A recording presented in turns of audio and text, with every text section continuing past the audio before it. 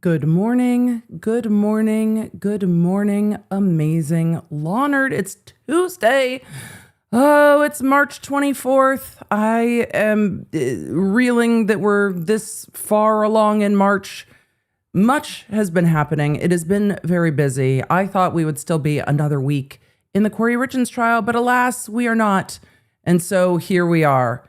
It might be ill-advised, but we're going to give it a try anyway. I have looked at how busy the mods have already been, and it's going to be a busy day. Here's the thing. If you are in chat and have not seen this trial, we have done our best asking folks to be chill. There is only so much we can do, so thank you. We are trying. It is going to be difficult to navigate when the trial is complete and lots of people have seen it. But for those of you that haven't, and there's a good portion of you that have not seen this case, thank you for hanging. This case has completed. I'm going to give you a brief overview of what it's about. We're going to do a trial in a day, and I will link all of the kind of incomplete trial streams from news outlets down below because they don't have every moment of everything, and that's hard too. It's a tricky one because the coverage was inconsistent. There were a lot of other things going on, and it was just local coverage. And we are doing, as I said, trial in a day. We are not going to watch every minute of every witness. That's what we are going to do an overview of the trial. We're going to do some of the witnesses. We are going to do openings, closings, and key testimony. So that is our goal today. I will just let you know that if there is a like, oh, but we have to go see, I have gone through on what we're going to watch today. This is how I have narrowed down the trial to do the best that I can. And so but we have to go see. Nope. I have a plan. I'm sticking to the plan. I'm not going to deviate from the plan. Chat is all laughing maniacally. Chat's like, because we'll see if the ADHD, but T and I have some college stuff we need to do today. So there also is that. However, today we are going to do a trial in a day with the Afroman trial. We are going to overview key parts of it. I'm going to give a summary of what this case is about before we jump into it. And then we are going to go through the entirety of some of the witnesses. And that's what we are going to do today. Some of you have seen the clips. Some of you have seen nothing. Some of you have watched the whole trial. I totally get it. This trial has taken off on social media. So I completely understand the like, oh, I've seen clips. Don't worry, we'll get there. Don't worry, we'll get there. But I also want to give an overview of the what the case is about, what the witnesses we're going to look at are about, what the defendant's testimony is, openings, closings, and then I have the verdict forms, etc. So kind of trial in a day, kind of food court. If you know, you know, kind of food court. That'll make sense later in the day. Kind of trial in a day, kind of food court, kind of civil litigation, kind of music court. And a really tough day on no name calling. I know. It's going to be hard. It's going to be hard because we're talking about diss tracks and defamation and whether or not people will start calling the Streisand effect the Afroman effect, which I think really is the appropriate answer on this one. I really do. I think it's the appropriate answer. For those of you that are like, I don't even know what the Streisand effect is. We're going to talk about it. I'm going to roll the intro. We'll talk about what the Streisand effect is real quick. We'll give an overview of the trial, and then we will jump into court. And the audio is a little rough. There's song lyrics used in court. There's music videos used in court. If you are particularly sensitive to diss track offensive language, this might not be the trial for you. Because there's going to be that. It's diss tracks. There is going to be that. It's going to be that. So are we going to be letting this play out? Yep. It's court. Are we going to be name calling? No.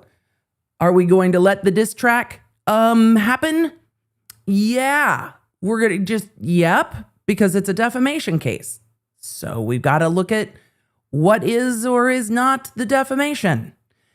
If that is not for you, then this might not be for you. If you grew up in the 90s and you're like, well, this is not different than anything I've seen before. Correct. That's correct. That's correct. So let's see if we can trial in a day, and let's see if Emily decides to never do this again, or if this was a good idea. We're going to see how it goes. There's a 50-50 on this one. It's going to be a coin flip. If at the end of stream, Emily's like, and we're never doing that again, or hey, that worked well. Maybe sometimes we can cover things on a delay and it go appropriately. Also, yes, no, I did not go to UTK. No, my kid is not going to UTK. I know, Emily, spoilers. Where is your kid going? Don't worry, we'll talk about it later. However, I am a Tennessean, and for everyone mourning their basketball brackets, it wasn't to rub anything in. It was just to enjoy that. All right, let's roll the intro. Let's get into an overview of this case, shall we? I think we shall. Let's go. Emily, again with the audio, it's just not in the right place. For live court coverage, so much I better. break down the law, the strategy, and the evidence in real time, so you know what's happening. No law degree required. So join the law nerds in the chat. They're here for the facts, not and let's get to court. It's time to get to court. All right. For those of you, and there are a good portion of you, there is only 9% of you that watch this trial. 27% of you have no idea.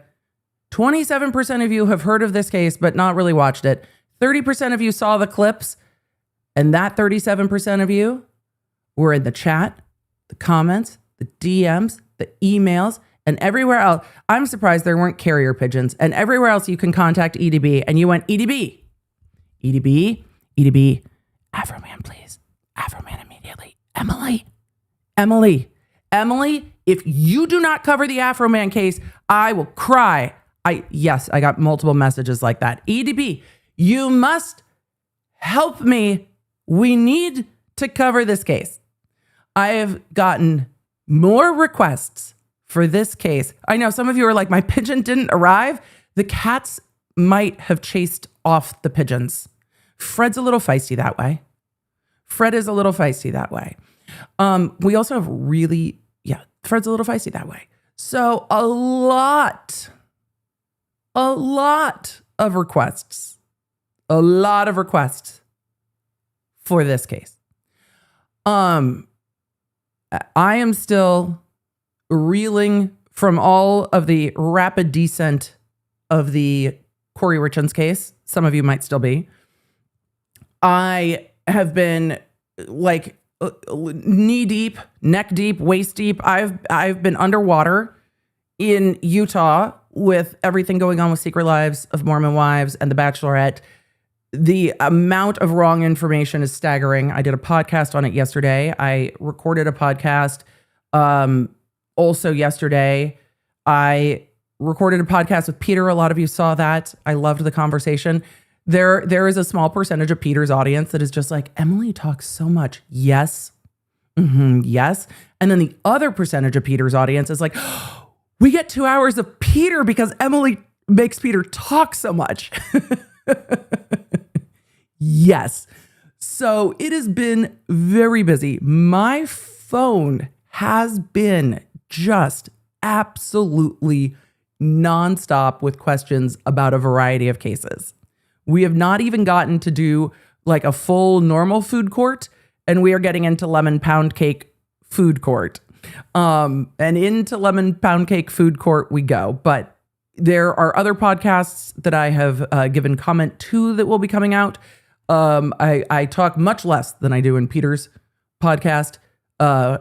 You've all heard me talk about how panels are difficult to navigate for me. I love a one-on-one conversation. Panels can be a little hard. So I always try to navigate other people's podcasts. I always try to navigate helping bring the correct legal conversation, because then I'm sitting at home going, well, actually, that's not quite true. And so when I can, I try to bring the well actually into the room with us so I can be like, well, actually, let me explain a plea in advance. There's times I just can't help. it. So it has been very, very busy. It is rare that we go look at a trial that has passed, especially so recently passed. This is only due to the request of the law nerds. This is an audience chooses the topic. This is 100% audience chooses the topic. And then the rest of Team Baker is like, I guess we're doing this. I'm like, yes, we are. This is what we're doing. We'll see how it goes. Trying to do a trial in a day? Sure, it's going to be fine. Emily, how well did that go with Cardi B? Shh. Just one more witness. Correct. I've got a plan. Going to give it a try.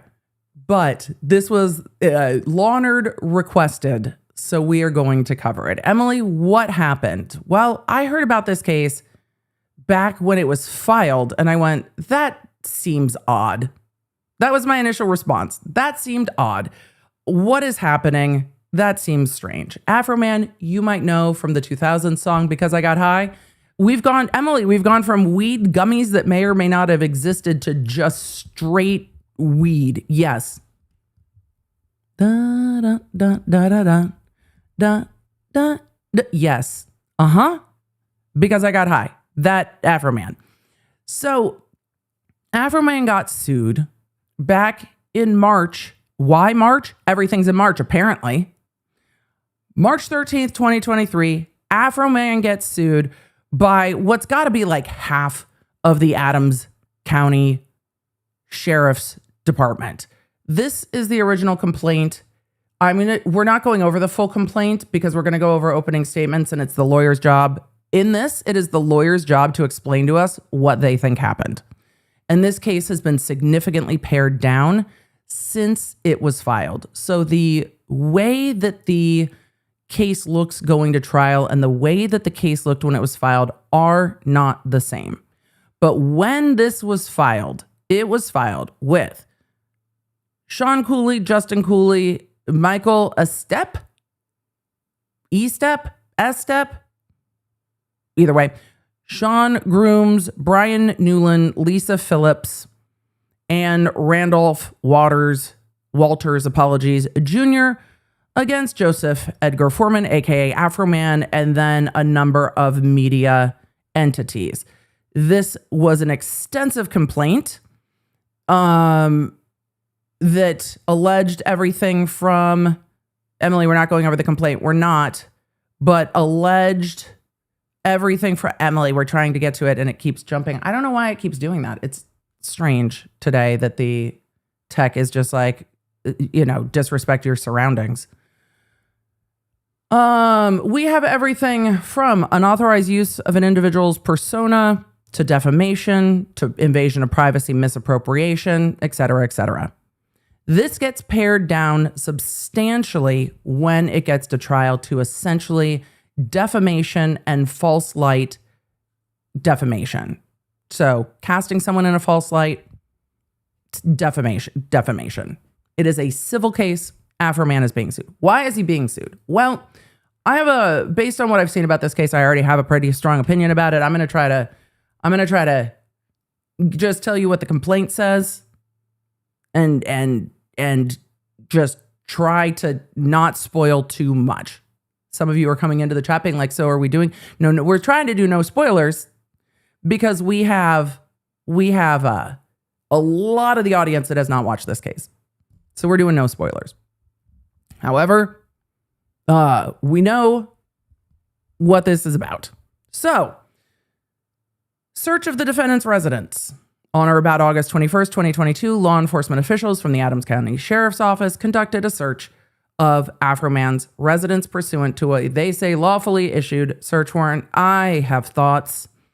Challenge, however, law enforcement, if they can use it in a search warrant, they will use it in a search warrant. If a judge signs it, the challenges over a search warrant are kind of beside the point. I am not going to rant about the search warrant here.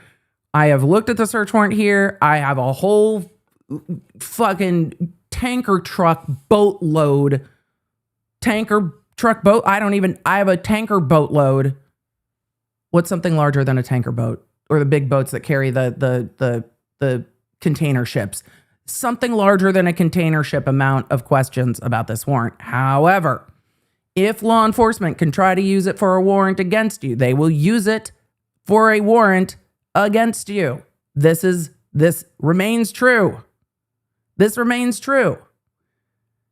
If a judge signs it, it makes it harder to challenge the warrant. It's why you need good judges. You need judges to look at this and be like, is there more to this? So they get a search warrant. Search warrant signed. Emily side-eyes the search warrant heavily.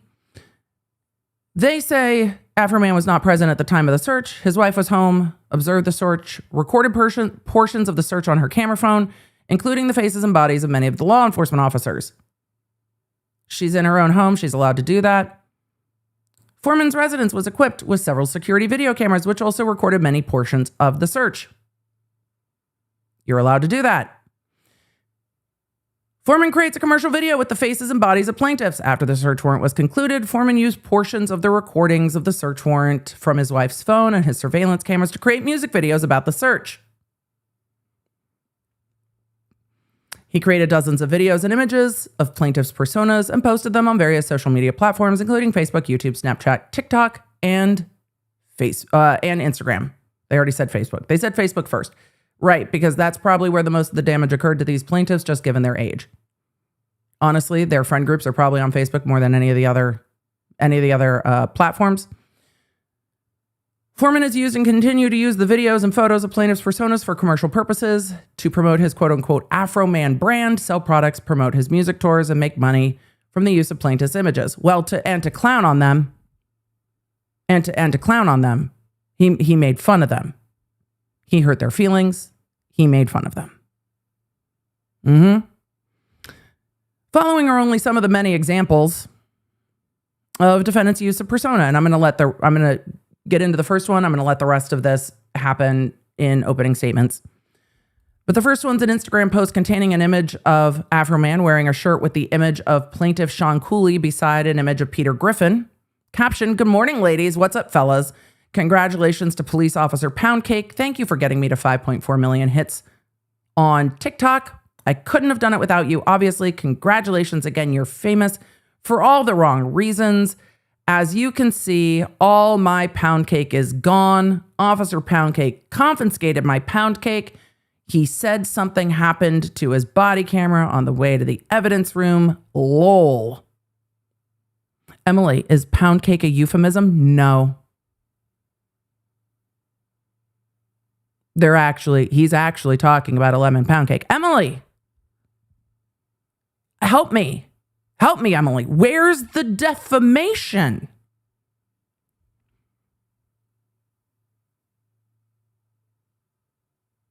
I'll let you know if we find it. I'll let you know if we find it. Instagram post containing images of fans holding merchandise that contains images of Cooley, caption, "Lemon pound cake."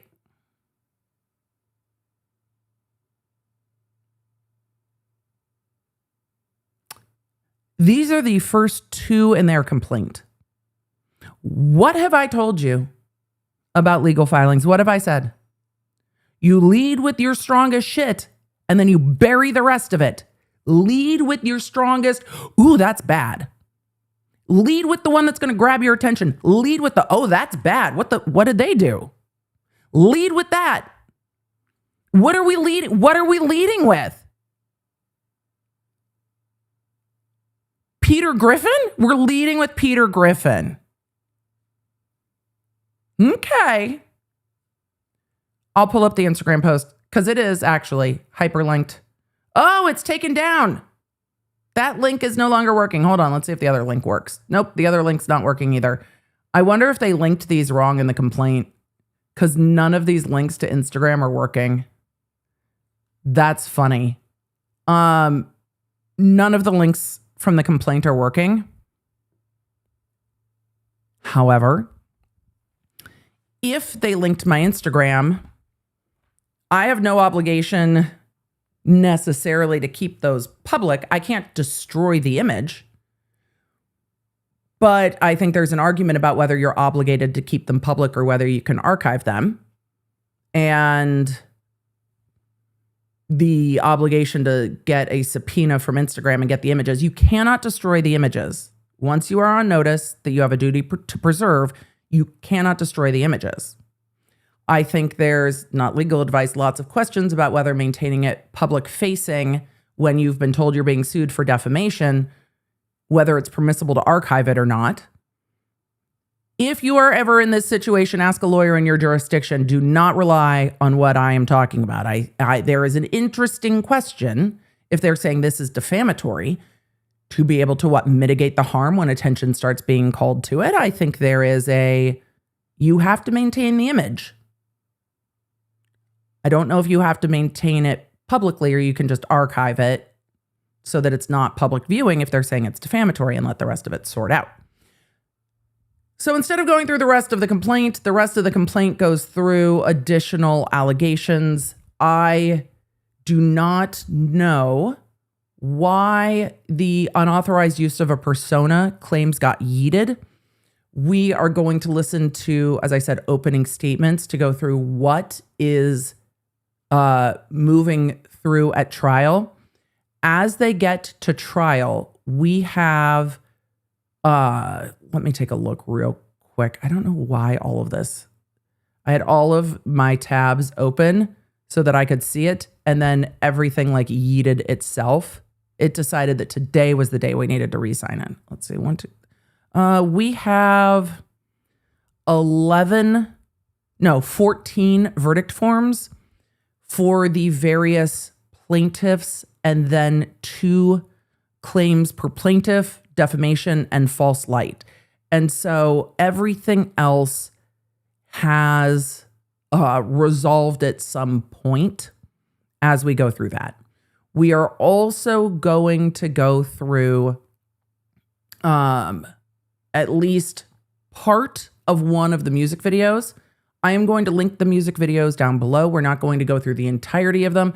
It's probably going to cause some YouTube problems because of the systems that are in place for music. We are going to just briefly go through it. It is evidence in a case. We are not going to play the whole thing. That is maybe going to be a little too difficult for the algorithm that handles all the copy things. So, at the core of it, sheriffs served a search warrant, the propriety of which, in my mind, is questionable, and that is being mild. Served a search warrant at Afroman's residence. He was not present.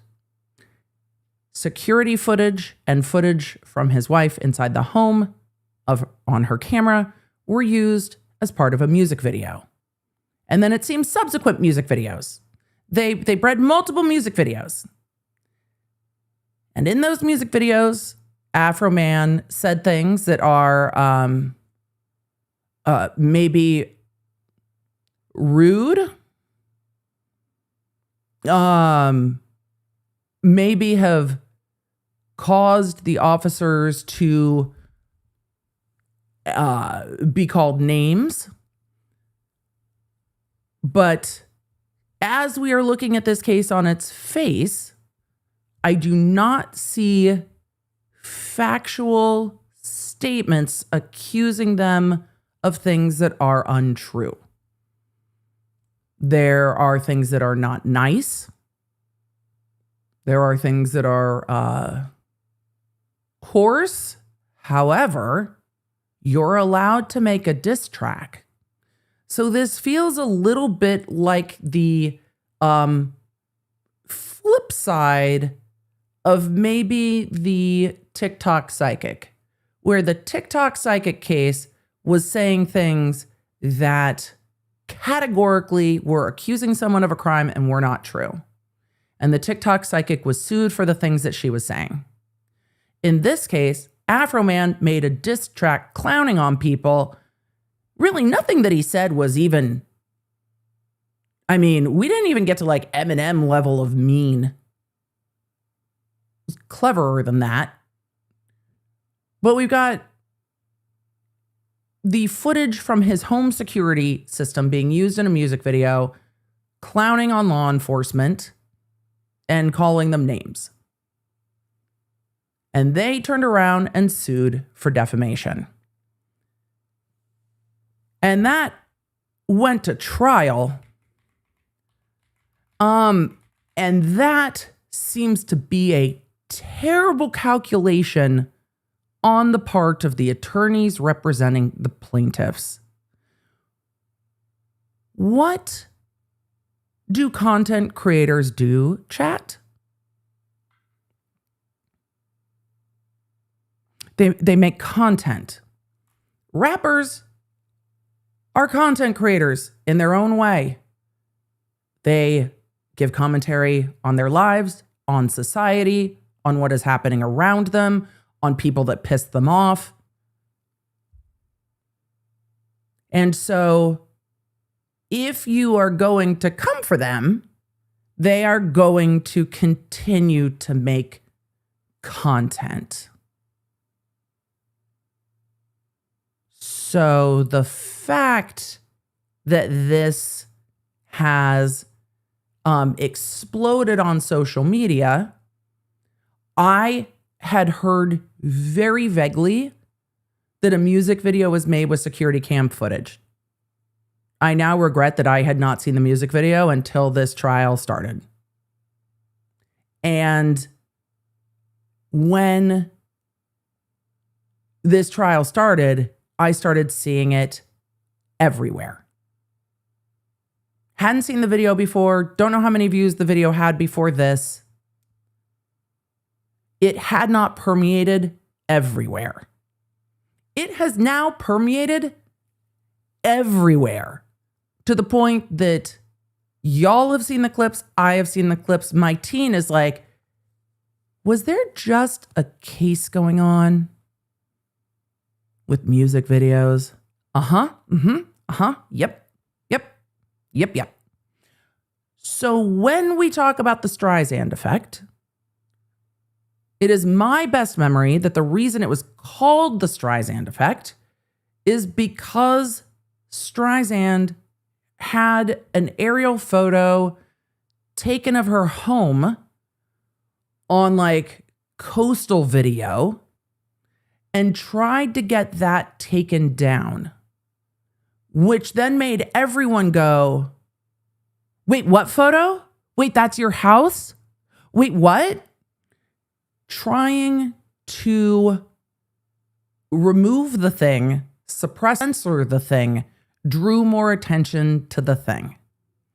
And so it started being called the Streisand effect. So it just trying to keep something quiet, backfiring in the largest way possible, drawing more attention to the thing, is bringing more attention when you're trying to, make it quiet. I do not remember if there were issues of safety and security. I think that was part of it with Streisand trying to get the video from of the house on the coast taken down. I think there was a reason why she was doing it. However, the effect is that no matter why she was trying to do it, it brought more attention to the thing that she wanted no attention to be brought to. And that's where I think we are with the Afroman trial. The sheriffs, it seemed to me, wanted to say, see, this is defamation. And instead what happened is everyone went, see, this is what was said. Where I think that the TikTok psychic case highlighted how wrong the TikTok creator was.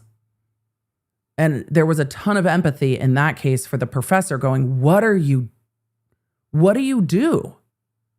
Like, what do you do when somebody is disrupting your life, your career, by making up lies about you on the internet and accusing you of a heinous murder? Here, it seems to me that the sheriffs see themselves as the professor, and that is a miscalculation on their part, because these cases are not the same. The things that were said are not the same. I have not watched every minute of this trial. I have seen some of the songs. I am aware of what is contained within some, but not all of them. So let this serve as a viewer discretion advised, that there is going to be all kinds of everything. And we are going to parse through whether name calling is defamation and what's going on in this case. I know it is going to be hard to maintain the no name calling in the chat. However, if you in your soul are like, I want to name call, go put on Afroman songs on YouTube or stream them on Spotify or whatever and just sing along. It doesn't need to be in the chat. I appreciate it. Go sing along, stream the music so that he gets paid off the streams. It is a very easy way to go support. There are ways to go support him and sing along. We are not going to play all of the music but I will link the songs down here. So some of the names of the song are not going to work. Lemon Pound Cake works. Lemon Pound Cake works. We're talking about baked goods. It's going to get harder from there. So with all of those caveats, we're going to try to do trial in a day. All right, law nerds, you know what we have for you today? Hey, Joe said, so this is technically food court. Yes, this is like food court meets music court meets the civil docket. And you know what else we have? We have a sponsor. Why do we have a sponsor? Because we're covering trial and all of the things are happening. And our sponsors are so incredibly supportive. They're like, EDB, we got you. We got chat. You want to cover legal topics that might cause some spiciness? We got you. And they've got the law nerds. So thank you to our sponsor. Then we're going to fly to Ohio and we're going to go to opening statements. Are we ready? I know, chat. I know, not a food sponsor today, a relaxing sponsor. So if you feel the need to be outraged at the behavior of the plaintiffs in this case, I see you. You're valid. But also, our sponsor, Paradise Paws, is very soothing. It's very soothing. It's going to help just like keep it calm. And then we'll go to Ohio. Oh, Leonard, I was just playing Paradise Paws. Yes, I should be prepping for stream, but I have to take a minute to thank our stream sponsor, Paradise Paws, not only for being such a beautiful, fun, and relaxing game to play, but also I love that it is animal themed and it's super cozy. It's perfect if you are listening along to what we're doing and you just want something to do at the same time. And I never feel like I'm behind. I just get to keep uncovering new things in the sanctuary and keep rebuilding it while discovering new animals. Plus, it's completely free to download and perfect for offline play, so you can dive in no matter where you are, no Wi-Fi needed. Plus, enjoy an ad-free experience with no dead ends. And if you've regularly been playing Paradise Paws along with me, well, you'll be glad to know that there is a new sanctuary coming in March called Glacier Glade. And if you haven't jumped in yet, don't worry, you've got plenty of time to get into your sanctuary and start uncovering things, and then know that there's a new sanctuary for you to expand and find new animals. But also, there is still a mystery that we are uncovering, and I love the storyline component of this game. And because they are our sponsor today, we've got a little something for you too. You know that we do. If you're one of the first 100 law nerds to download Paradise Paws with my link in the chat or QR code, you will unlock a special law nerd bonus chest that will be delivered in game with plenty of goodies to get you started and just a little bit of a step ahead. And you'll know it's for me because it's going to say Law Nerd. So Law Nerd, if you're ready to join the fun and join me in Paradise Paws, now is the time to save the animals and restore the sanctuary. Just scan my QR code or use the link in the chat to download Paradise Paws now. Thank you, Paradise Paws, for sponsoring another stream. Let's get back to it. I love that in my Sarah era in the chat said, will this trial be the first facts and fuckery type of trial? I think this might be the first fuckery then facts type of trial. I think, the trial is facts. The behavior seems like fuckery, but we're going to get to watch it together. So we are going to go to Ohio. We are going to go to opening statements. I have not watched the opening statements. We're going to see, as I said, there are things we're going to scoot through in this case and things that we're not going to scoot through. There are a lot of plaintiffs here, as you saw when we went through the information. There are 14 verdict forms, 7 plaintiffs, 2 causes of action to each of them. We are not going to go through all 7 plaintiffs. We are going to go through just a few of them. Otherwise, we're never going to get through it, but I will link them below if you want to go watch. But there are, as I was trying to grab timestamps, there were times that all of this was incredibly slow and plotting and painful, and that the attorneys hadn't grabbed the actual videos to know what date things were. I was just like, whoa. So we're going to be navigating some technological frustrations as well. But yes, we're going to fly to Ohio. We're going to get some lemon pound cake. And we're going to peek in on what might be one of the wilder trials that has gone to trial. Emily, should this have gone to trial? Let's watch and then we'll have a conversation after it, shouldn't we? We'll watch. And then we'll have a conversation about whether or not this should go to trial. So let me grab I put the wrong link in. How did I do that? That is definitely not the correct one. All right, let me go reset my link. We're going to fly to Ohio in just a second. I thought I had pulled all of the links and set them up. I was trying to do so. And then it seems that some of them are not the right ones, which is 100% on me when I was prepping this yesterday. So give me 1 second to go and grab the proper one. And we're going to deal with also, if the Blair Witch cinematography is not your vibe, there are going to be moments of this trial that are difficult for you because the Blair Witch style camera swoop-a-doops.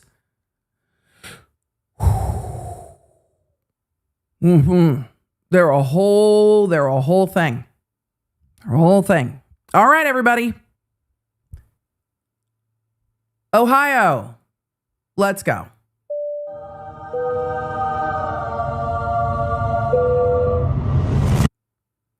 Afroman Trial. We're just going to leave. We're just going to leave it like that.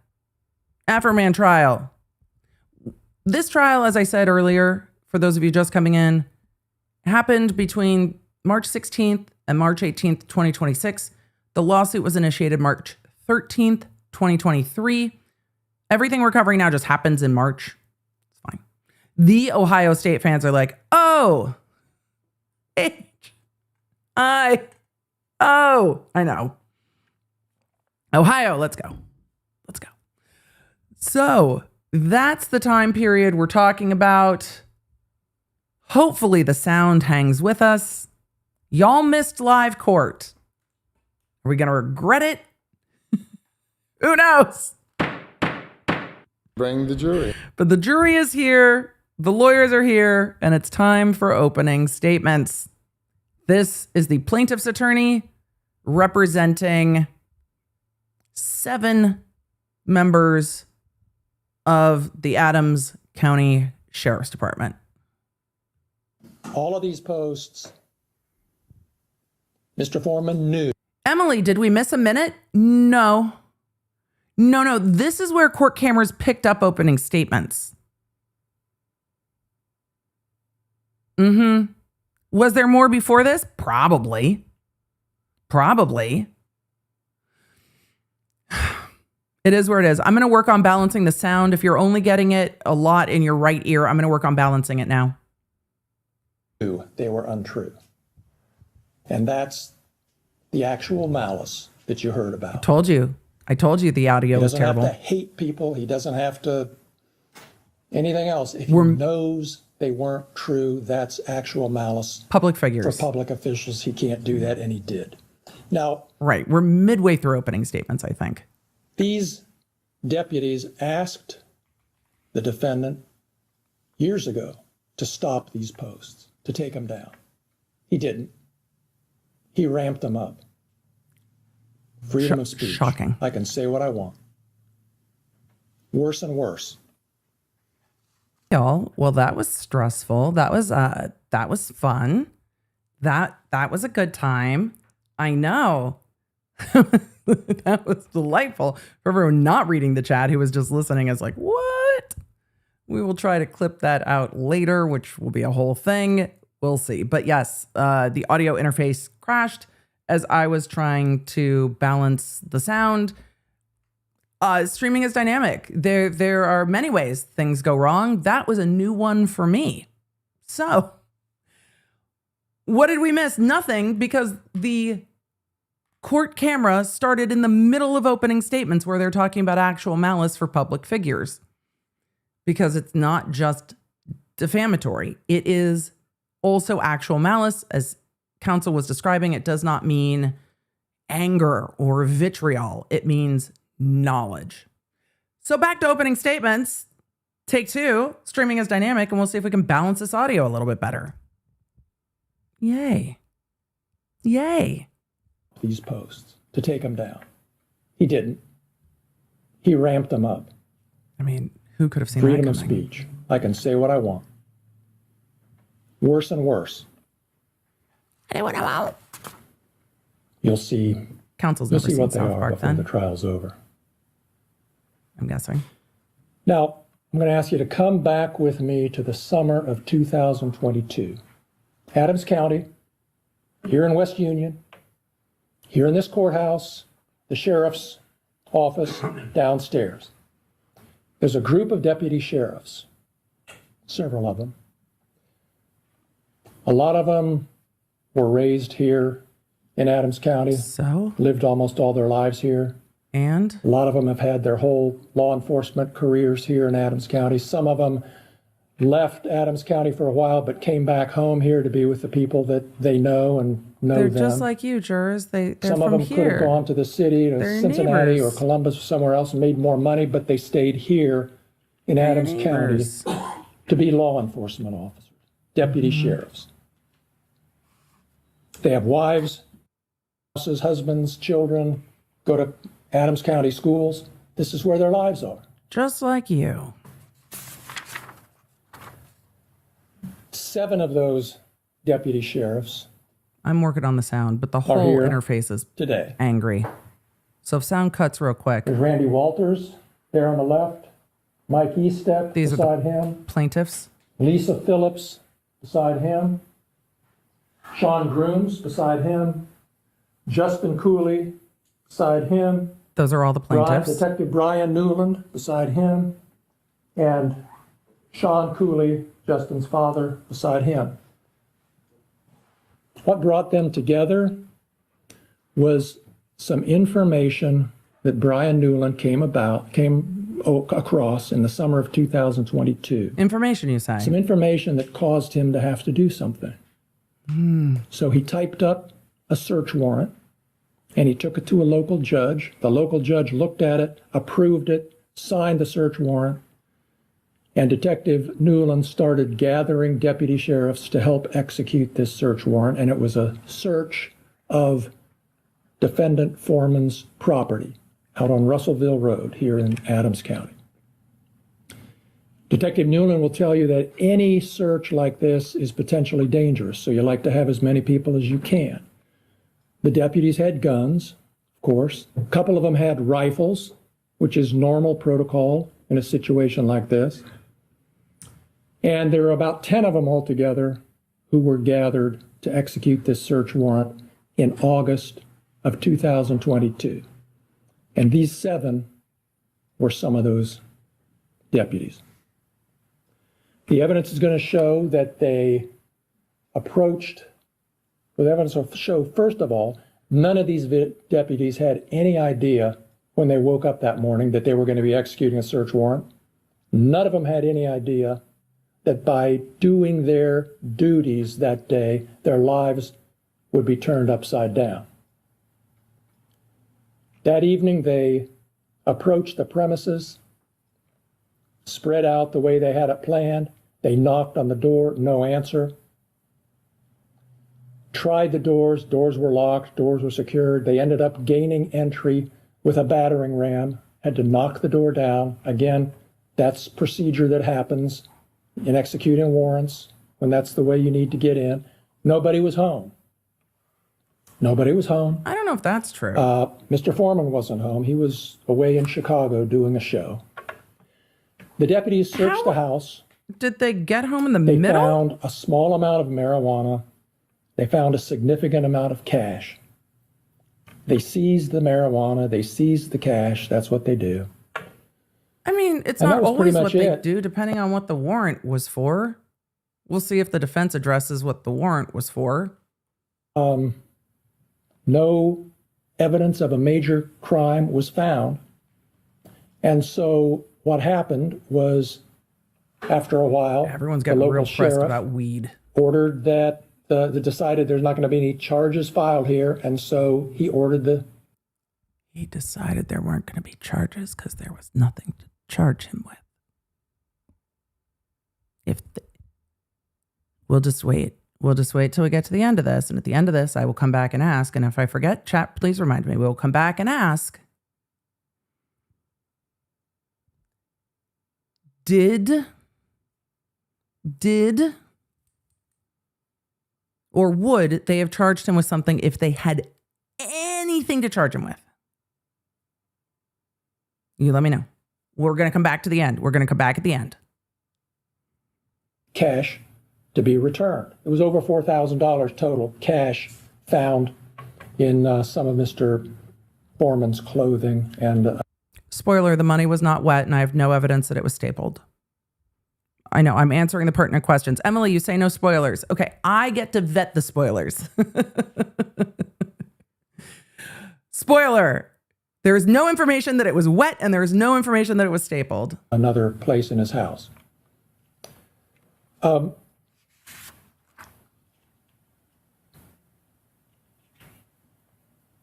Shortly after the cash was returned to Mr. Foreman, he began claiming on the internet and every place he could that the sheriff's deputies had stolen $400 from his money, hadn't returned it.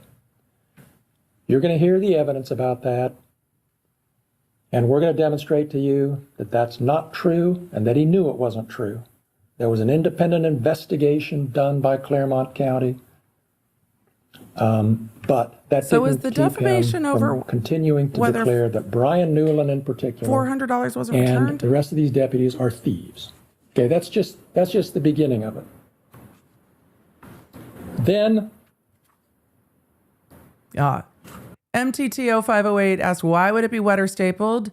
It's in reference to another case that I covered. That is fair. It is reference to another case I covered. that involved money laundering, where the money was literally laundered and then money was stapled together. So it's joking on another case because of the money. So, is this where we find the defamation that he says that $400 was missing and they say it wasn't? He went beyond calling these deputies thieves. Yes, he called them all of the words. As I've indicated to you, he called Brian Newland a pedophile. Not called him.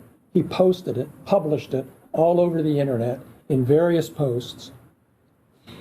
He found a photo of Detective Newland from a Shop with a Cop event that Mr. Newland attended with little kids, disadvantaged kids, kids in the community, Shop with a Cop, get them to know law enforcement. Mr. Foreman found a photo of Brian Newland holding one of these children that he worked with. And Mr. Foreman blocked out the face and put a smiley face on it. Of the child. And posted this picture of Brian Newland, and it's... Right, because he doesn't have any smoke for the kid. I think that's okay. Fair. It says Brian Newland is a pedophile. Watch your kids around this man. He likes to fondle little boys' testicles. Oh. Posted it Good Lord. all over the internet. Not once, not twice, many, many times. Seen thousands of times. But people in the community started making comments to Detective Newland. Okay. But even if you're a public figure, that should be something that you can prove or disprove, but I'm going to want to see the posts. His daughter came home from school crying because some kids had called their dad a pedophile. He used to coach cross-country teams. Some of the kids on his cross-country team started calling him a thief and a pedophile. He'll testify, he'll tell you that his daughters used to have kids over all the time. They like to hang out at his house and do things. After all this started, that stopped happening. I mean, maybe turn a kids didn't come over. Phrase, though. I can understand. Finally, I can understand parents seeing something like that posted on the internet and not sending their kids over. I'm going to want to see the posts, though. Detective Newland felt like he couldn't continue to work in Adams County anymore. Adams County was his dream job. He started here as a deputy, worked his way up to detective. This is where he wanted to spend his career, but things soured out. He couldn't stand working here anymore. He resigned his job from the Adams County Sheriff's Department and went to Cincinnati and now works for the Norwood Police Department. He commutes, drives every day because he felt like he can't work here anymore. But he didn't lose his job. Now, Mr. Foreman, I've got questions. As I indicated a moment ago, saved his most severe attacks for Lisa Phillips. Lisa Phillips worked as a resource officer in the Adams. And again, I have questions about what he's representing was said and what was said, because accusing someone of a crime, which is what he's saying that was done, accusing someone of a crime can be defamation. So I'm curious what more evidence there is or is not there. County schools for 18 years. She used to greet the children, including Mr. Foreman's children, when they were dropped off at school in the morning. Said hello to them, made them feel welcome. The sound on this is so rough. Mr. Foreman posted that Lisa Phillips likes to have sex with other women. He used other words. I mean,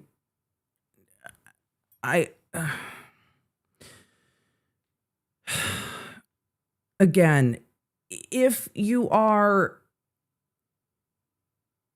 if you, again, if that's not true, I don't think it's defamatory. But, okay. She ate my ex-wife just like pizza. What? Pussy, pussy, pussy, eating, blah, blah, blah. Oh, God. Well, law nerds, Over and over. I think the jury's going to sue for emotional distress after these opening statements. Because, here kitty kitty is just,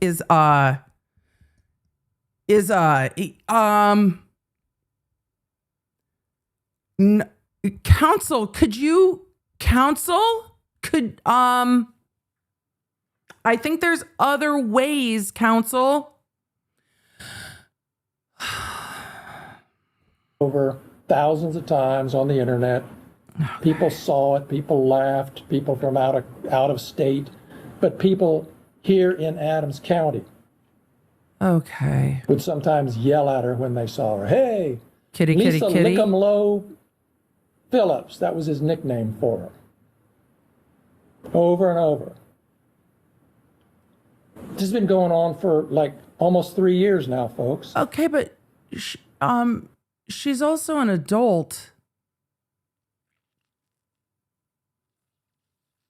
Okay. I don't. And it's taken a heavy toll on her.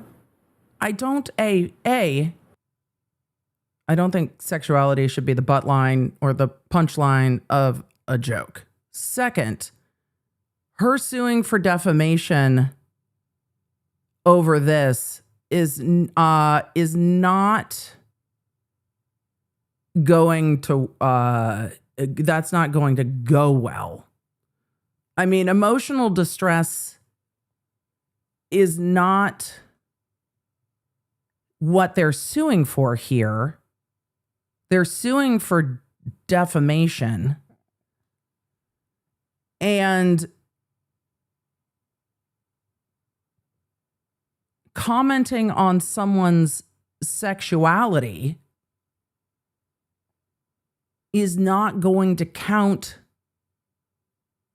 as defamatory.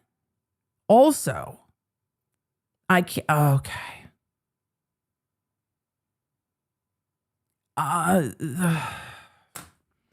But this lawyer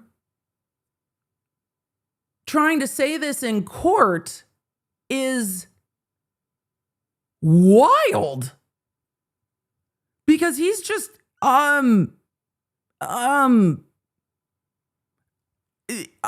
he's just buffering. Her child came home from school crying, saying, because the kids were saying, did your mom have a sex change? Because of what they saw that he had posted. We asked him to stop. He doubled down. Thank you, Judge. Oh, they have a time limit. There's no, again. She's out on call doing her duties. Someone yells at her, hey, Lisa Lickumlow calls her a thief. There's no emotional distress claim here, though. She's had to miss days of work because of the emotional upset. Her doctor has her on medication. But there's no emotional distress because of this, claim because here. Of lies. Just Friday, on the eve of trial, he published the most egregious thing you can imagine. I don't know if any of you have seen it. I think you will in this trial.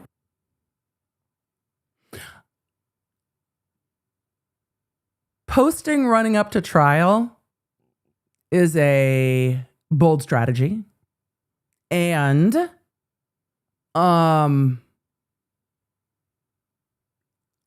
I think indicates the confidence in one's case. So Mother Oates commented about the Bridget Macron lawsuit. Is that in the US or is that abroad? Because the laws are going to be very different. Our freedom of speech is the broadest I have seen in the civilized world. I mean, I don't speak like cat. I don't know what they say to each other. But Emily, that's ridiculous. Yes, I have not seen a broader protection for freedom of speech anywhere. And if it's in the US, it will be different. If it's abroad, it will be different. I have not looked. So It's basically pornography about Lisa Phillips. I don't think a music video is Mr. Foreman also pornography. targeted Deputy Randy Walters for special treatment. In several videos seen by thousands of people. You would definitely call my Audible account pornography then. I don't know if okay. Mr. Foreman declares, I used to fuck his wife. I used to fuck his wife doggy style. His daughter came home upset because the kids at school. You're telling me that law enforcement has never, ever had someone say to them, whatever, man, that's not what your wife said last night? Like you're telling me that that's never happened to them? Ever? School were saying, hey, is Afroman your father? We asked him to stop. He didn't. He's still published. There's new videos today coming out. In your face, I'm going to do what I want. Your face. I mean, we're definitely at the Cartman level of I do what I want. Justin Cooley was targeted by Mr. Foreman as a thief. Shawn Cooley, Mike Eastep, and Sean Grooms all suffered by being called a thief. They're sheriffs. They go to people's houses to do things. Hey, you're going to steal my money too? I mean, were they stealing money? Damage. It's harder for them to do their jobs. You'll hear all the evidence. That's what this case is about. Oh, wait, I think we fixed it. Hold on. At the end of the case, you'll have to decide if Mr. Foreman should be held responsible. Is that better? For what he's done. I think that's better. That's what the case is about. Should he be held responsible? That's better. I indicated during our jury selection process the kind of damages we're going to be asking for, the non-economic, the value damages. Okay. You'll hear all the evidence. You'll have to decide, how bad was this? I think you're going to decide it wasn't just a little minor, said something bad about you. It was about as bad as you can imagine for these deputies. Reputation, pain and suffering, humiliation, personal embarrassment, loss of reputation, all that stuff, you're going to have to put a value on it. And I will tell you this, as I said earlier, I'll try to help give some guidance. You can reject it or not, because it's your choice. It is their choice. But at the end of the day, I'm going to be asking you for a number for all these people that is in the 7 figures. That's how serious we take this. And there's also a punitive damages element that may go to you depending on what the judge decides. And that's going to be another decision you'll have to make based on how bad you think this is and what this conduct deserves that's been done to these people. Just offering a critique. If you're not sure if they're going to get punitive damages, do not bring it up to the jury, because then if you do not submit punitive damages to them, it makes it look like you've already lost something. So don't tell them they're going to get it if you're not sure. Also, the fact that we don't have the rest of the opening statements is just what it is, but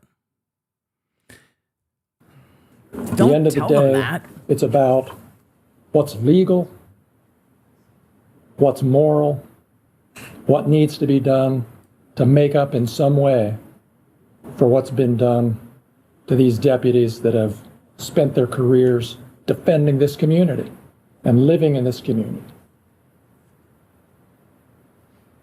That's all I have. Thank you. Okay. Is this case going to boil down to don't start none, won't be none? Because I feel like that's where we're at.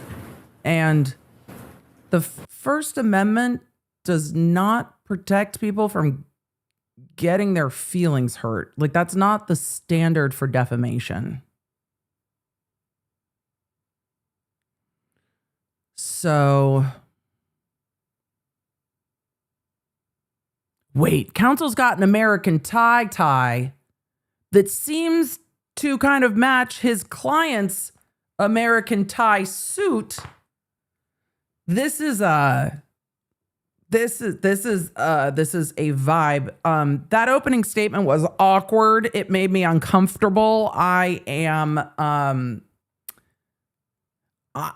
uncomfortable with that. There were moments of that opening statement where I'm like, I might have emotional distress.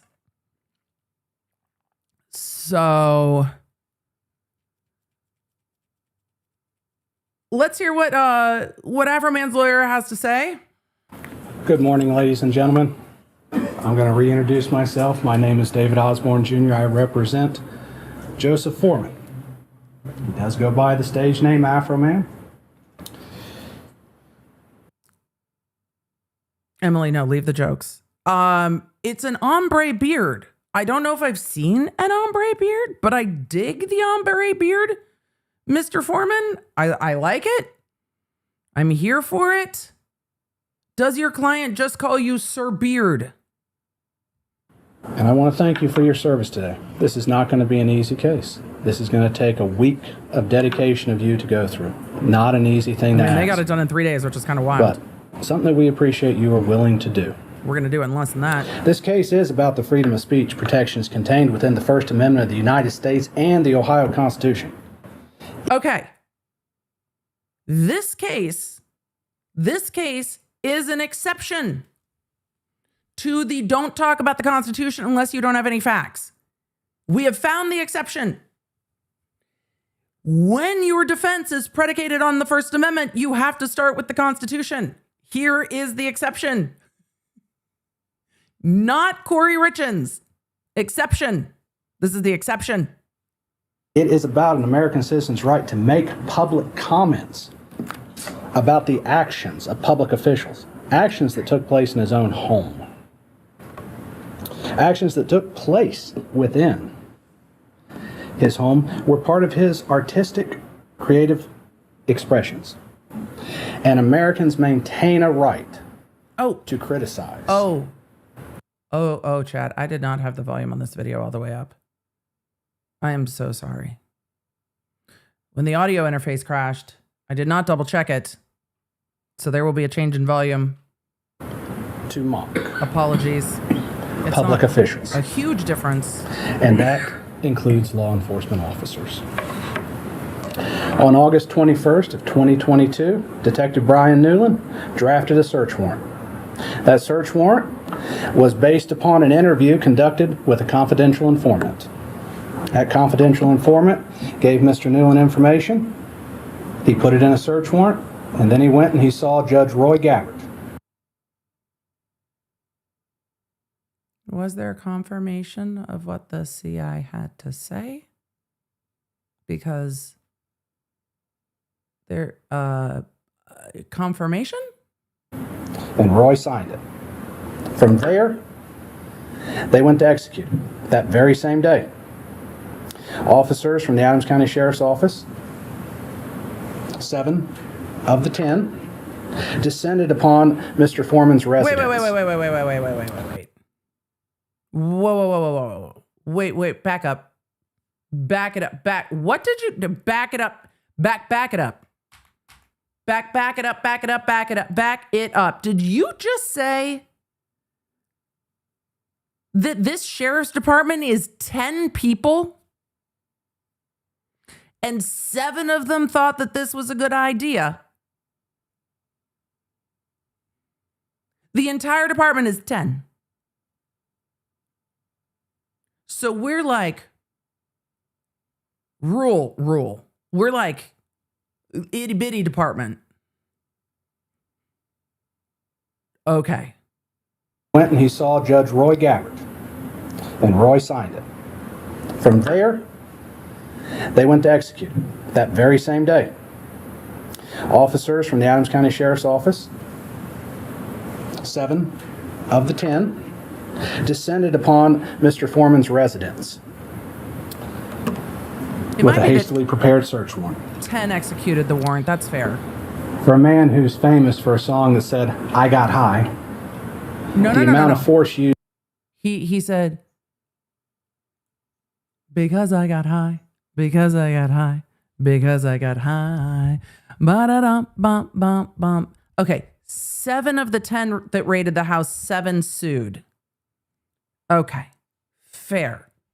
Shocking. They thought there might be weed, but weed doesn't warrant kicking in your door with ARs. Like, that's excessive. Used was excessive, to say the least. Right. After all, based on the song, a bag of Doritos would have been enough to take him out. But they deemed it necessary to not only go to his residence with assault rifles, body armor, and even a riot shield to execute their search warrant. It loses its And all that punch when you led have to go back to to the a podium, though. destructive search of Mr. Foreman's residence. Deputies searched Mr. Foreman's home, every one of his outbuildings, behind the couch, under the hood of a car. What were they looking for? And you know what they found? A couple little joints, which, let's face it, because I got high, that was expected. And then they found cash. His cash, not theirs. His. What are you going to find under the hood of a car? They must have been looking for drugs if they're looking in the cars. But nobody's talked about the rest of what they're looking for on the warrant. They seized all that. It was cataloged, returned to the office by Brian Newland. Newland then does what's required by law. After you search, you have to return a thing to the court that says every single thing you seized, a return on your search warrant to tell the court what you took. In that, he puts a number for the amount of cash that was there. Now, Mr. Foreman, well, let me back up, because there's something I forgot during the search. For a search for marijuana, or whatever was in the search warrant, we'll introduce that later, they disconnected his security camera system. They are sidestepping. They are sidestepping what else is in the warrant in opening statements. Interesting.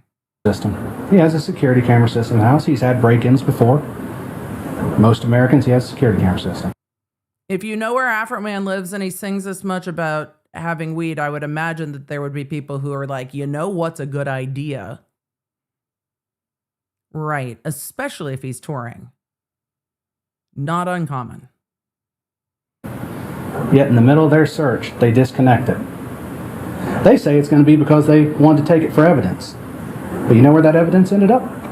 On the couch over there. Just disconnect it and leave it there. Really? That's dumb. Now, what precipitated next is the primary focus of the lawsuit. Mr. Foreman did what he's done through his entire career. He took his life experiences and turned them into music, social commentary, and artistic expression. After all, one only need to look at the song, Because I Got High. The lyrics are there. I was going to clean my room because I got high. He was rapping about his life then, and his posts are talking about his life and his experiences. During the search of Mr. Foreman's home, deputies' actions during the search was captured in 2 places. One, the security system of Mr. Foreman. Joe's security system was active until they cut it. You also have body camera footage.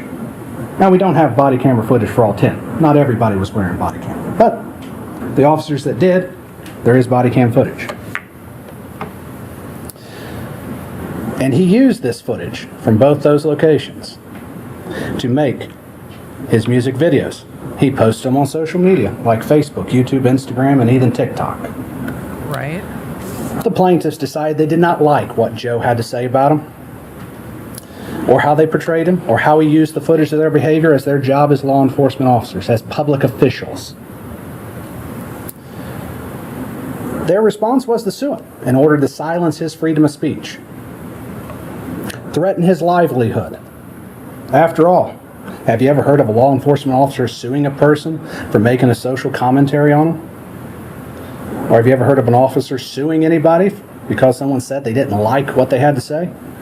Officers deal with it all the time. Said that they looked like... I dealt with it during my election. You don't sue people. You respect the freedom of this country and move on. Because, let's face it, if we don't have freedom of speech, what else is there? 250 years ago, the founders of this great country wanted to limit the government. Again, I am not going to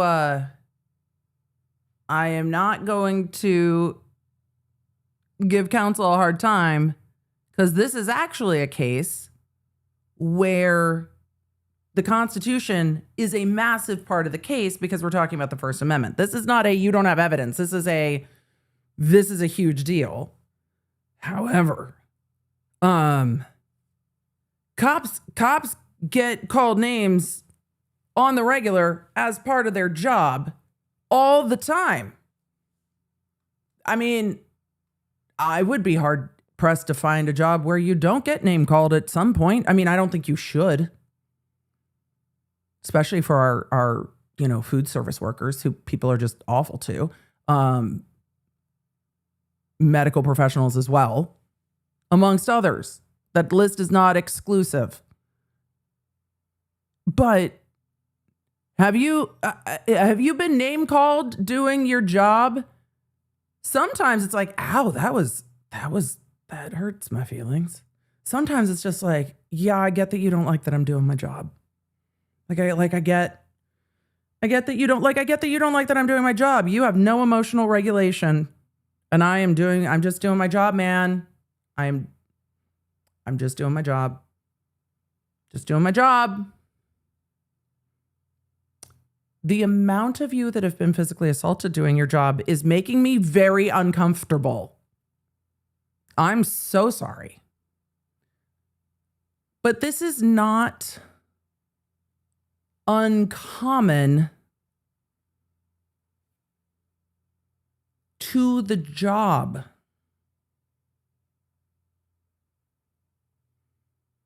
So I think it's fair that he points out that freedom of speech protects people from saying things that are unkind, that are hurtful, that are hateful, that are mean. And there is a difference between freedom of speech and what is societally tolerated. There is a difference in that. But also, in the context of a diss track, God, we're going to have to go back and cover Kendrick and Drake again, aren't we? I'm making a note. We're going to have to go back and cover Kendrick and Drake again. But this is the time when you get to bang on about the Constitution 250 years ago, and EDB is not going to say that you're doing it because you don't have a voice, or because you don't have any facts. This is the time. This is one of the few times. Government's involvement. It's one of the few times when you get to do this in court. This country and move on. Because, let's face it, if we don't have freedom of speech, what else is there? 250 years ago, the founders of this great country wanted to limit the government's involvement and what government officials had power over to say. And that's why we have the freedom of speech we have today. Before we get to the evidence, I want you to understand this case started with a number of claims. Of them, 2 were dismissed by the court. Do not go there. Do Do not go there. You know and I know the jury doesn't need to know what's not there. I'm not hiding the ball. What? Claims filter out. What?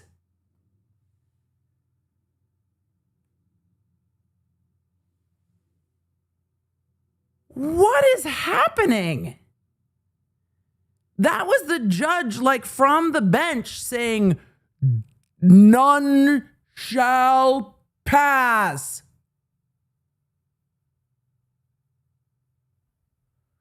So that was the judge saying, do not go there. We don't have pretrial motions that I have seen in this case. We started in the middle of the plaintiff opening statement. I have no idea what the judge is talking about, which also puts me at a bit of a disadvantage because y'all are like, Emily, what's he doing? I don't fucking know. I don't know what that is. But if claims were dismissed, they might not be in evidence.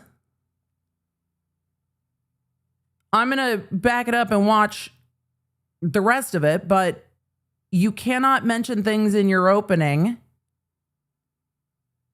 that aren't going to be in evidence. However, doing it in front of the jury is wild. You respect the freedom of this country and move on. Because, let's face it, if we don't have freedom of speech, what else is there? 250 years ago, the founders of this great country wanted to limit the government's involvement and what government officials had power over to say. And that's why we have the freedom of speech we have today. Before we get to the evidence, I want you to understand this case started with a number of claims. Of them, 2 were dismissed by the court. Do not go there. Do not go there. You know and I know the jury doesn't need to know what's not there. I'm not hiding the ball. The jury doesn't need to know what's there. I'm not hiding the ball. The jury might wonder why there are things that they're not considering. I'm wondering why there's no emotional distress claims, but the do not go there is wild. Claims filter out like they should. I gave the instructions, and you don't need to get distracted about what's not in front of you. Mr. Klingler talked about punitive damages, maybe, but you don't need to know that because we're not there. Well, then why didn't you interrupt? Well, then why didn't you interrupt him? Why didn't you interrupt him when he was saying there might be punitive damages? Why are we interrupting one and not the other? And why are we just having a full-on chat vis-a-vis with the jury right now? Also, this does not look like a gavel. This looks like a wannabe Milner. This is like the hammer of fucking Thor on your bench. I have so many questions. Silver said, isn't punitive damages part of the trial? Not yet. No. They haven't decided. So no, punitive damages may not be part of this trial. This is weird. If you need to know it later. There's a lot of things this case is not about. So he doesn't get to talk about what it's not about. It's only what it is about. In opening statements, it is the lawyer's opportunity to make a statement of what the evidence will show. Talking about dismissed cases or dismissed charges is outside of what the evidence will show. That's a side point for me versus the judge interrupting this way and then talking to the jury. For me, they're two separate things. Also saying, counsel, this will not be an evidence approach seems to be the option. This is wild. Go ahead. He just said go. The judge said go ahead. Oh no, we're back to aggressive penning. Did you hear him line out something in his opening? That's funny. Go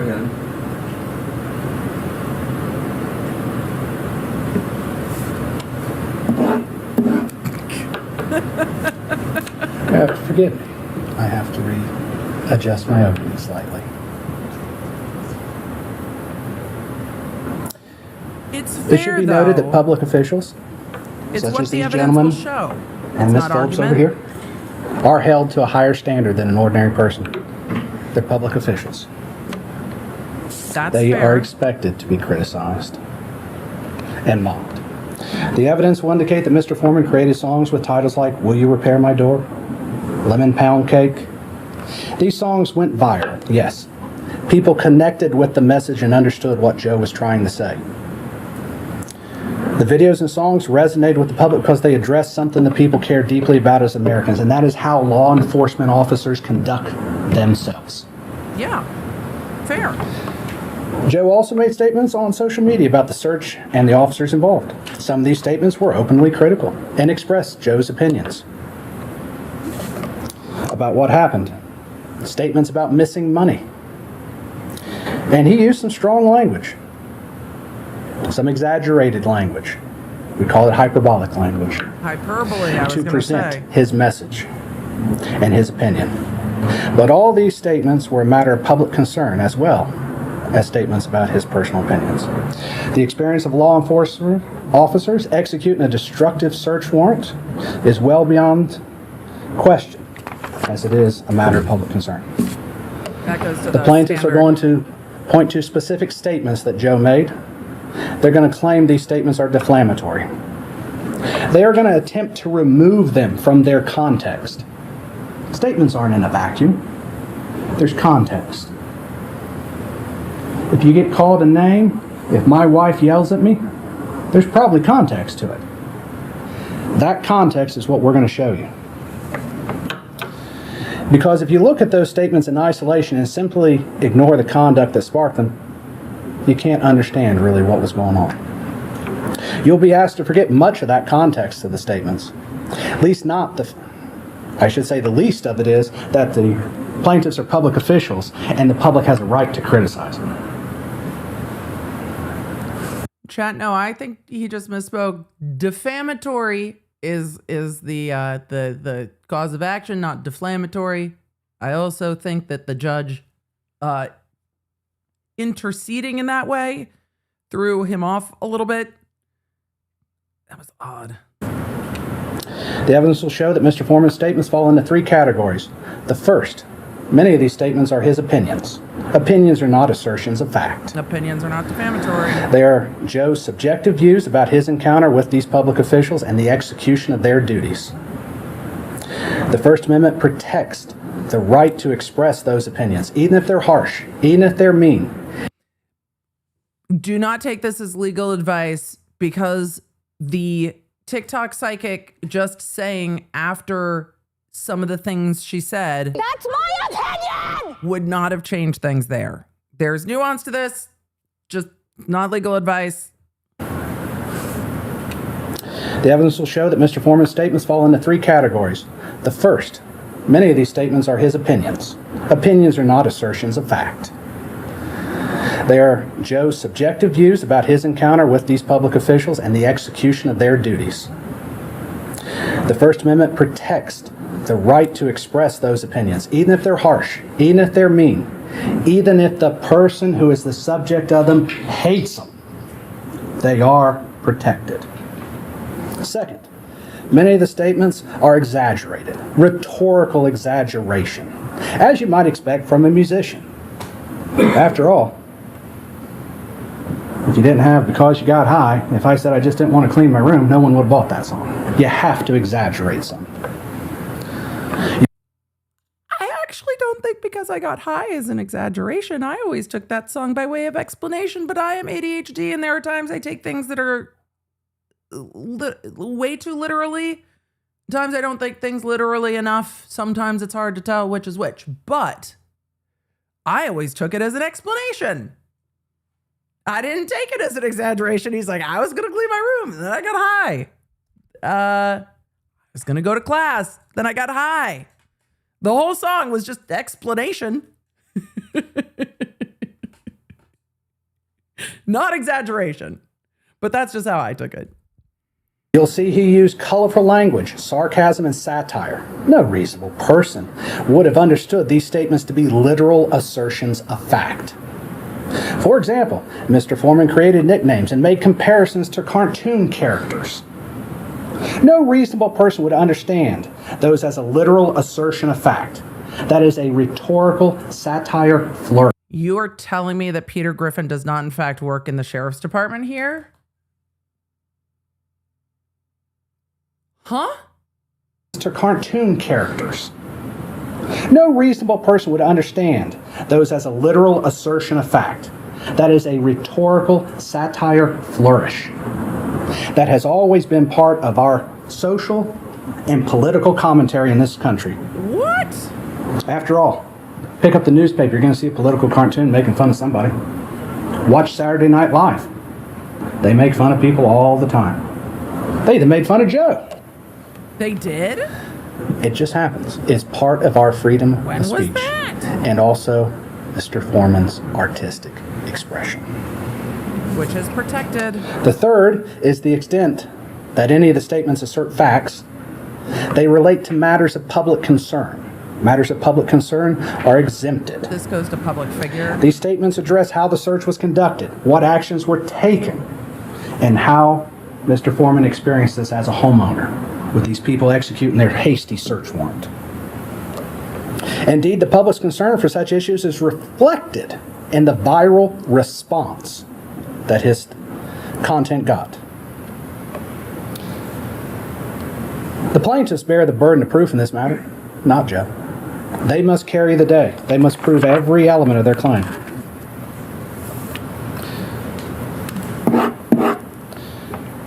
Looking at the invasion of privacy due to false light, it's one of the claims that they're claiming. The plaintiffs must prove that Mr. Foreman portrayed them in a false light that would be highly offensive to a reasonable person. The evidence will show that he did not. He used real actual footage of them performing their duties, stuff in the public domain. Joe's statements were based entirely on his personal experience and within his county of residence, which that is something I do want to clear up. Mr. Foreman lives in Adams County, not Hamilton County. Mr. Klingler was wrong about that, so. I think that's fair to point out because the plaintiff's attorney, from what we saw of the opening, was like, these fine members of the sheriff's department, they live here. They work here. I think it's fair for defense counsel to come in and say, my client is a member of your community. My client lives here. This is where he chooses to live. He is part of your community. Fair. He is a resident of this county. Fair. Regarding the defamation claim, plaintiffs must prove that Mr. Foreman made false statements of fact, not his opinions.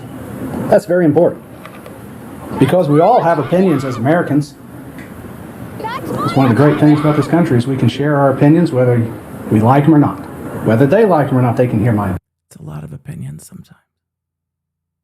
But I'm a streamer. Sometimes it's a lot of opinions. But yes, they are protected.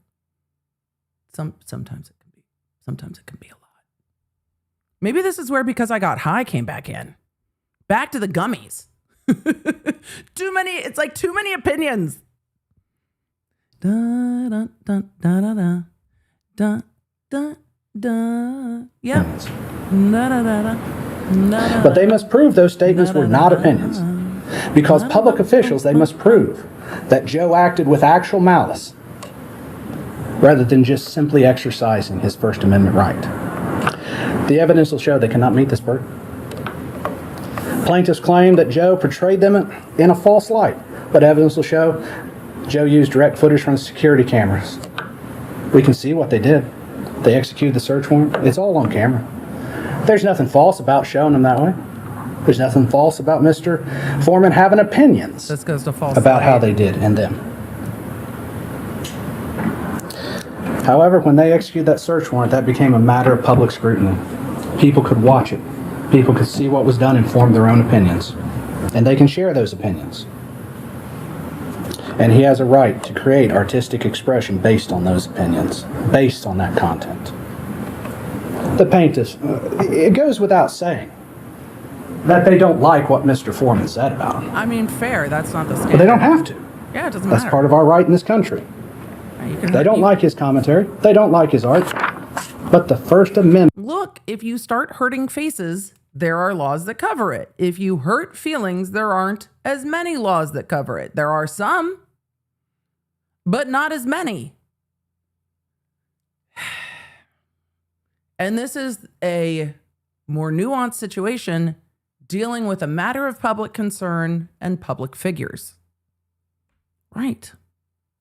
Does not protect speech that we like. It protects all speech within it. It protects commentary, criticism, especially on occasions such as this. Of public It protects interest. speech that I would not like.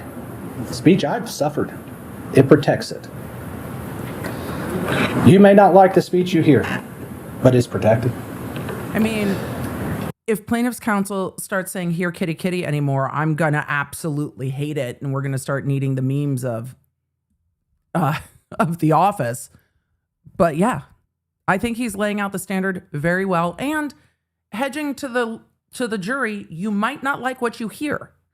There are things that might offend you. There are things that you might not say. There are things you might wish people didn't say. However, that is not the standard. It's fair. Throughout this trial, you'll hear testimony and see evidence that demonstrates several key points. You will see the actual videos and social media posts Mr. Foreman created. We're not You'll gonna be see able all to of them. judge for yourselves whether they are false, whether they're his opinions, whether they're artistic expression that is all protected. We're going to do that a lot today, I think.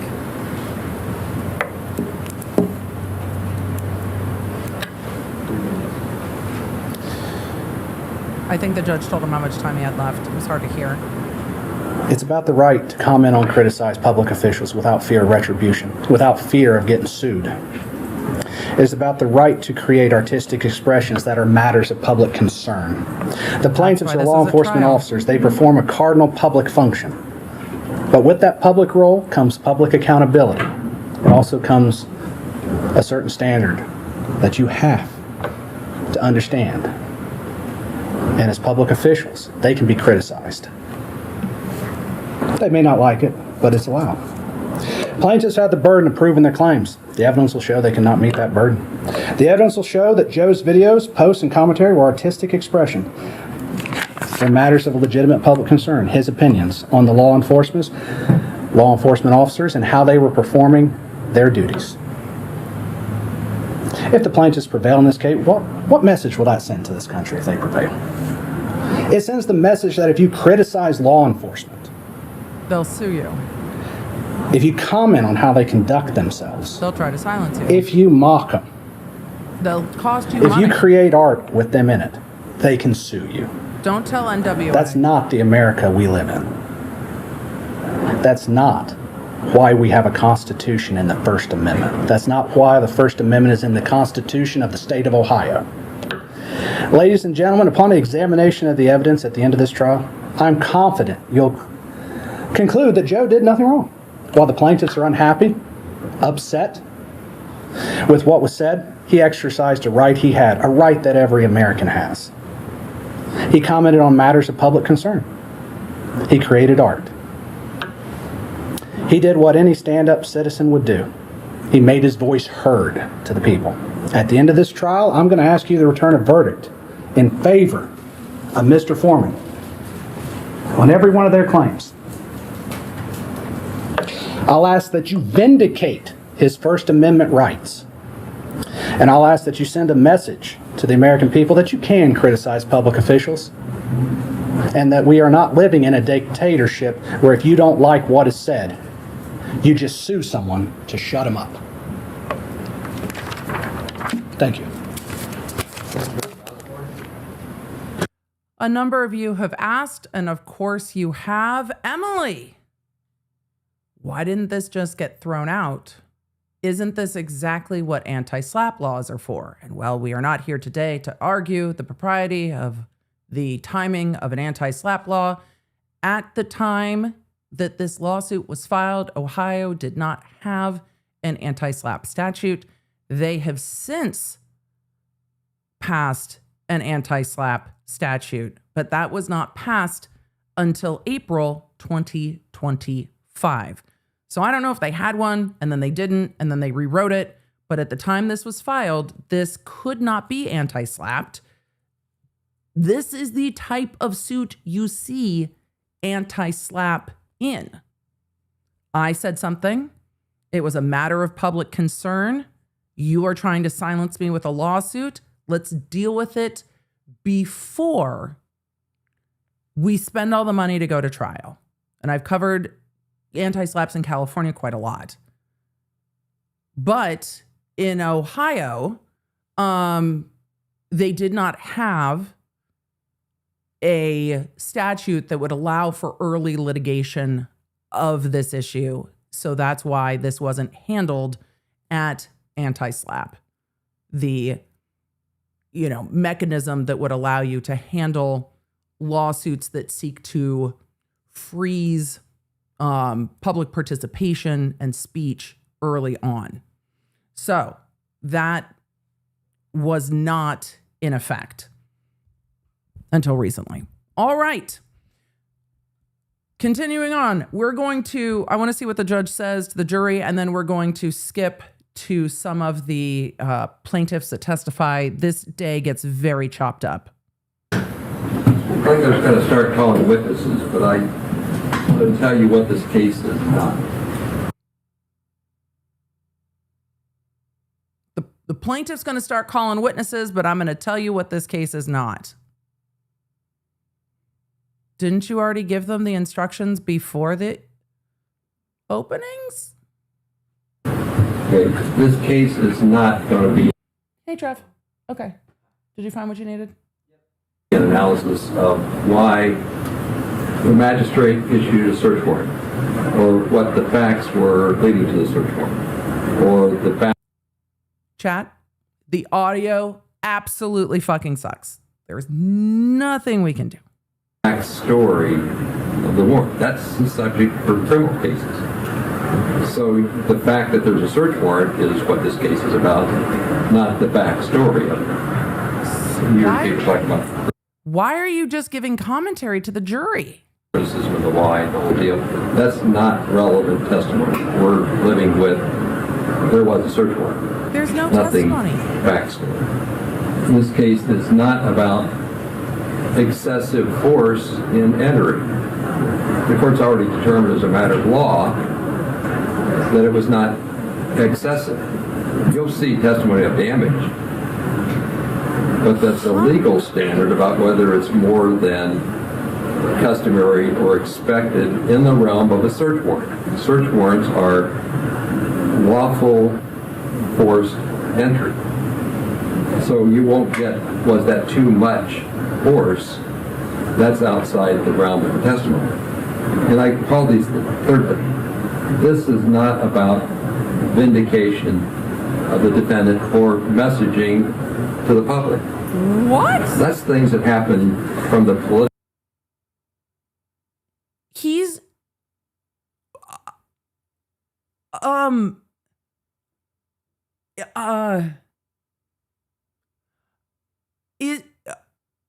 is the court directly refuting things in the defense's opening to the jury that were things that were not objected to and things that are not at issue?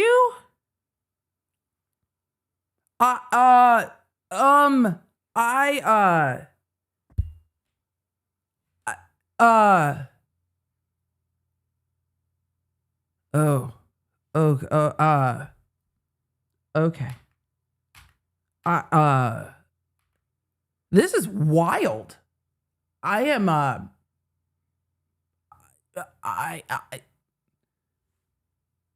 okay. I'm going to back it up and let him finish, but I've not seen judges turn to the jury and say, hey, these are questions you're not being asked. even in cases we've seen with judges that have not been our favorite.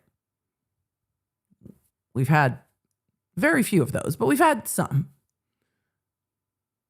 They have generally crafted something with the attorneys to address an issue.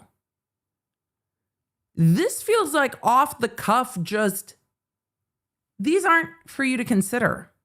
They're not asking. No one's asked for the record to be corrected. There were no objections. Why are you just talking? You're a referee. There's nothing to referee. Why are you just talking?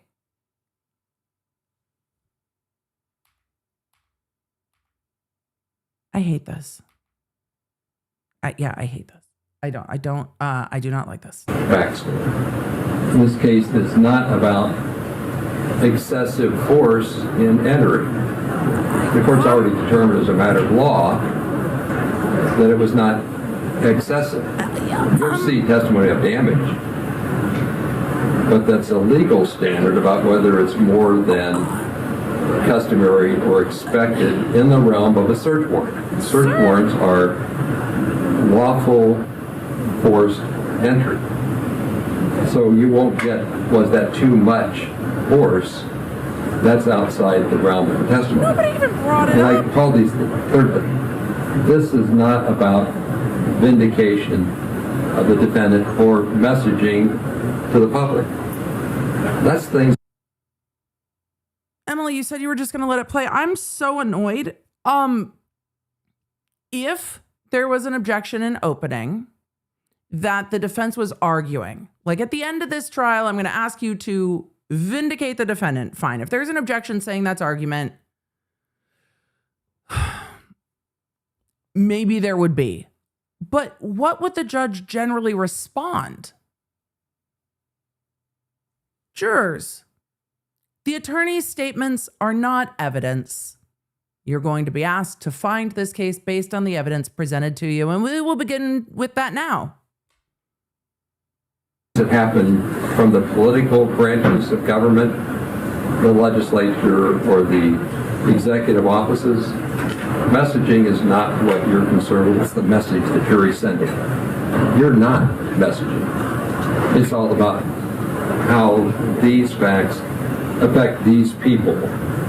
So when these little distractions and diversions come at you, I'm going to try to continue to narrow and keep you focused. Not on the distractions, but on the issues in the law. You can Otherwise, you're going to ask later on, why didn't the judge give us instructions on messaging? Because that's not how this comes out. So I'll do this periodically along the way when things start going astray. Richard, I don't know. Richard said, is that common? I've not watched a case in Ohio. This is very out of the norm for me and for most of the jurisdictions I've watched. This is civil, so there are different boundaries and different appellate rights, but it makes me wildly uncomfortable. We're just going to keep watching, and I will see what we're doing, but I don't like it at all, because the correction to the jury, if the judge feels a party's arguing and opening, is, remember, everyone, statements of the lawyers are not evidence. Continuing on. That was odd. I don't like it. Yes, Your Honor. Yeah. Plaintiff calls Detective Brian Newland. All right, they are going to start with Newland. We will watch a bit of this testimony, and then we are going to skip to a different plaintiff. Marissa asked, can the attorneys object to the judge's commentary? I don't know if that would go well, is the thing. And you have to navigate the judge you're in front of, because if that's just going to piss the judge off, you're going to just end up own goaling. So, objecting to the judge being wild in front of a jury is not easy, which means it's really difficult for the lawyer to navigate when the judge is being wild. suspect they had a private residence address. Go ahead. Thank you, Your Honor. Would you introduce yourself to the jury, please? My name is Brian Newland. And Mr. right. Newland, where do you live? No street address, just generally. I live in Adams County, Ohio. And how long have you lived in Adams County? From 1995 to 2010, and then from 2015 to current. What were you doing between 2010 and Does it 2015? matter? I was in the United States Army.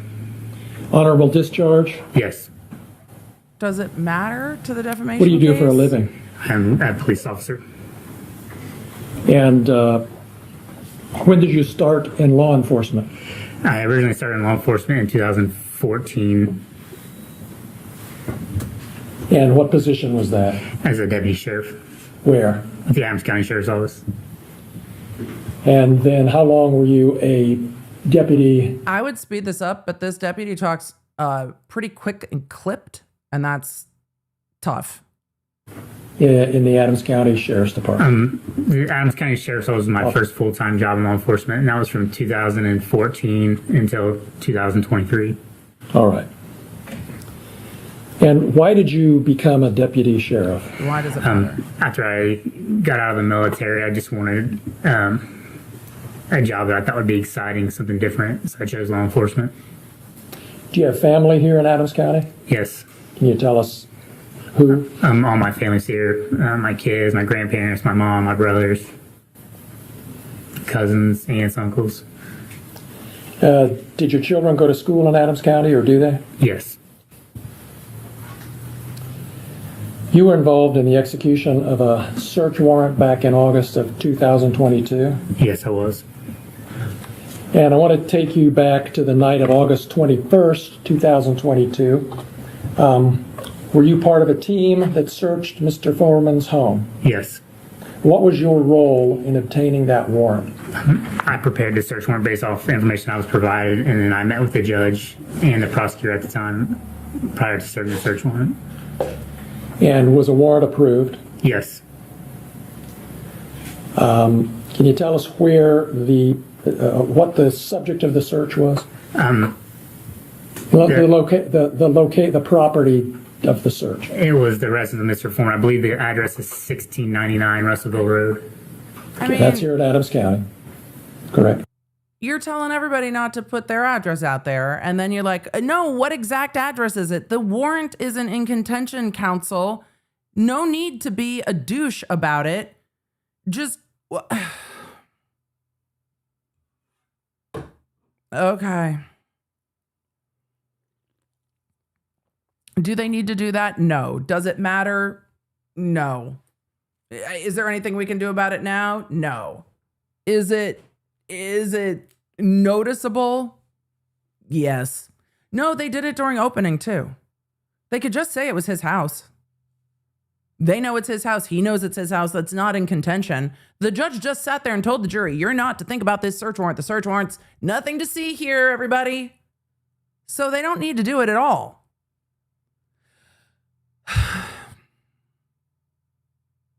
The doing too much is too much. Yes. Too Now, much. were the other plaintiffs here in the courtroom, were they also deputy sheriffs or part-time deputy sheriffs that participated in that search? Yes, they were. And was Mr. Foreman at home during the search? No. Were Mr. Foreman's children present during the warrant execution? No.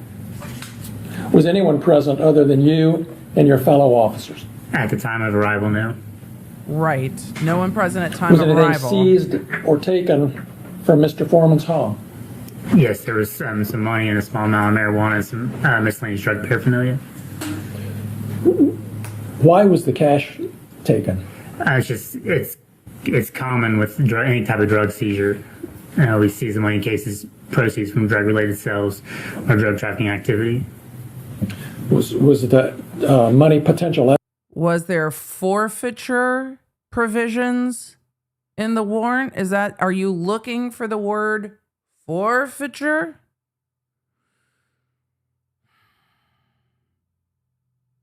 Evidence? Correct.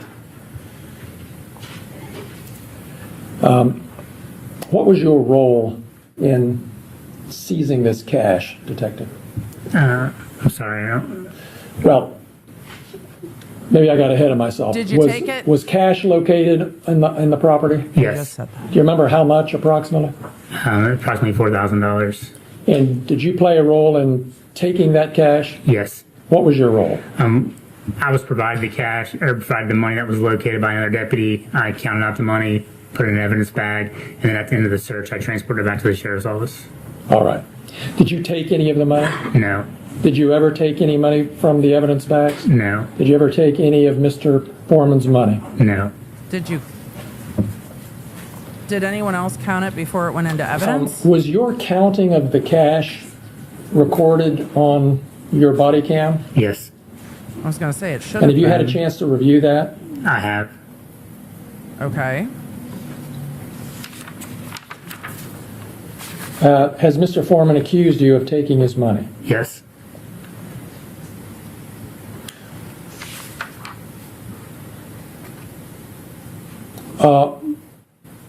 Are you aware that the cash was ultimately returned to Mr. Foreman? Yes. And can you tell us why that was? The prosecutor at the time decided we're not going to pursue any criminal charges, and the property was released back to him. Okay. Chad, I know he's hard to understand. I know today is a day that the chat rules are challenging. Don't worry, chat. You can do hard things. You've got this. You've got this. You've got this. We treat all witnesses the same, even when they're witnesses that are not our favorite. Sometimes we got to exercise. Emily, the demons. No, we're not here to exercise the demons. No, no. Sometimes we have to exercise the other side of our brain. He is so hard to understand. But the property was released back because no charges were brought. That is the most important part of that. Were you present when Mr. Foreman picked up the cash that had been seized? No.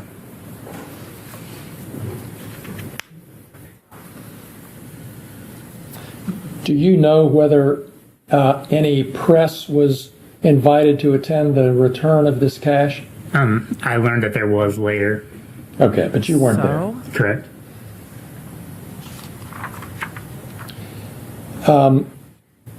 Can you tell us what happened when the money was returned to Mr. Foreman? Your Honor, I would object to that. He's already testified he wasn't there. Okay, let me Well let me played. rephrase it. That's fair. That is fair. Was an allegation made that there was less cash than there should have been? Yes. And who made that allegation?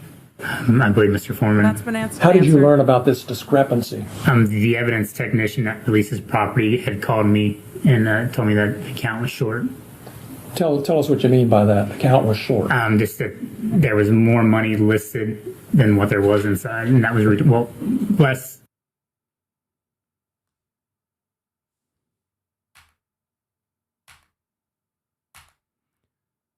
We're watching the first witness in a defamation trial. And in opening, you said, aside from here, kitty, kitty, that they called the cops thieves and said that money went missing. And now you have the dude on the stand saying, I counted the money, we put it into evidence, and then when they went to return the money to the defendant, the evidence tech said the count was short.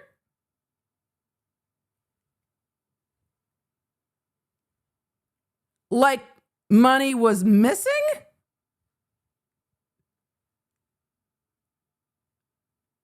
Huh? What? It's the first witness.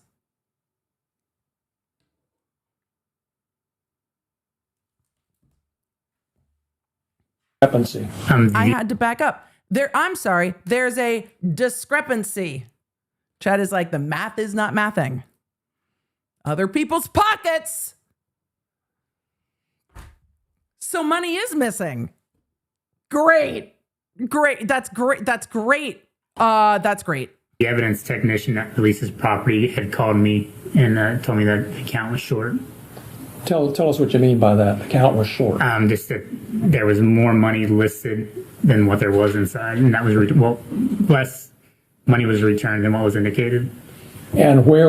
Less money was returned than what was indicated. Right. Like money was missing. Wait, Chad, not a spoiler, speculation. If you know the answer, just say it out loud, not out your fingers. Is the defense going to be, I guess I couldn't count. I counted it wrong. But if it's on body cam, you should be able to see it.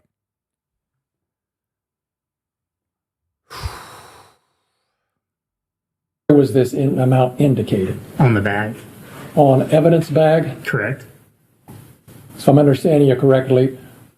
The amount of money that was indicated on the evidence bag was more than what was actually returned to Mr. Foreman. Correct. All right. And were you able to account for that discrepancy? I wasn't, no. What happened?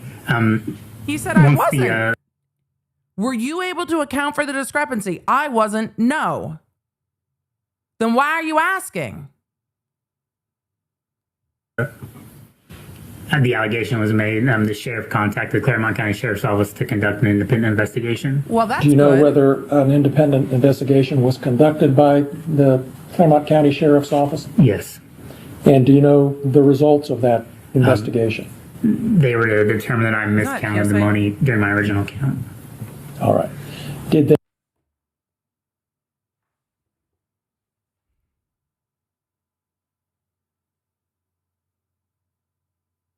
Oh, okay. Emily, did you watch this witness? No, I didn't. Nope. I could not have sat through this witness talking twice. Let me just assure you of that. The only reason I have not fast forwarded is because I'm with y'all. So there was an independent investigation done, and they determined that you miscounted the money.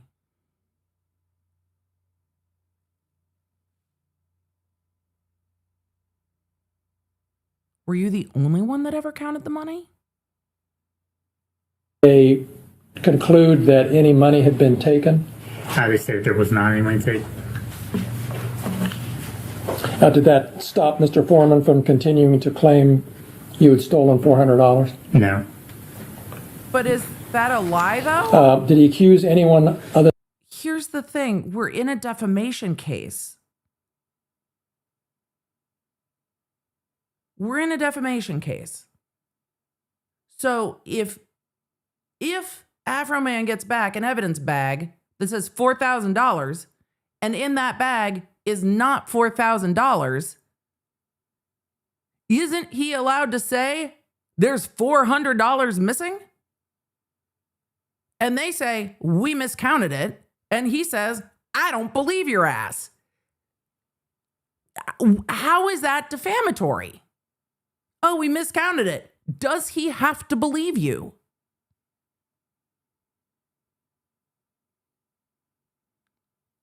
Okay.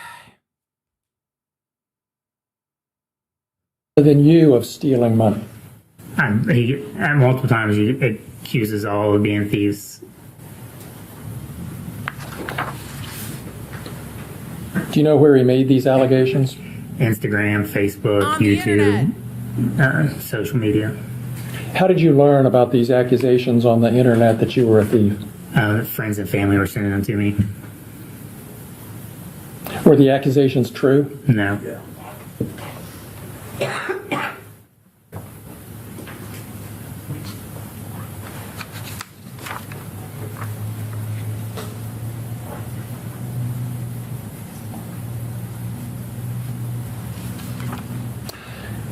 I think you said you've reviewed your body-worn camera from that night. You know, people will take shots at LA law enforcement all the time. Fair. But you'll be shocked that your girl did a lot of forfeiture cases. Emily, you liked the money. Yeah, follow the money. Just follow the money. And there was never just one person counting the money. It was like one of the central fundamental things that numerous people counted the money. You're going to tell me that our high school marching band snack bar, sorry, they call it concessions. When I call it snack bar, they're like, it's concessions. I'm like, it's a snack bar. There are nachos and M&Ms. Either way, our high school band concessions has stricter procedures for handling money than your sheriff's department? Is that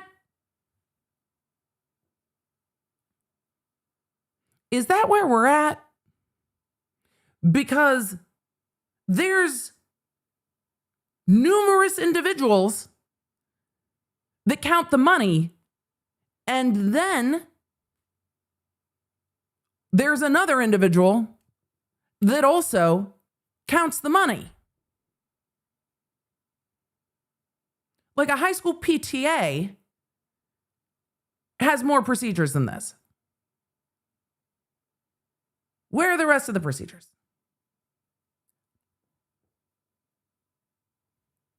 Right? Yes. And were you able to tell what happened?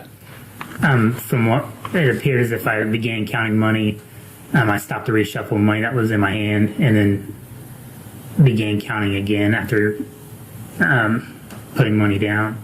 And that was, at some point, there was a discrepancy in the amount that there was and the amount that I counted.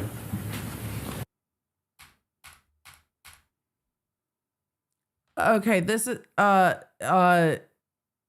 the explanation. Were you able to tell what happened?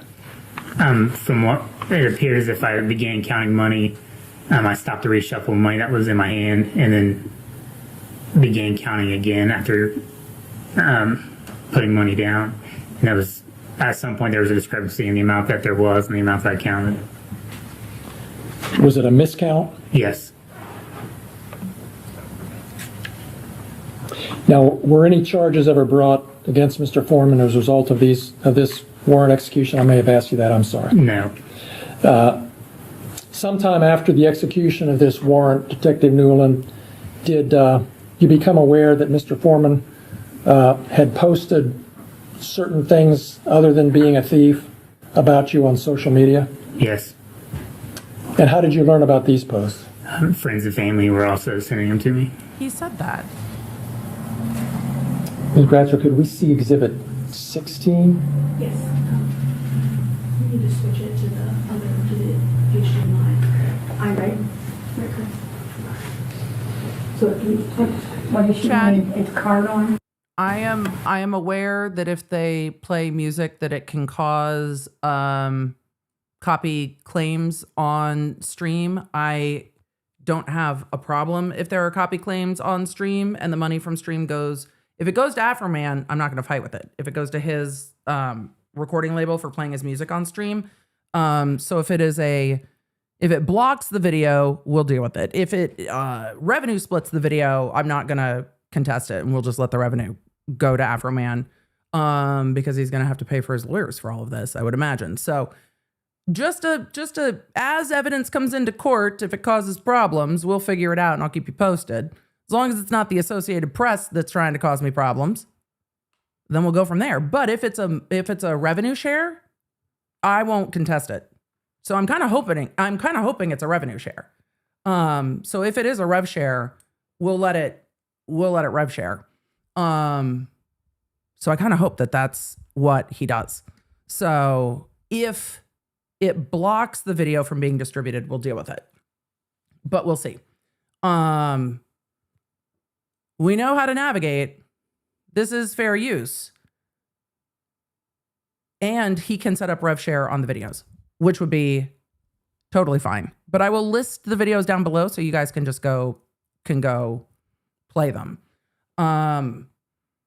So we'll see what happens. But they're going to use it.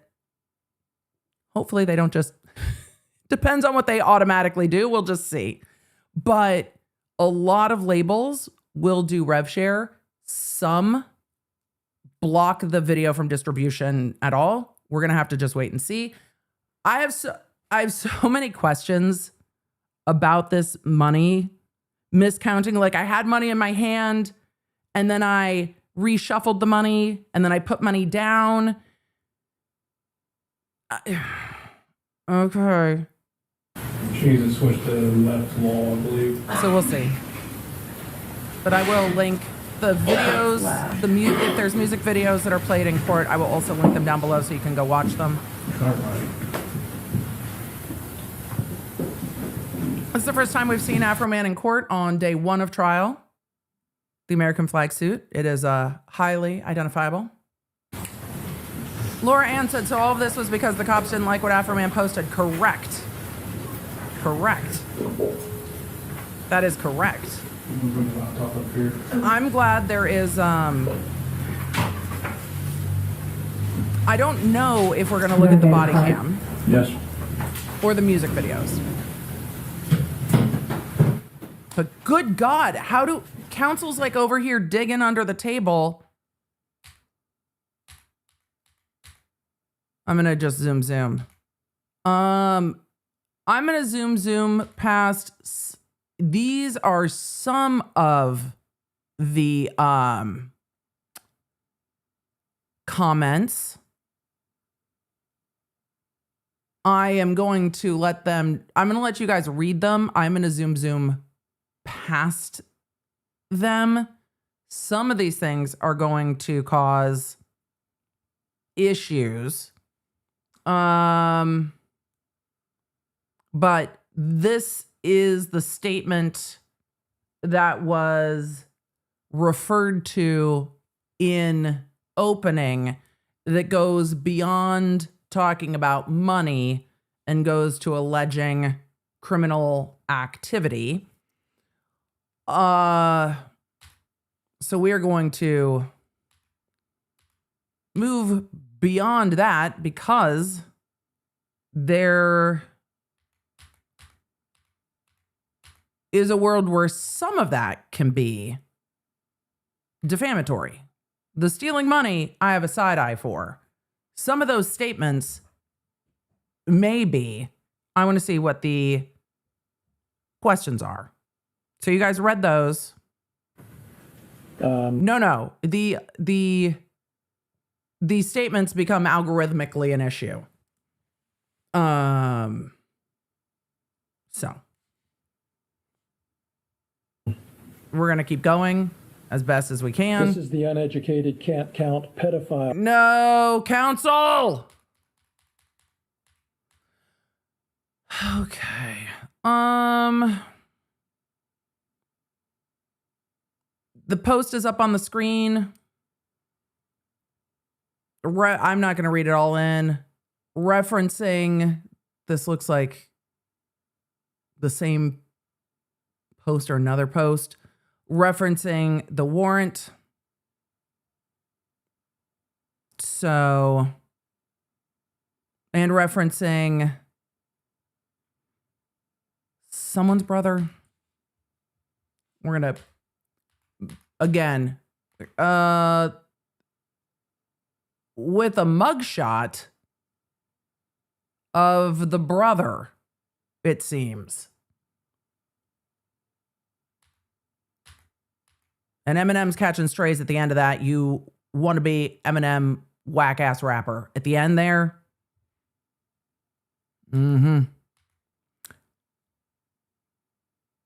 Okay. It says in part. We're going to zoom past some of it. You guys got to read it on screen. To look at, let's see, number 18. Is that a video? Yes. All right. Shall we play the whole thing? So you guys can read it. There is definitely a mugshot on there. We're gonna see what Cross brings up. What do we have, a clip? Yes. We have a clip of something. That is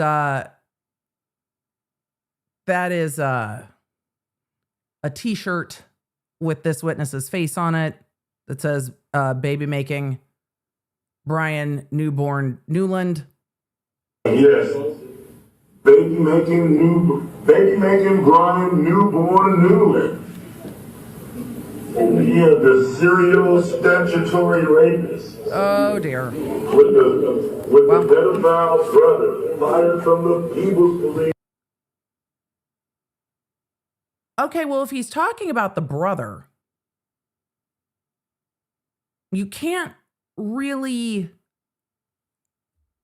sue for defamation if brother was convicted, though, because it sounds like that's true.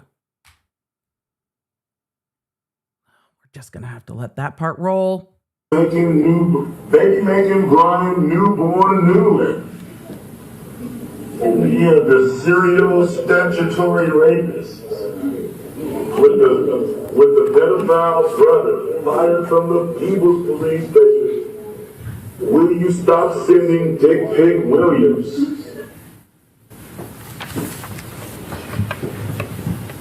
All right, and let's take a look at number 10. All right, we're going to zoom past some of the social media posts. You can see them on the screen. If it's true, it's not defamatory. However, I've not seen any of these social media posts. If you are sitting there in a lawyer's office saying, you know what I'm going to do? I'm going to sue over this. If it's true, how are you deciding that you are going to bring this lawsuit?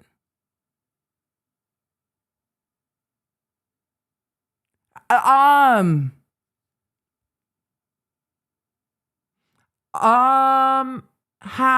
are, what do you, no.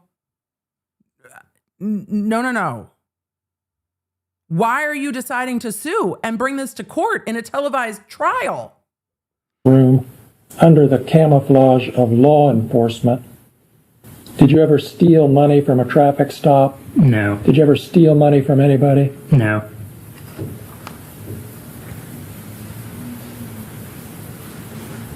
Each side's paying their own And legal down below fees. it says, baby making Brian Newborn Newland t-shirts on sale. There are other legal questions about selling a shirt with someone's face on it. There are other questions, but those are not defamatory questions. There are other questions. So put those to the side because there are questions about that. But that's not defamation. You see that? Yes. Let's look at Exhibit 15, please.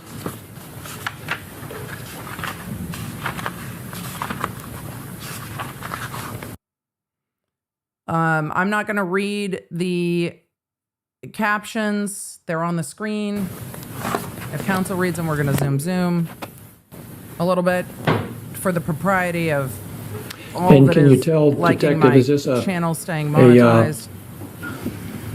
Picture of you at the entering the or somewhere in the property of Mr. looks like Foreman him. during the search? Yes.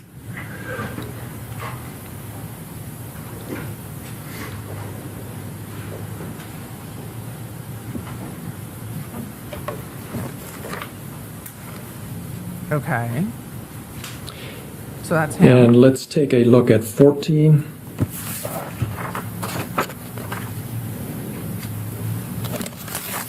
Lady Jane asked if that's a green screen. No, it's the door. This is another post on the And do screen. you I'm know not gonna where this read was it. taken? I guess you weren't there. It appears to be the inside of the interview room at the Adams County Sheriff's Office. Would that have Okay. been where his money was? So is that body cam footage? This post says, I will read part of it. Emily, you're going to keep changing your mind. It's going to be like that this trial because I don't know what is coming in the evidence. But Afroman says, when I went to get my money and we realize Newland, had stolen $400 out of the evidence bag. Shirts are on sale. Buy one of these shirts, help me get my $400 back. Returned to him. Yes. And part of what it says is, when I went to get my money and we realized. Okay, counsel. This is in all caps, which breaks my brain, but it is Afroman in front of court. It says Fro Budget Films in conjunction with Pistols Production proudly presents new music video on YouTube called Freedom of Speech. We'll link it below.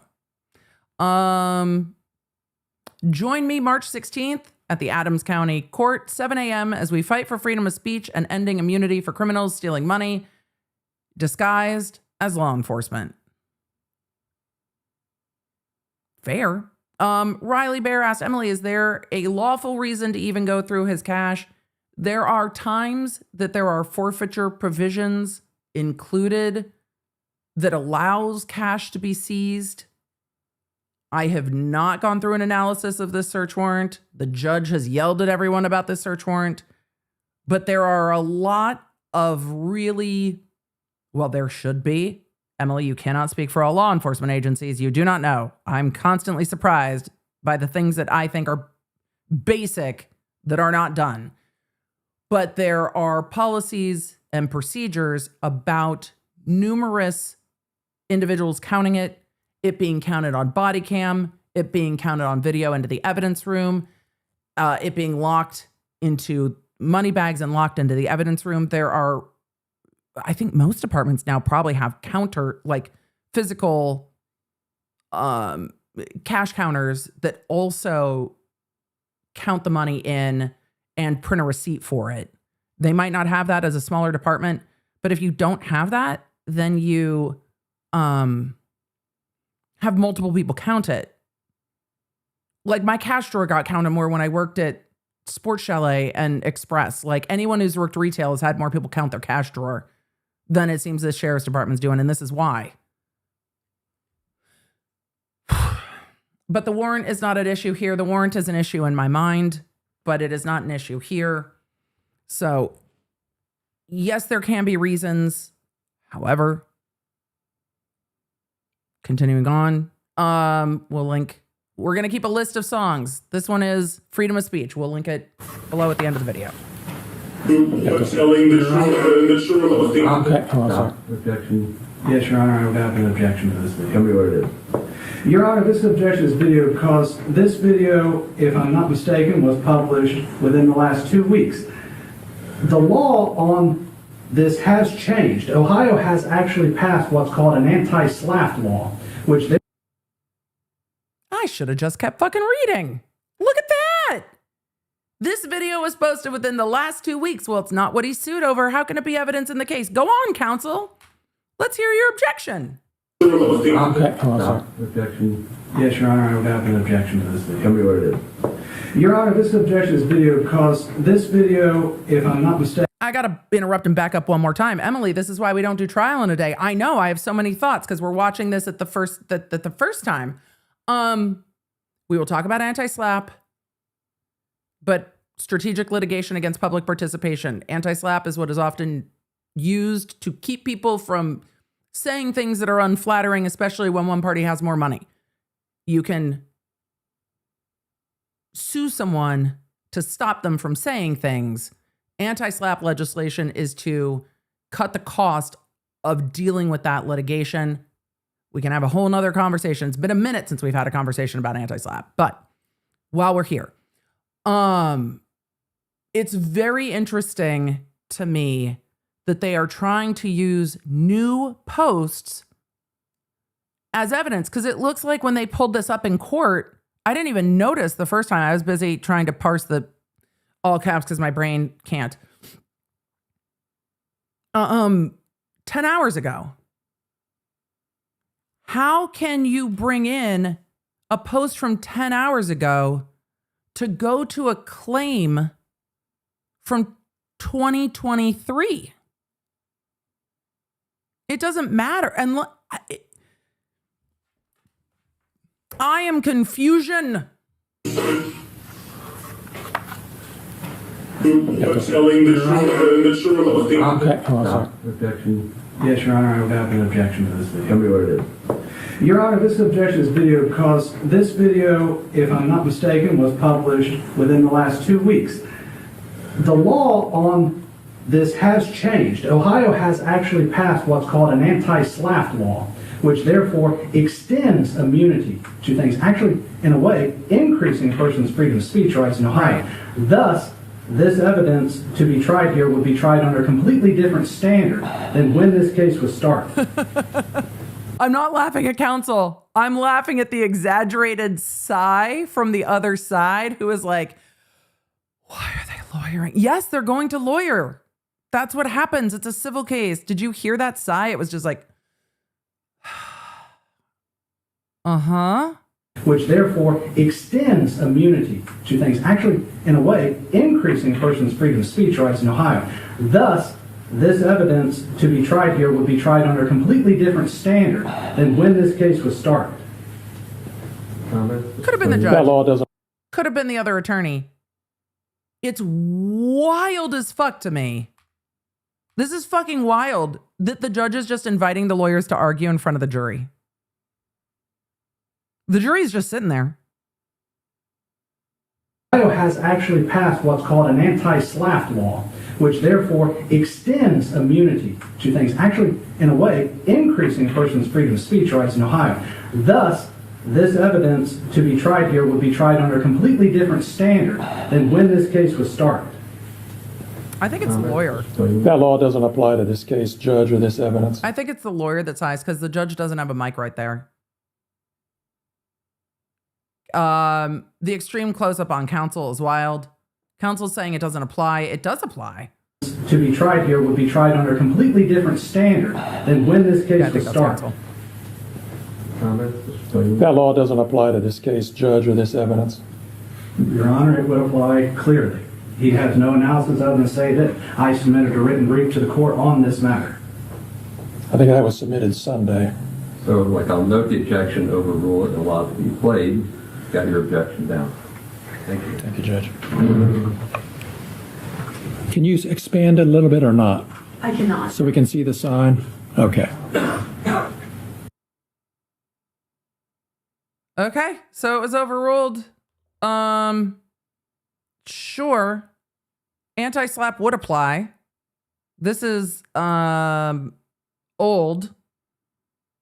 the case, because it was filed in 2023. They are bringing in things posted by Afroman running up to trial, which is always a concern.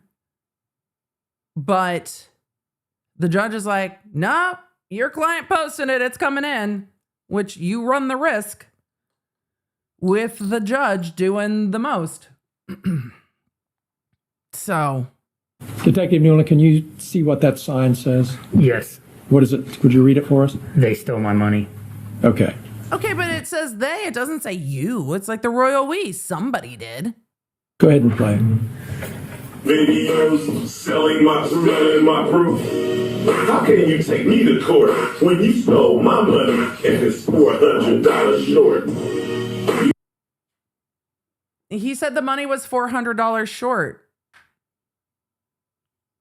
Didn't we see the money being $400 short? Like, isn't that what the witness just testified to? He said there was an explanation for it, but he also said the money that he got and what was written on the bag were $400 different.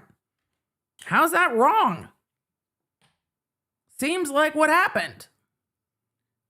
And chat, yes, this is Afroman's kitchen. It is very green.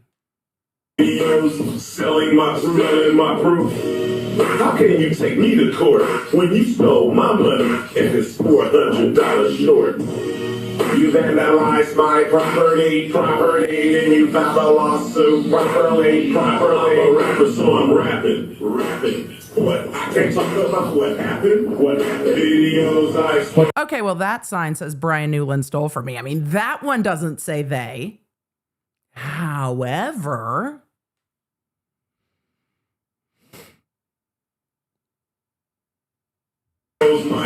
What does that say? Sorry. What did you read?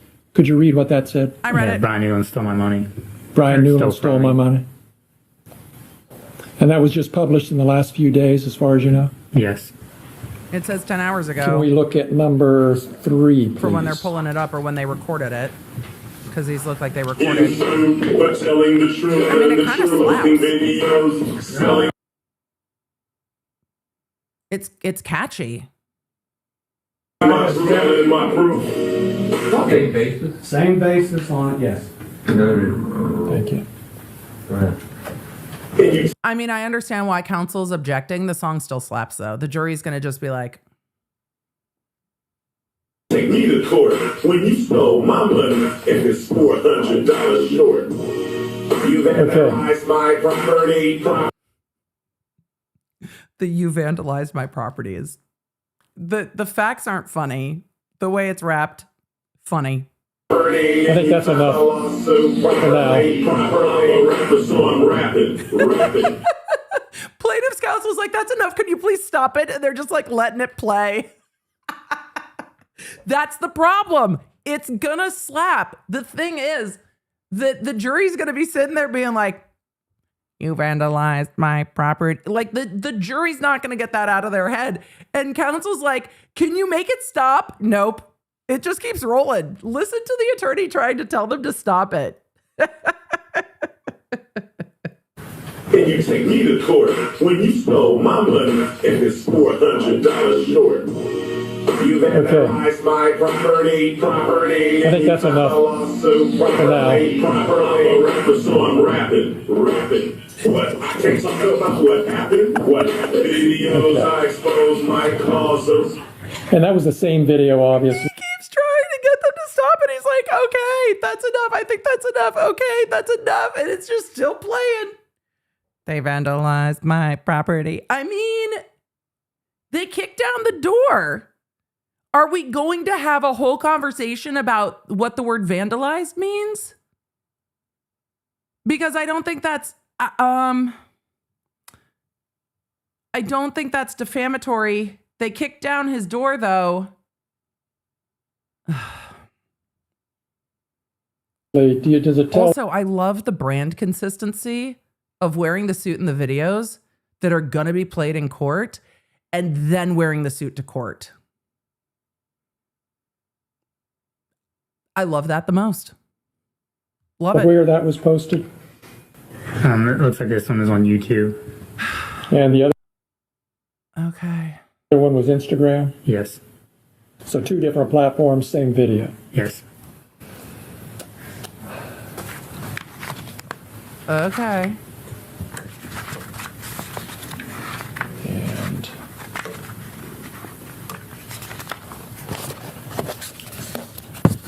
Shannon asked, would the jury take the fact that the lawyer wanted it to stop as sus? No. can we look at It's just Exhibit funny 9, please? that they're like, no, okay, make it stop now. Make it stop now. It's just funny. But no. Oh my God. That is, Chad, if you can't read it, it's because it is so zoomed in. This is a very long post. We're going to zoom past some of this. They call him numerous names. It looks like they call him Randy Beetle Bailey, Private Pile. I'm sure there's more in there.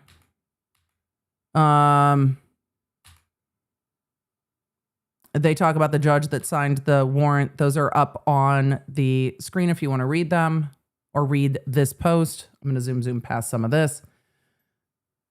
It's talking about the lawsuit. They continue. Afroman continues to spell detective DICC dash detective. We saw with you holding it looks like a child with a smiley face. Yeah.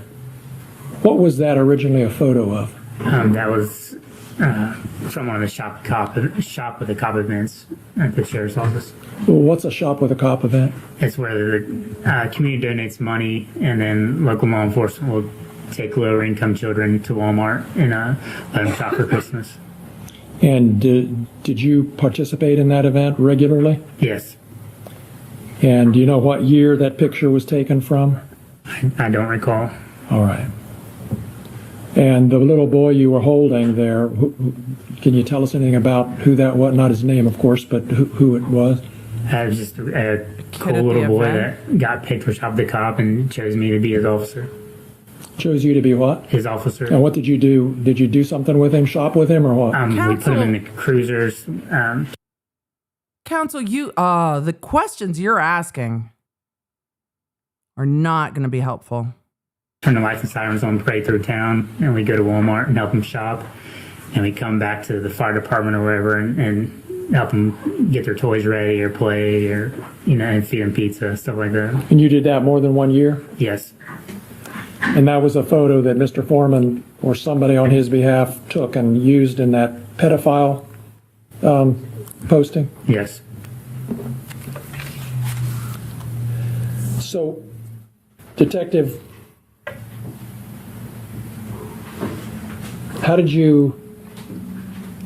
what effect did it have on you when you saw these posts that you're a pedophile?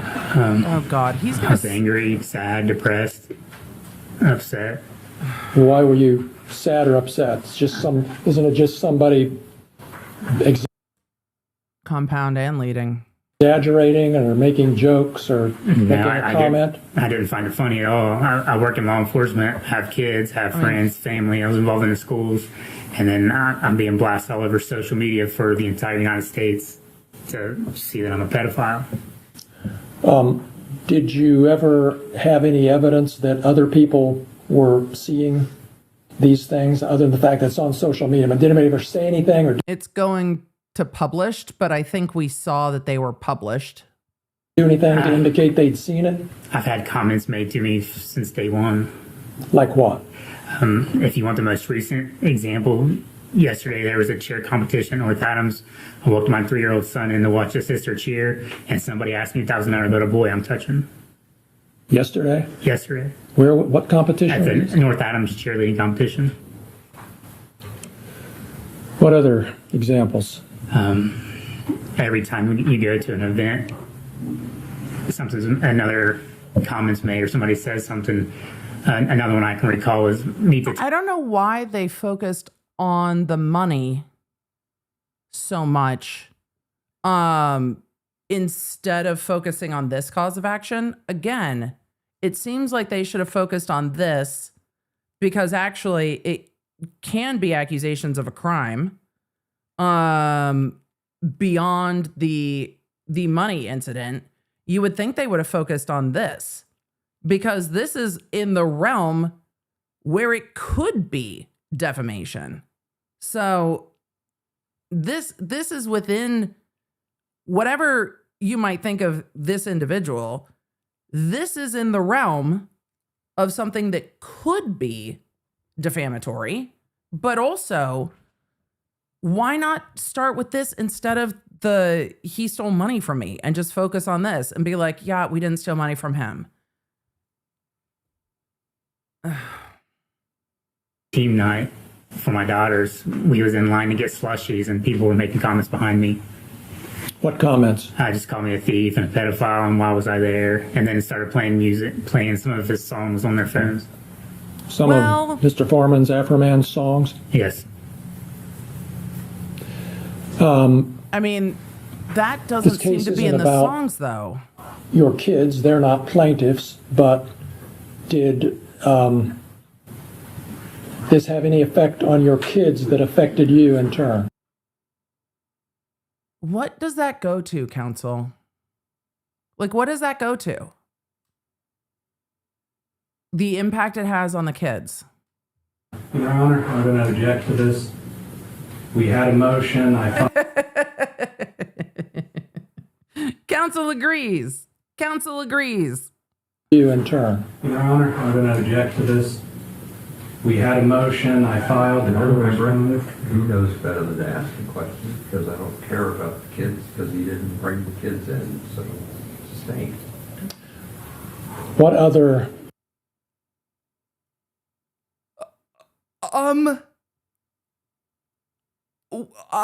What? Did you hear the court? Is this just the court's demeanor all the time? The judge is like, yes, counsel knows better than to ask this question, snapping back at plaintiff's counsel.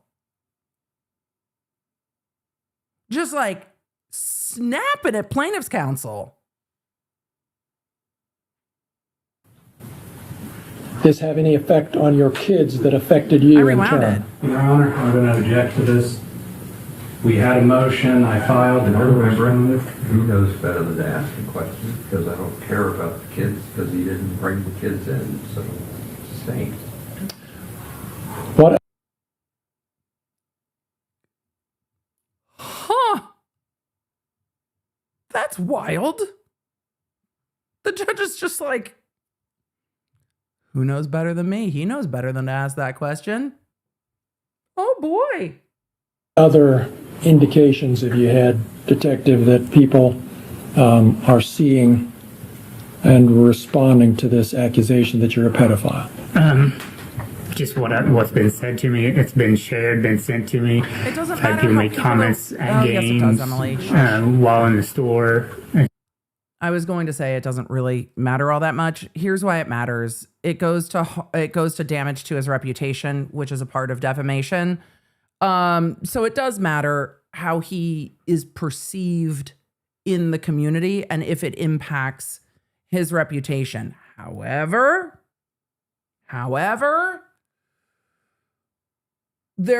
we'll see if they get to it in cross about whether or not this individual's reputation could have been damaged by other things, because that will come up at cross too. Because if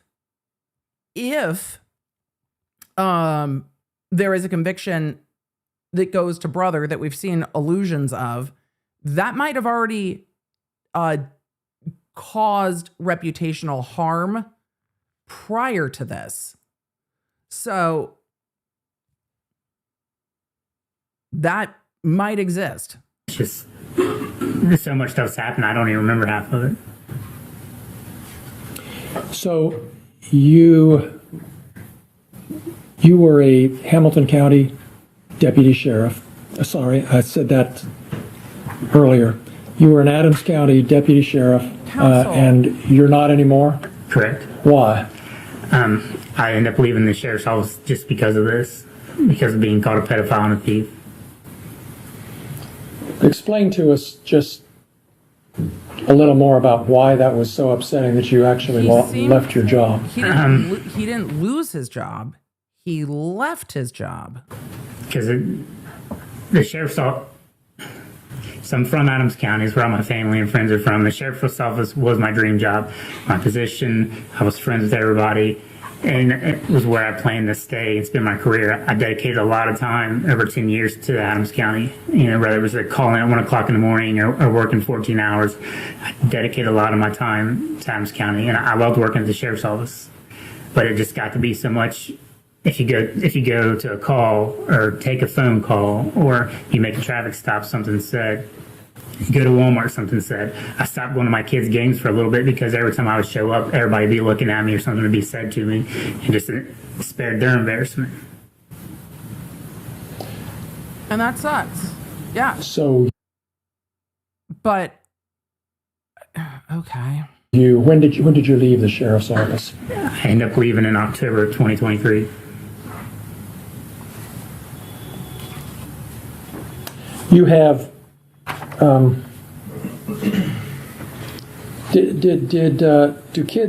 your kids' friends come to your house and hang out? They don't anymore. All right. I am going to zoom to cross-examination. We have heard what he has to say. I am surprised they did not focus on the, not the thieving allegations. I'm surprised they did not focus on those first. But he's not suing for emotional distress. He's suing for defamation and being cast in a false light. So I'm going to move on to cross-examination of this witness, and then we are going to zoom to other witnesses because because otherwise we're not going to trial in a day. But yeah, it would be really hard if all of a sudden your friends can't have, or your kids can't have their friends over, and people are saying things to you when you are out in public. The theft allegations, I really don't have a lot of conversation around, because I think that with the miscalculation of the money, I think there is a fair argument for Afroman to say, on the envelope it says this amount, the amount in my hand is less. However, we've already seen the beginnings of whether or not his brother has a conviction and a termination, and there might be other things that go to the reputational damage. And there are some people, and I'm not saying that's the case here, I haven't seen what cross-examination looks like, but arguing that someone is defamation essentially proof because their reputation is already so bad because of other things is something that comes up. And I wonder if that is what is happening here. So we're going to go to cross, and we're going to see what unfolds in cross-examination before we move on to some of the other witnesses. If you are just tuning in, I indicated earlier that I'm not going to cover all of the witnesses in this case. I will link those down below. We're not gonna get into all of them. We are going to get into some more of the allegations here, and we'll go from there. So let's see what cross bears out, and we'll see. So, Brian, you're still employed as a police officer, correct? Yes. You're employed in Norwood, correct? Yes. When you went to Norwood, you got a pay raise, correct? Yes. Okay.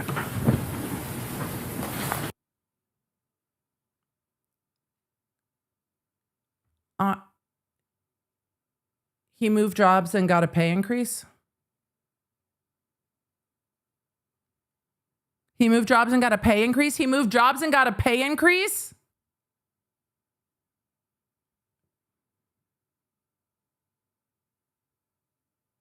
Mm-hmm. And that's why we moved to cross. You were asked questions about a search warrant. Is it correct to say you were the chief in charge of executing that search warrant? Correct. Okay. And you counted all the money? I did. You had full control of it the whole time? Not the entire time, no. Okay. So, what? Walk me through the process by which you cataloged the money. What do you mean? What do you mean? What do you mean you didn't have control of the money the entire time? So while we were conducting a search of the residence, another deputy located the money, I believe, in a jacket pocket from a suit. Okay. I haven't watched the case yet. I don't know if the crosses are better than direct, but direct was starting to retread the same ground. And so I made the executive decision to cut that off and move on. Handed me the money, explained to me where you found it. At that point, I start to count it in the same room. Mm-hmm. Once I count it, I collect it, put it in Evan's bag, and take it downstairs. Okay. So let's back up. That was very general. Uh-huh. So when you counted it, where did you count it? I counted it in the bedroom where it was located. And you counted it on the floor? Yes. Okay. And you made specific piles? Yes. Okay. Did you Now, staple them? that's not all the money that was recovered is what was came out of the suit, right? Correct. Where was the other money recovered? There was more money covered from, I believe it was an office downstairs. Okay. And where did you count that money at? In that room. On the floor? I don't recall if it was on the floor or maybe on a desk that was there. Okay, and you were wearing your body cam the whole time? Yes. What was the time difference between the suit jacket money and the money downstairs? I don't recall. You reviewed your body camera? Yeah, it's been I reviewed it every year ago. I don't recall what the time frame was. Well, Mr. Newland, let's ask that question. You were deposed, correct? Yes, You were deposed on August 8th of 2025, correct? correct. Have you watched the body cam since then? I haven't. Well, I take that back. I've watched pieces of it.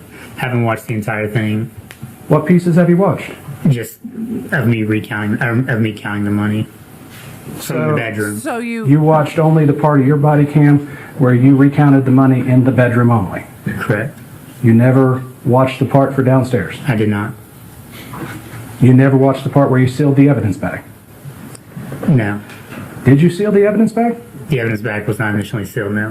What do you mean by initially sealed? So it's not a self-sealing bag. It has to be taped. Mm-hmm. So it was placed in an evidence bag and then brought downstairs to a central location until it was transported to the sheriff's office. In a central location, where was that? In the kitchen.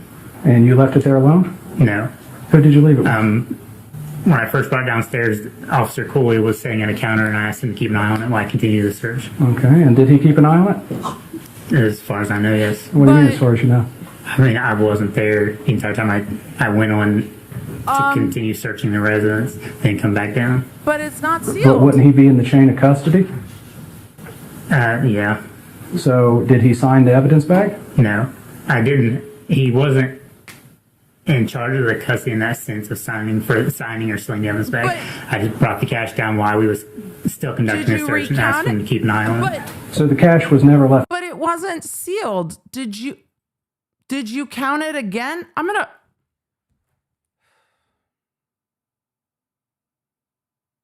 What are you doing? This is a terrible idea. Don't do this. This is a terrible idea. This is a terrible idea. This is not how this goes. I mean, it's not really chain of custody. I was just like, bro, can you just watch this big bag of money for me? Cool. Thanks. I'll be back. Okay. That's my knowledge, yeah.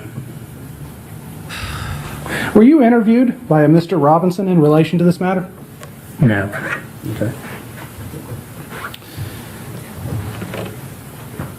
Did you make a report about the missing money? I didn't know. Because you never recounted there was it. this question about a return on a search warrant. Can you explain what that is? The return? Yes. Oh my. What does it say on the search warrant return? Chat, just a quick on what that is. Hold on. For those of you that are like, Emily, why does this matter to you so much?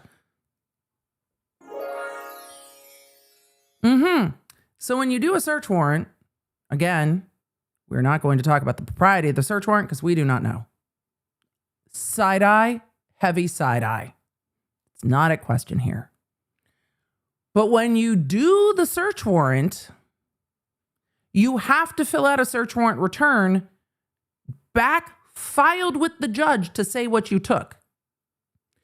Judge, you gave us a search warrant for A, B, C, D, E, F, G. And we recovered things within those categories. And you have to list out everything that you recover.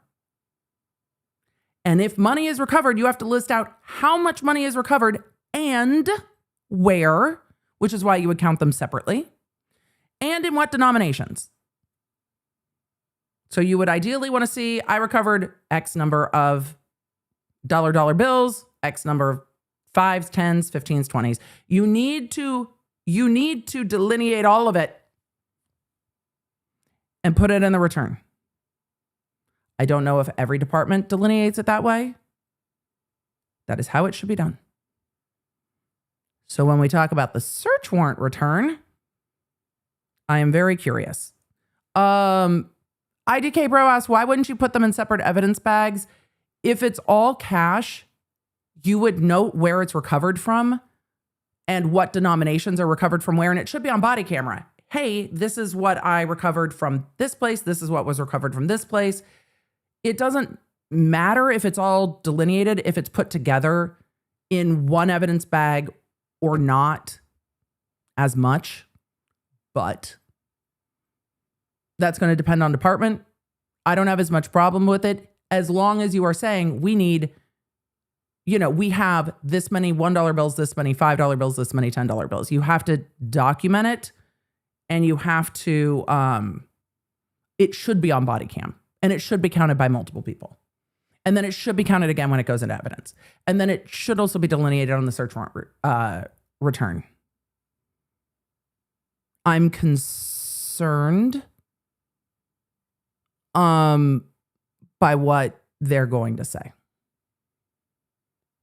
I have concerns. Just an itemized list of properties seized from location during a search warrant service. Did it include an amount of money seized on it? Yes. Does that amount of money match what was written on the evidence bag? Yes. So as far as the court knows, there was more money taken than what was returned? I'm sorry. So as far as the court knows with the return... No, are you apologizing? I think it's too late to apologize. It's too late. It's too late to apologize. Too late. But if the search warrant return matches what's on the evidence bag, you're telling the court how much money is there. It's from location during a search warrant service. Did it include an amount of money seized on it? Yes. Does that amount of money match what was written on the evidence bag? Yes. So as far as the court knows, there was more money taken than what was returned? I'm sorry. So as far as the court knows with the return, more money was taken than what was returned? That's the way it appeared, yes. Did you put in an amended search warrant return? I don't believe so. So you never corrected your statement to the court? Correct. Okay. Well, he didn't know. Does the Adams County... It seems that he did not know that it was different. So there's a possibility that the amount he counted in was correct. I mean, I guess they say that it's not, but there's a possibility that the amount he counted in is correct, and something happened when it was transported or anywhere along the line before it was sealed. But the thing is, we are not trying to determine if they're following proper procedure, which seems like a big no for me.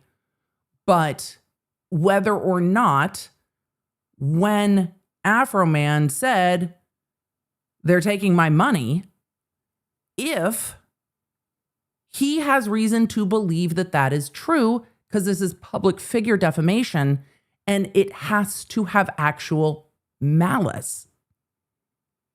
And so if he counts the money, puts it in the bag, puts a number on the bag, and then it's not sealed, a lot of things can happen.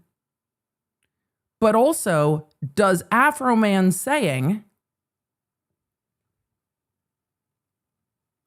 they're all taking my money, is that a statement made with actual malice? And that's really where the conversation is. They did an independent investigation. They said it was a miscount. But when Afroman made the statements, is there actual malice that he knows that it's a lie? Or does he believe it's true? Or reasonably true?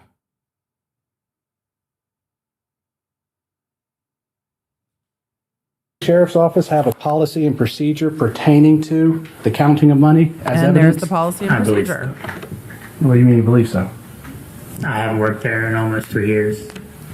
Well, before you worked Well, there, didn't you know what did the they have policy one? was at the It time? was, I don't necessarily know that it was a written policy, but it was to have 2 people count the money. Did 2 people count the money? No. Okay. I'm confused on that. Can you tell me why? So explain to me why it matters, like where you're going in this case's context. Tell me why it's relevant. Your Honor, What? this is relevant because if the evidence... Your Honor, what?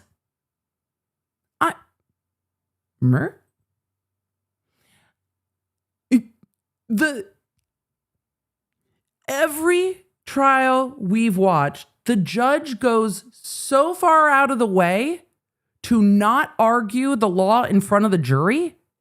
It's wild to me that this judge has gone the other direction with like, tell me everything in front of the jury. And wild to me. Okay. Okay.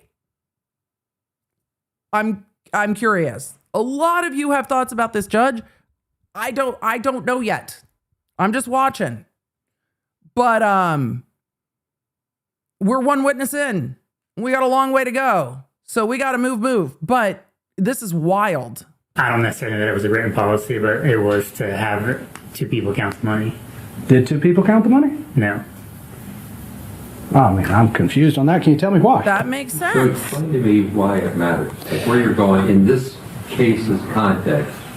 Tell me why it's relevant. Your Honor, this is relevant because if the evidence of Mr. Robinson is admitted, which he has not been here yet, but if it is admitted, this would be direct evidence since he did not interview the person who counted the money. This would go to counter Mr. Robinson's report. And actually, in my motion in limine, I talked about it in the idea that we did not have time to depose Mr. Robinson to determine what his investigation was or who he interviewed. As such, I'm asking a leading question of Mr. Newland because he didn't follow the policies and procedures. This was not taken into account by Mr. Robinson, and Mr. Robinson has made certain conclusions in his report that this would tend to cause issue with. Mr. Robinson on your witness list? Mr. Robinson is listed on Mr. Klingler's witness list. Is he going to be called? Depending on what happens, he might be. Like, my concern is going to be hearsay. And everything you're asking the wrong witness is in that category. I get what you're doing. I just try. I mean, this witness did testify to what all the findings of that investigation were, but okay. I mean, the we're just talking about it in front of the jury is kind of wild, but it's a civil case. So, okay. It's wild. Try to follow the trail of breadcrumbs. I'm afraid I'm not understanding the hearsay argument, Your Honor. He's going to say what another person said. He should know the policy, though. I didn't see it, but read about it or doesn't have it firsthand. He already said he wasn't involved in that part of it. I'm going to give you some room to work. I have moved past that. That's where I was talking about the policies and procedures, which would not be hearsay in the idea he should know what they are. That. I'm just trying to track where you're going so I don't miss the ship sailing. Go ahead. Okay. I'm missing the ship Mr. at this point. So, Mr. Newland, you worked at the Adams County Sheriff's Office from, what was the date on that? 2014 to 2023. Yes. During that time, when you started the Sheriff's Office in 2014, you reviewed the policies and procedures? Yes.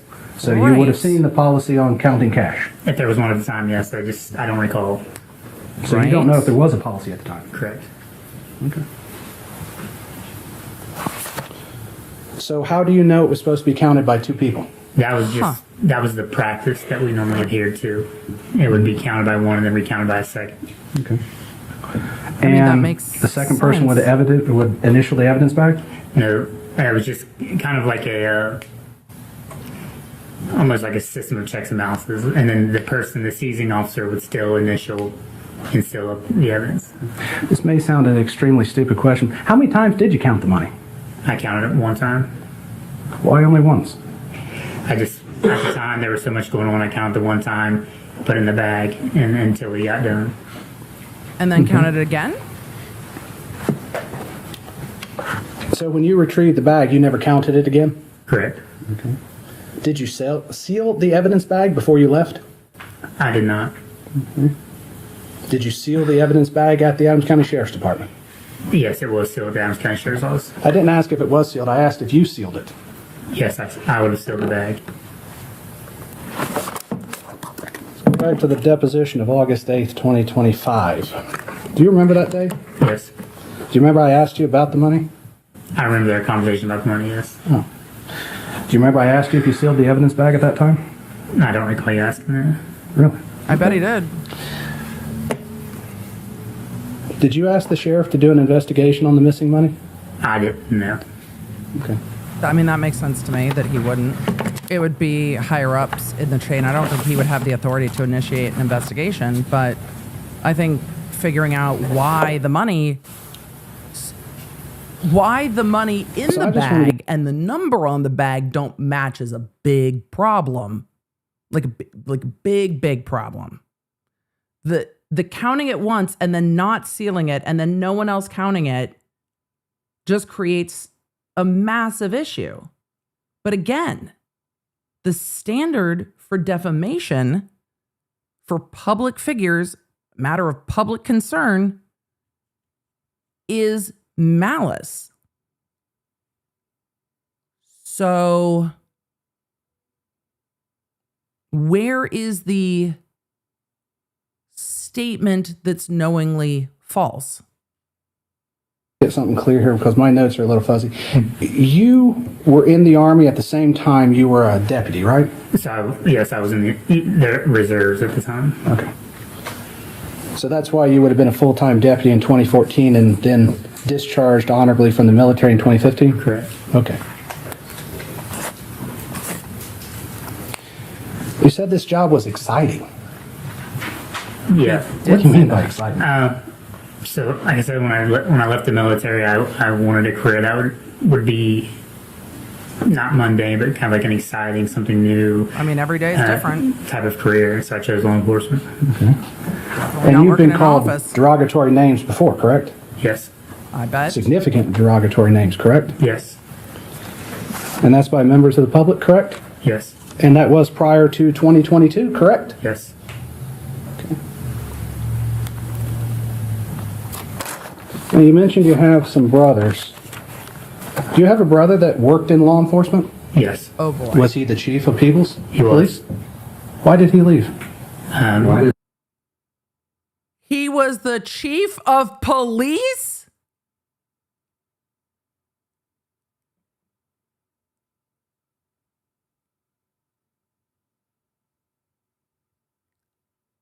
I have concerns. Does it matter?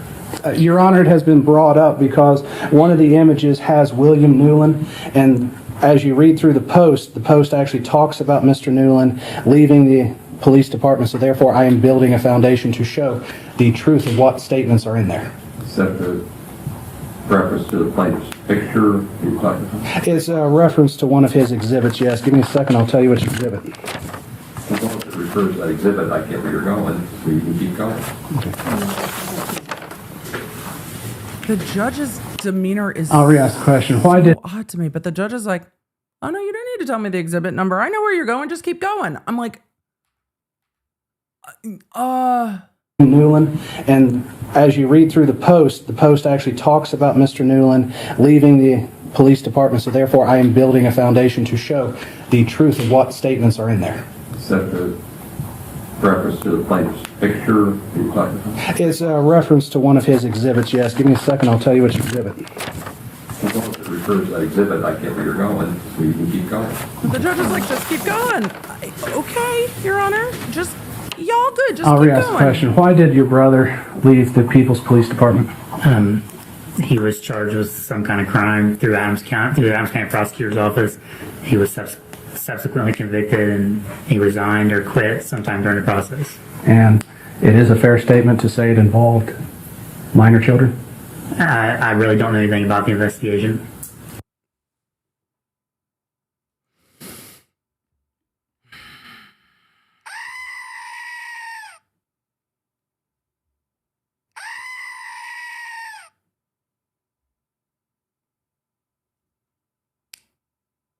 What?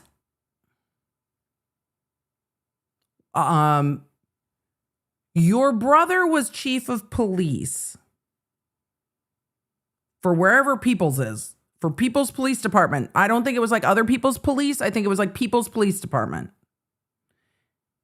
The Adams County prosecution brought you work in Adams County, correct? Brought charges against your brother. He was convicted. He would have been forced to leave. Oh, you said Peebles. Pebbles? It sounded like he said peoples. Either way, thank you. Thank you, Ohio locals, for putting the spelling in the chat. And you're like, I have no idea. I have no idea what this was. I have no idea.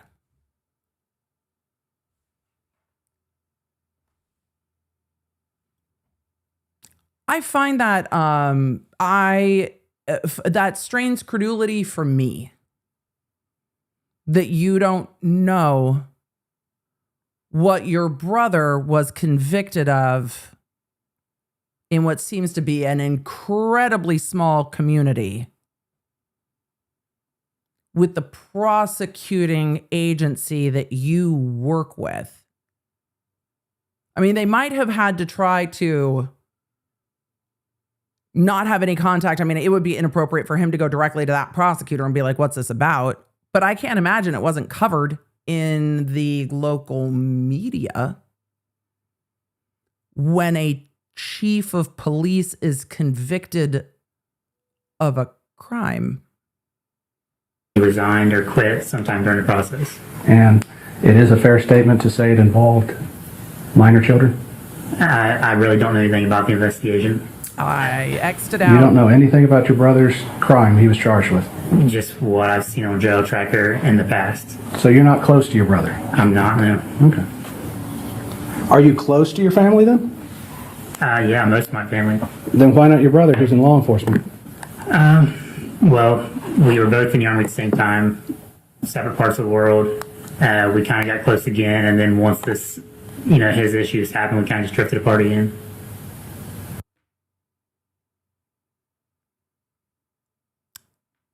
No.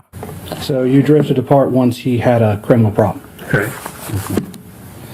Now let's talk about that. Has anybody asked you about that prior to 2022 when he was charged? No. No one asked you about your brother? I'm sorry. Like before he was charged and it came out to everybody? No.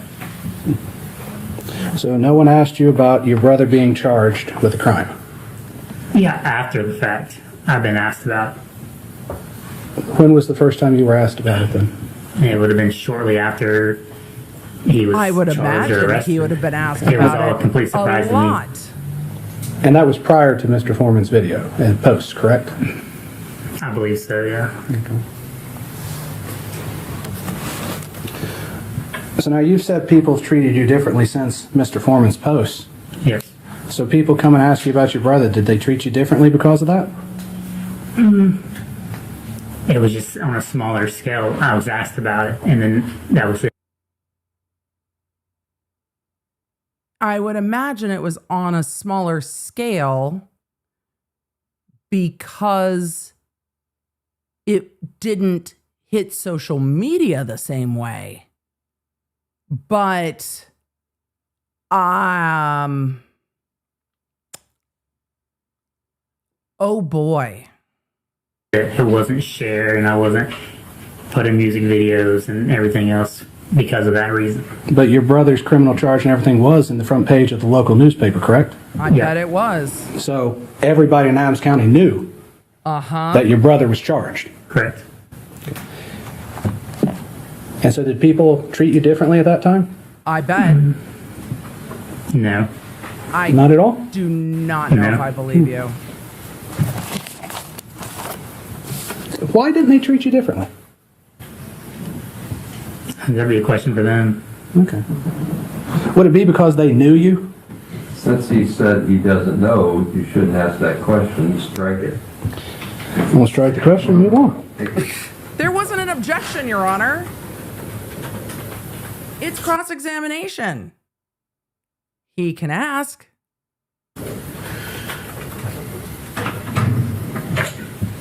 This is That would be screening. a classic example of testimony from the lawyer, not the witness who said he doesn't know. Go ahead. This is straining credulity for me. If you don't know if they treated you differently when your brother's was on the front page of the paper, Then how do you know? how do you know that your treatment today, or as you've testified to, was due solely to Mr. Foreman? Well, prior to this, nobody called me a pedophile. Prior to this, there was nothing published about me being a pedophile. Prior to this, nobody asked me if I was molesting my own 3-year-old son. That's fair. What about the office?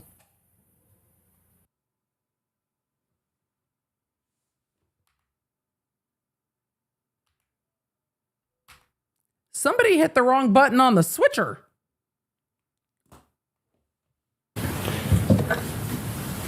What about That's the court office? feed. That was the court feed. Somebody hit the switcher wrong. I don't know. That was the court feed. Yes. Did you ask them to take it down? No. Did they think it was funny? Yes. And they're in law enforcement. I'm gonna try to parse till we get right to where we're supposed to be. Let me rephrase the question. Okay. Did the officers that you work with at Norwood put up a picture or an image of Mr. Foreman on your computer? Yes. Did you ask them to take it down? No. Did they think it was funny? Yes. And they're in law enforcement? Yes. Do they think any different of you because of this? I don't know. They don't treat you differently? I work with them, but I don't really associate with them. I go there and I do my job and I come home. When you interviewed for the Norwood Police Department, they never held anything Mr. Foreman said against you?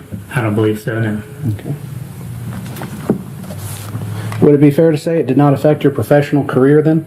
Oh, it absolutely did. How so? Even if I move locations from Adams County to Cincinnati or to Los Angeles, people still ask if I'm a pedophile. People still ask me what it's about. People still ask me if I'm a thief. But the people you work with do not ask that, correct? They don't ask me, I know. When you were interviewed, your future employer never asked you that question. No. So then when you say it damaged your reputation, you're only referring to people in the public, correct? No. That's just what people in the public is what I know. And maybe people do have bias against me, in law enforcement. I don't know. Okay. But you were able to find another job. I think that being able to find another job indicates that it wasn't held against you in your field because you were hired at another job at a higher rate of pay. If they were holding it against you, you just wouldn't get the job. And that's kind of where the difficulty in cases like Depp Heard, when you are looking at reputational harm, and even in the TikTok psychic case, in the TikTok psychic case, it's really hard to quantify the things you're passed over for in academia, in acting. You can never know if you didn't get a role because of all of this, or if you didn't get a role because it wasn't the right role, etc.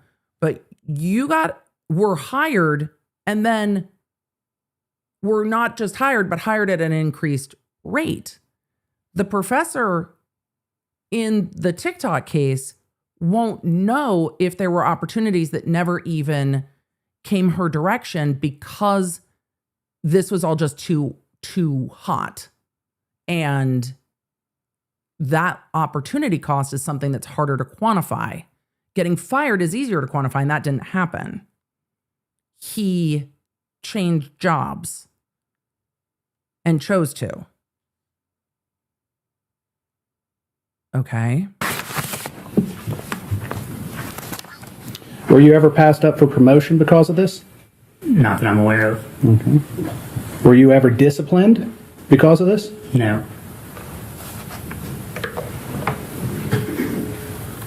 Right. And you agree while you're out in the public, people are seeing you perform your law enforcement duties? Yes. And based upon what they see, they will make comments about you, correct? Yes. So how you perform your duties reflects on your reputation? Yes.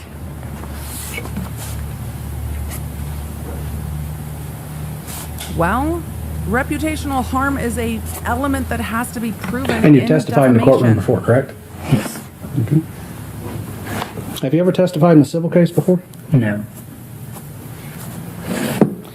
Have you ever testified in a civil case that involved the duties of a police officer before?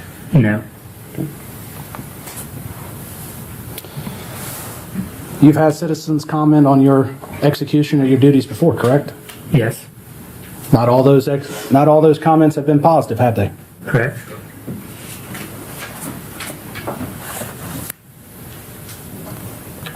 And so you would agree that as a police officer, you are subject to public scrutiny? Yes.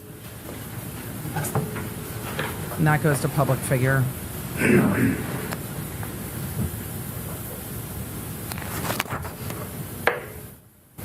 And you've never sought to keep your status as a law enforcement officer secret? No.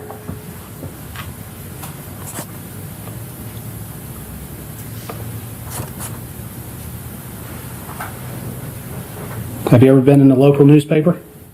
Yes. Was it positive or negative? Positive. Okay. But not everything they write is positive, is it? Correct.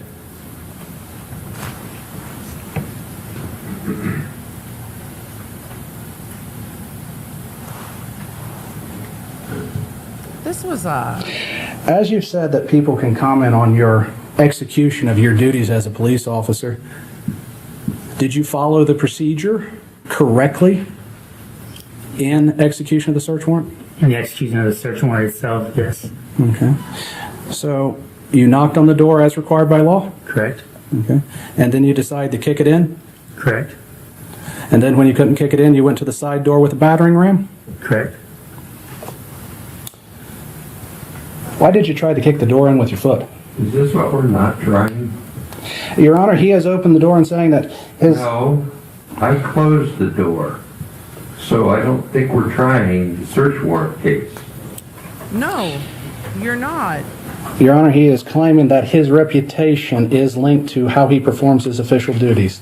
I am merely introducing that he has not followed procedures, and therefore a person can criticize him on that, and therefore he would have that as part of his reputation that everybody would have to consider.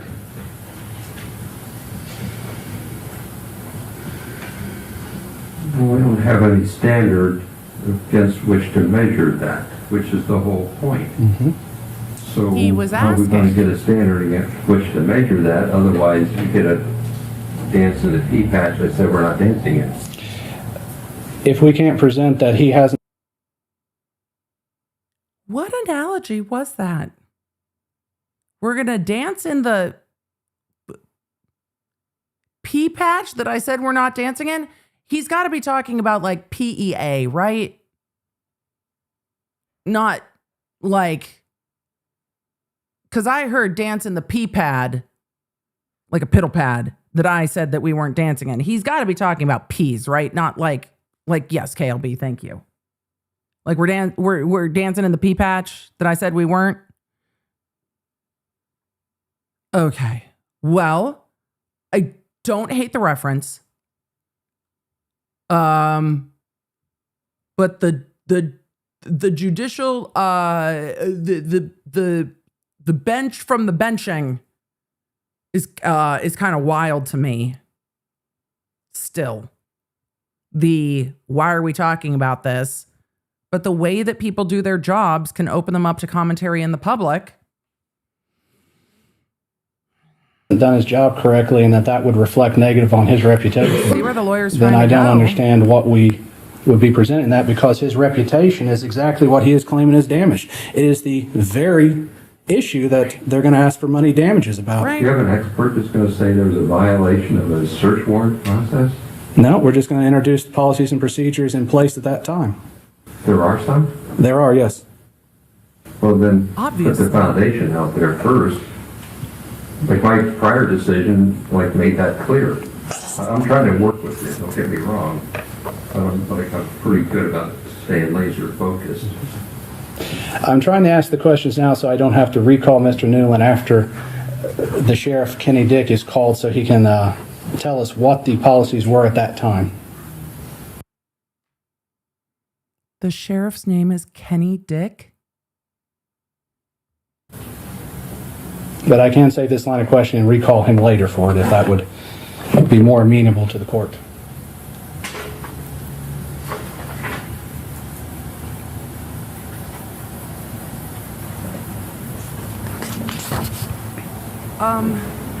Okay. Like, see policies and procedures on your witness list. Well, the policies and procedures aren't on the witness list, Your Honor, because they're an evidence exhibit. The witness list or exhibit list, Your Honor? It's all together, so exhibit list. Like, I might have an old one. There is an amended one, if I may, Your Honor. You have one, Mr. Finley? Yes. Amended when? I mean, the judge is like, which one of the jury's just sitting there. The jury's just sitting there. And the judge is like, the policies and procedures aren't a witness. No.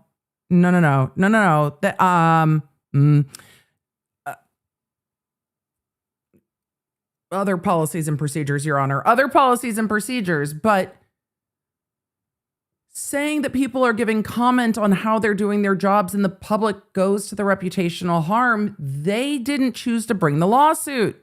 If mine stated March 12th, so if you amended it on Friday, it might be out of date.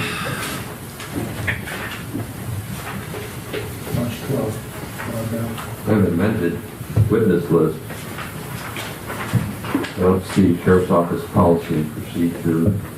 Afroman, I don't think has Policies and procedures moved. for Adams County Sheriff's Office. So that's the, Well, this has been going on. isn't the whole policy procedure manual? Yes, Your Honor, although we're going to try to tailor it to just what's relevant so we don't have an entire manual.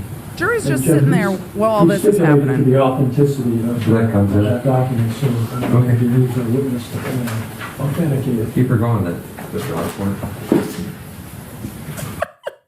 The other attorney, like none of the attorneys seem shocked by what's happening, by the way. I am, but none of the attorneys seem thrown by what's happening.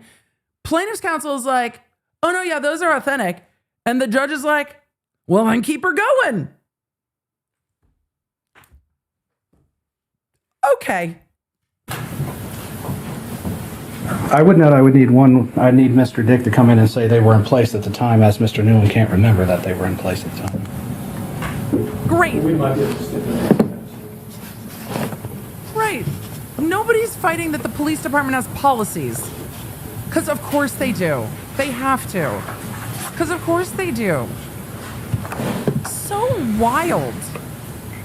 Now, it's not every time you're in public that people yell and scream "C" for pedophile, correct? Correct. There's quite a few times you can have a peaceful meal with your kids and never have any problems. Correct. It's only at certain times this occurs, correct? Correct. Okay.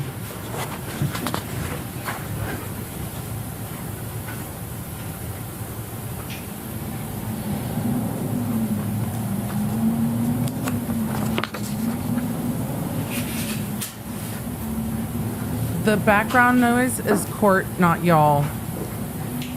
It sounds like a car engine. Have you ever been accused before of stealing money from traffic stops? Yes. Oh boy. It was not Mr. Foreman that accused you, correct? Correct. Okay.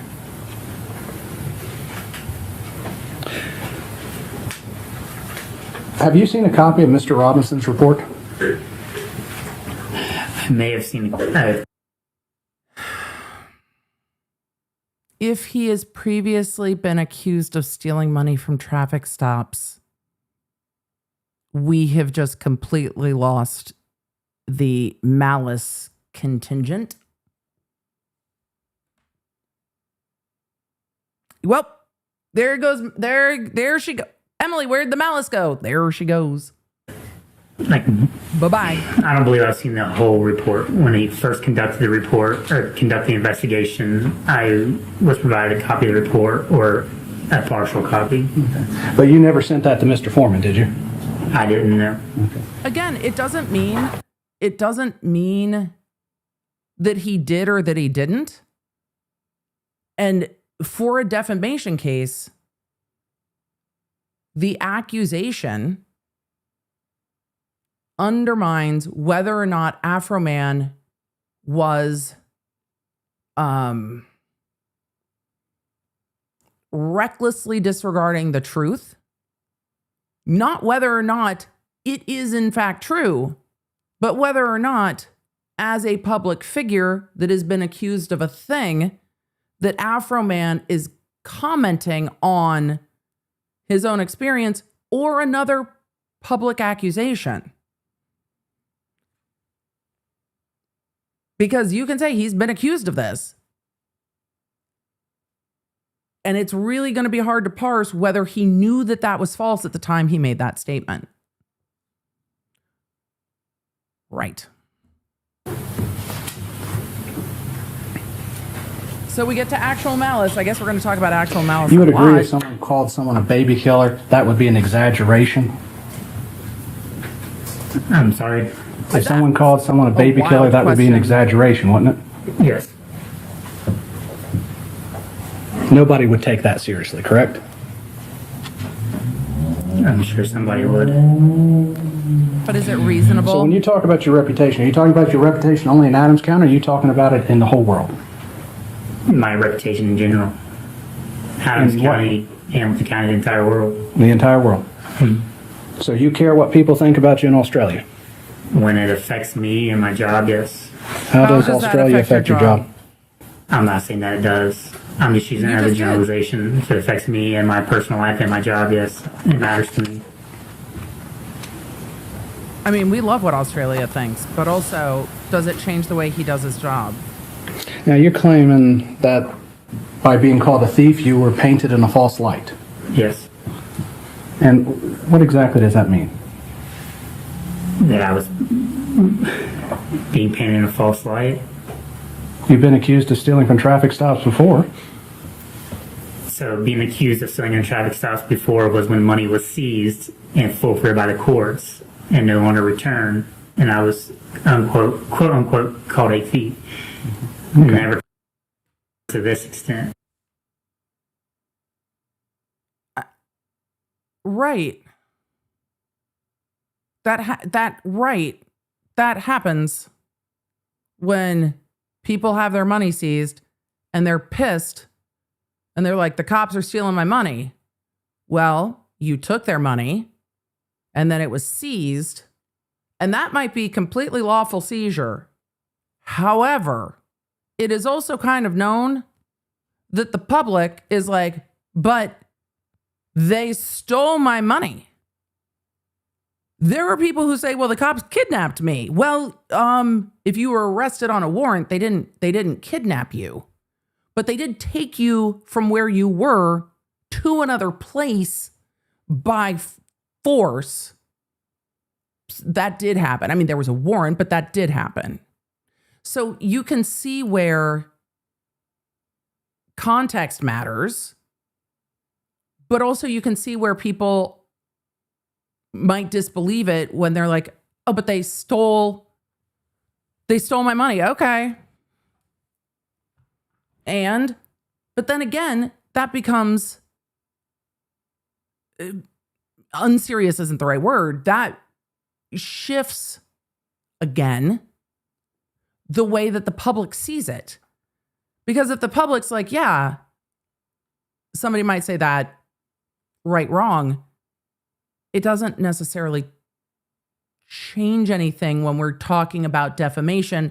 This is not the big defamation fight. I understand for the defense why it's easier to point to this one and be like, this is ridiculous. The theft allegations are not defamatory vis-a-vis the other ones.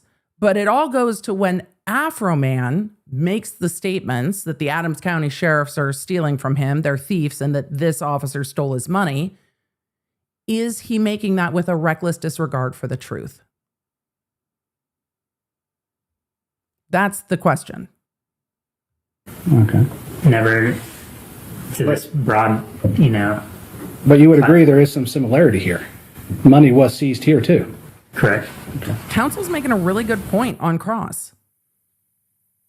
That's the feed. It's not you. But counsel's making a really good point. Oh, that's 100% the feed. The feed just yeeted itself.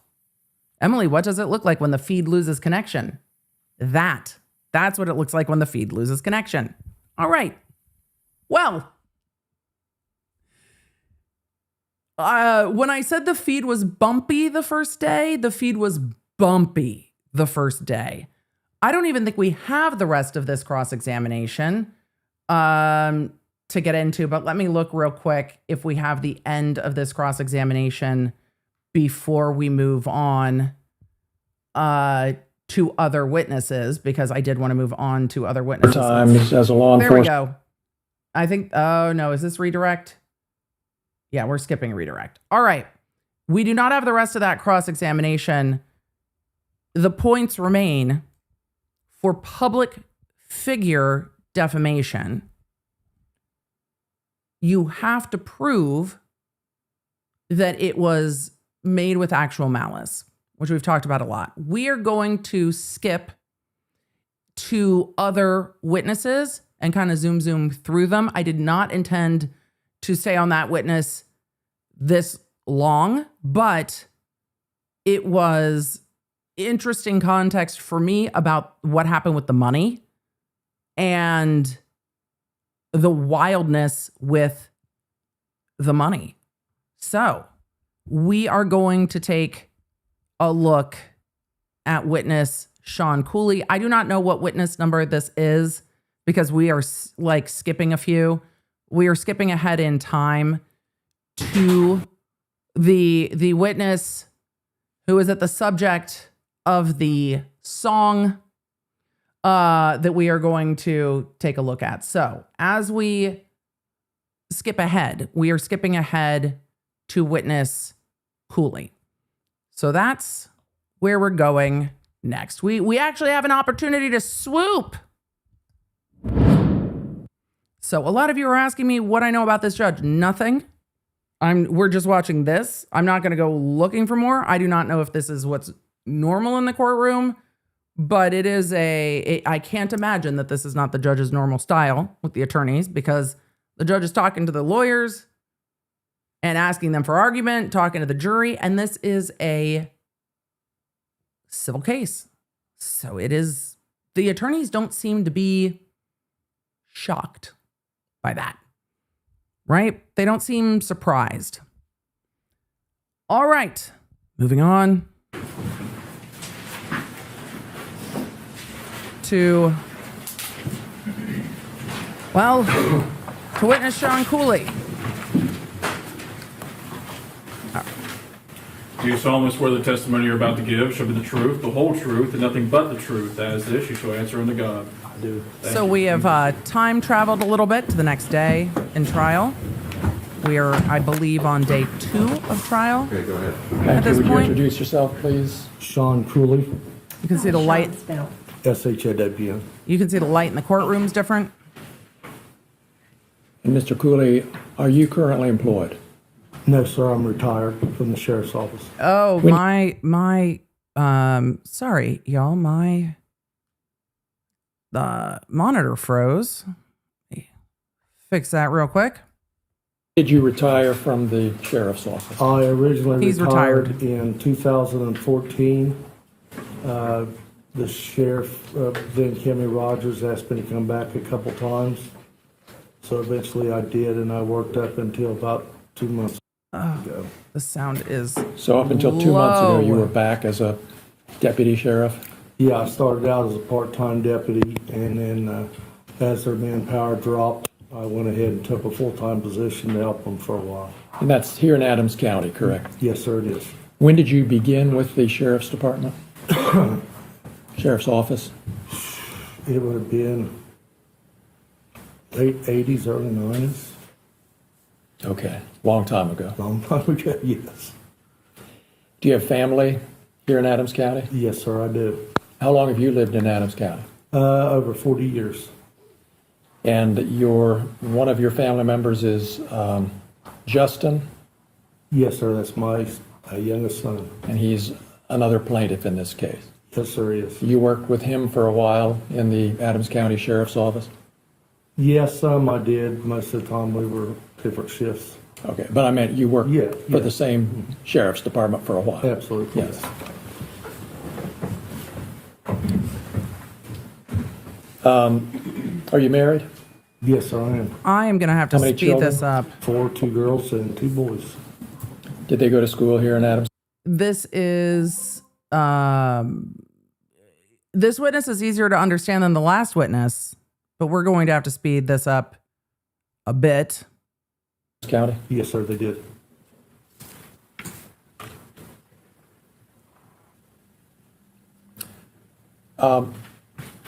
Shawn, did you And even remember then giving it's me a slow. call back in late 2022? Your Honor, I'm going to object here. I do believe he's starting to move into the realm of attorney-client privilege and opening that. If he opens that door, we do intend to exploit it. And so we would just give the court notice. That's what we believe is happening at this time. Thank you for the heads up. Where it goes. Thank you, Judge.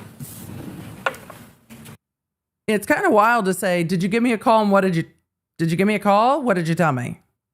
Let me ask the question this way. Okay. Were you looking for an attorney in the fall of 2022? Yes, sir, we all were. And just in a nutshell, what were you trying to accomplish by contacting a lawyer?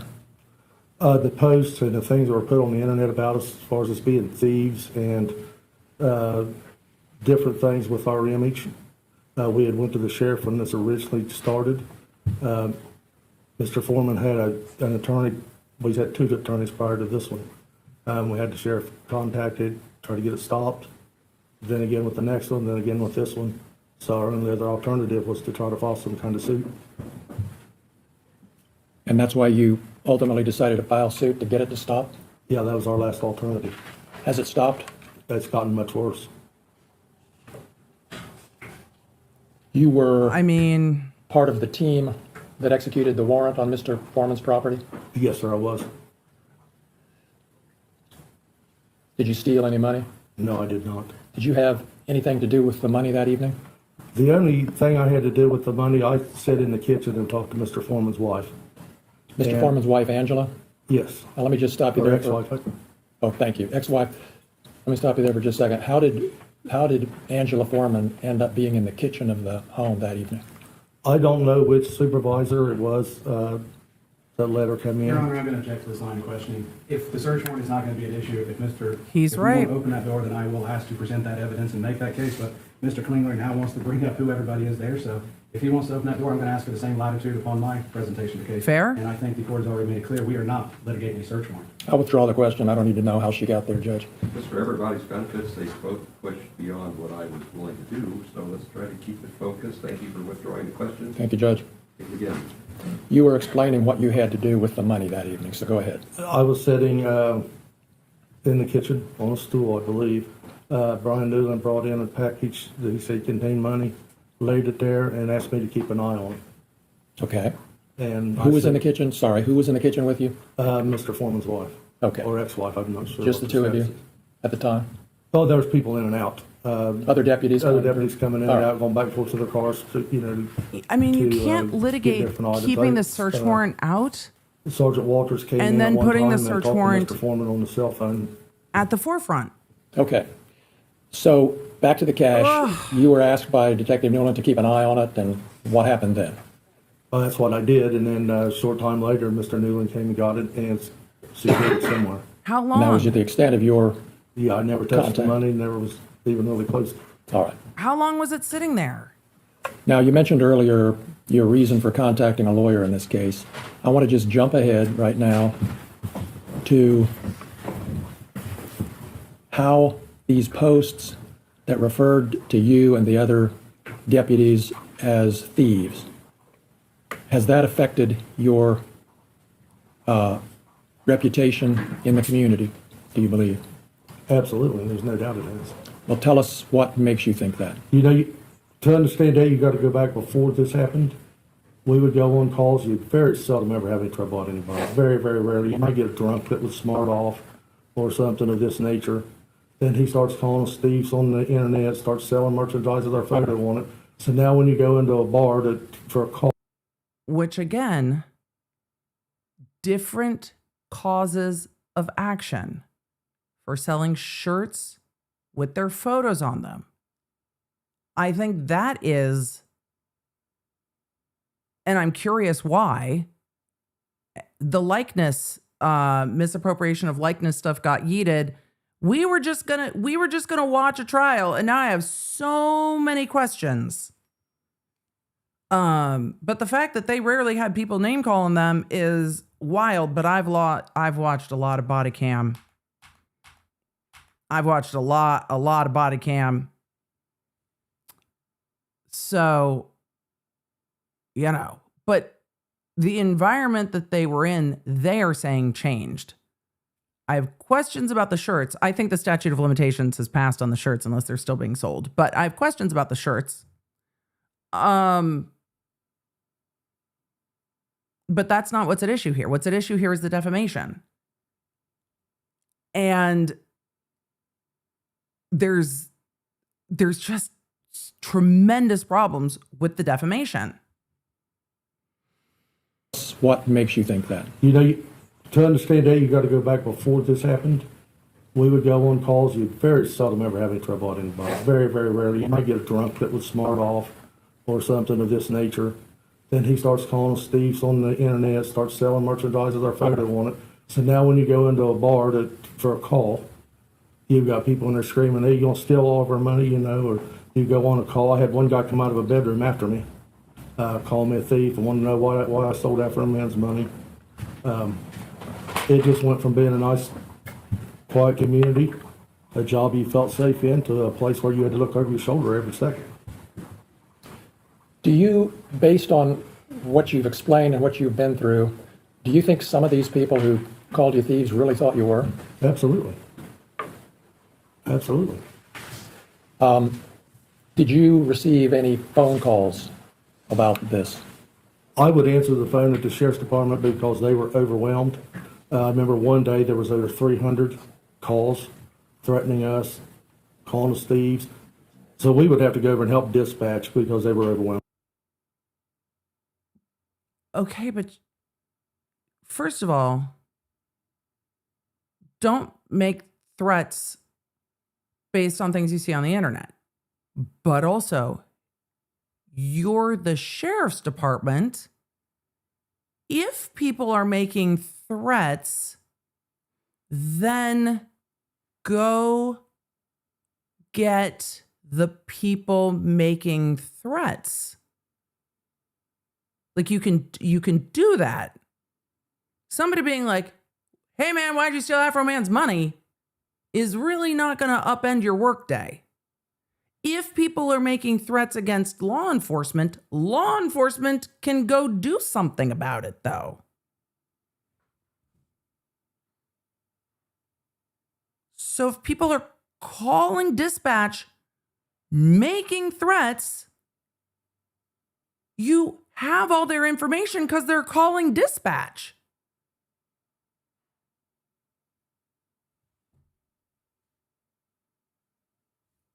There's only 2 dispatchers. So yeah, they didn't call me directly, but I answered the phone. They would cuss me, threaten to kill me, threaten to kill my kids, threaten to kill my wife. Yeah, that's not and okay. It got to the point to where my wife and my children couldn't even go to Walmart. You couldn't go into a gas station around here. My youngest daughter would hear the dogs bark at night and come in my room, wake me up terrified that somebody was there to kill us. Because even though they were young, they're still on Facebook. They still see this stuff. Why and are they on Facebook if they're young? Another after another. And when it would start to slow down, he would go back and do it all over again and get it all started again. Just like he did a couple days ago. Are you aware of posts that are continuing to come out as recently as yesterday? Some I are. I'm going to put my objection in place here. It'll take a second. So, I mean, law has changed since. If people are threatening anyone, they should be prosecuted. But are there any posts that we have seen that is calling for that? Because all the posts we've seen so far have, well, the statements against the other officer are separate from this, but the the statements we are seeing is, why are you all taking my money? And then we're going to see the song that we're getting into now. But if people are making death threats over that, go get the people that are making death threats. Because I've seen Afroman saying, why are y'all taking my money? So if the public's saying, why are you taking his money? That seems to follow. April of 2025, any more protections under the anti-stop law. With that, we would have a 60-day notice. So of I any evidence. sustained your objection. You can sit down. Thank you. Like at some point in time, we draw the line. I just drew the line of what's evolving in the public. Like we started this trial yesterday, so let's try to stay before yesterday. You're all doing a fine job. Thank you, Judge. Fluid. Yep. Lexi asks, why is there no sidebar? I have no idea. But I guess the jury might, it's off-putting to me, but I guess the jury maybe feels more involved. And the jury feels more involved in the process because it's all just out in the opening. It's all just an open court. It's wild, but it's all just out there. Are there any other examples that you can think of as you sit here today of ways that these posts about being a thief have affected you in a negative way? One of the things that really kind of upset me, I was doing an investigation as a detective, and I had to go all the way up to eastern Ohio on the Pennsylvania border.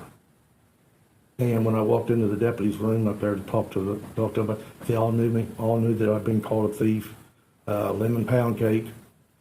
You know, it's everywhere. You can go anywhere, and if people recognize you, they start that stuff, whether they're being sarcastic or what. But and you're telling me that other cops were sarcastic at you?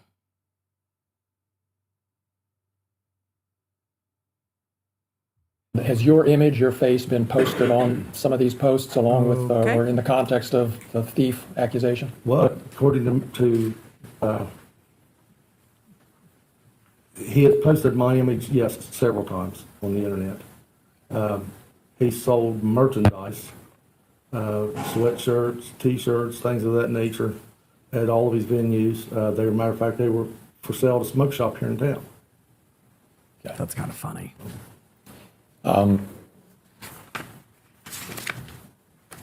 Those are all of my questions. Thank you. Thank you, sir.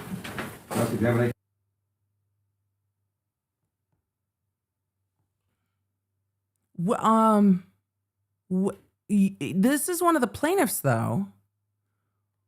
Where are the elements of false light and defamation? I don't understand where. Okay.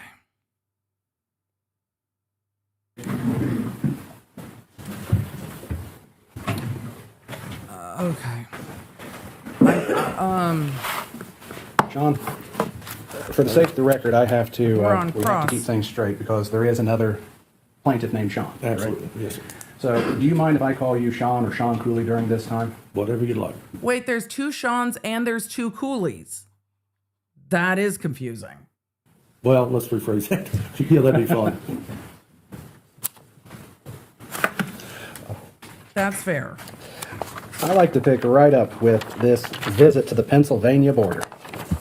You said they knew you as Lemon Pound Cake. Yeah, that was what they referred to me as, a person. And they asked you for your autograph, correct? One of them did, yes. And so, This is not the first police department to end up in a rap song. Mm-hmm. Including rap songs that call for harm to law. There are numerous songs that call for harm to law enforcement. This one is calling for pastries.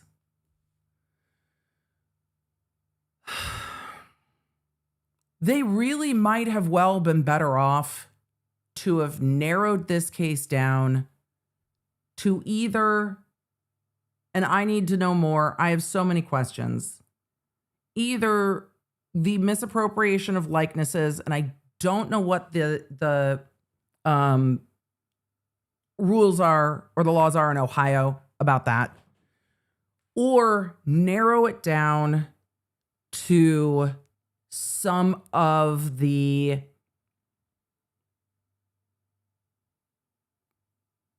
other allegations. The theft allegations, I don't think are going to fly as defamatory given the facts. The allegations from the first officer we watched, there are officers that we did not watch that might have had other allegations of other types of criminal activity, and narrow it down to the criminal activity. But if Afroman is calling him lemon pound cake on the internet, and then people are taking that and running with death threats, they should 100% go after the people that are making threats. 100% go after those people. And I know that that's hard, and receiving death threats over internet shit sucks. It is awful. It shouldn't happen. People shouldn't go real world. But that could happen based on a song, a news article, a whatever. But taking some of I think the defamation claim here is calling him a thief. It was hard to parse from the direct examination. And then connecting this one to the other officer who had some more horrific posts made about the officer. I don't think the theft ones, but talking about the officer engaging in harm to children graphically in some of those posts is different.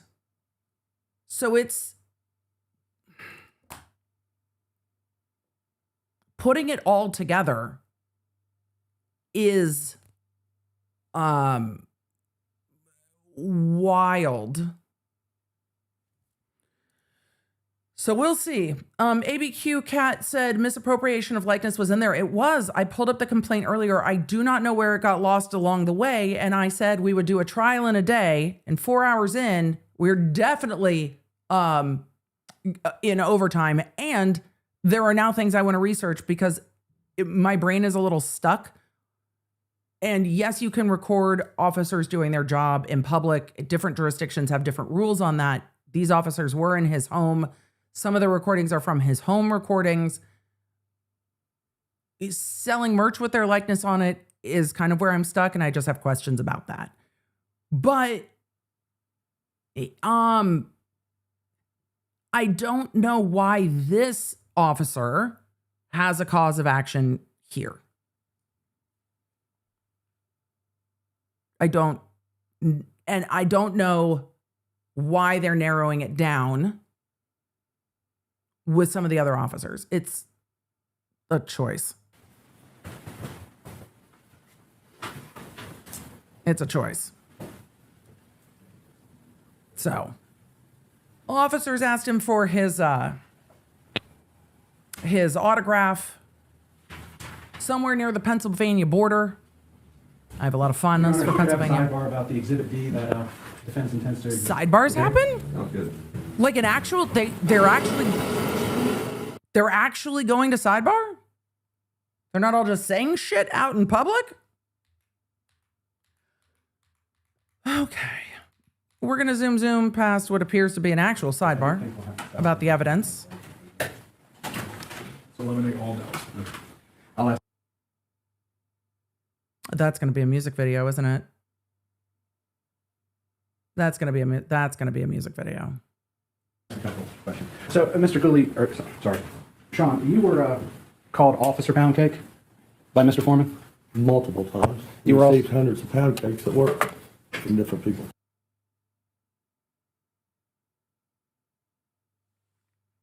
Oh, I didn't see if the mics were hot. They're going into the music video. Also with the white noise machine, I'm zooming it. He received hundreds of pound cakes at work. To eliminate all doubt. I'll ask a couple of questions. So, Mr. Cooley, sorry, Shawn, you were called Officer Pound Cake by Mr. Foreman? Multiple times. You were received hundreds of pound cakes at work from different people. Okay.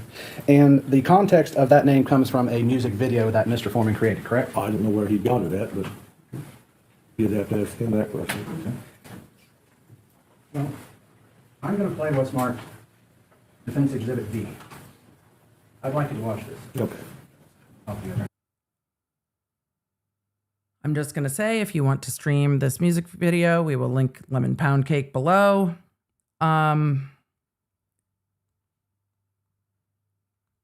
We're going to play it. We'll see how it goes. I mean, I understand that law enforcement's not going to eat things sent because they're going to be concerned that they are tainted, but I imagine that that would have happened anyway. I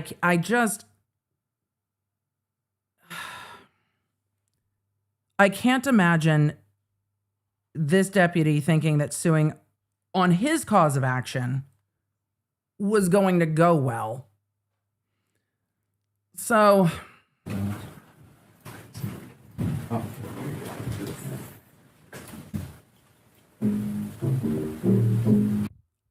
I am not going to play the entirety of the music video. We will play some of the music video. Do not worry. Again, hopefully the music video is set to revenue share. I will link it below so you can go and watch it for yourself, where revenue goes to Afroman. No, hold on, Emily, you're still on 1.25. That's going to ruin the vibe. It's going to ruin the vibe. Absolutely. That's not the direction I was trying to go in. There we go. Okay. The Adams County Sheriff kicked down my door. Then I heard the glass break. They found no kidnapping victims, just some living pound cake. Who is trying to access their computer while showing this? That's not on our end, that's in court.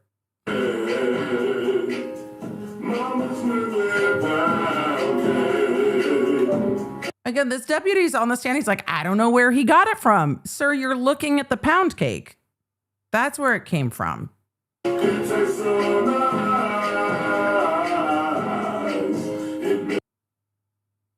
You know what occurs to me? Afroman did not bring in Mama's Lemon Pound Cake for the jurors. I think the jury should have sent a note out saying, we actually need to know if Mama's Lemon Pound Cake is that nice. We need to be aware. We need to know. No, there's literally a pound cake. Keep an eye on the counter. Literally a pancake. The sheriff wanna put down his gun and cut him a slice. Of what? Lemon pound cake. He wanna put down his gun. Lemon pound cake. Trending on TikTok. Lemon pound cake. He's a family guy. Lemon pound cake. Munchies because he got hot. Lemon pound cake. Pound cake. He's a Adams County Sheriff. He's hungry and he's big as hell. He was sniffing for weed. Then he smelled another smell. What was that? Mama's lemon pound cake. Right. Because there's a pound cake in the kitchen. Yeah, I know. The Under the Boardwalk is going to get all of you. You're just like,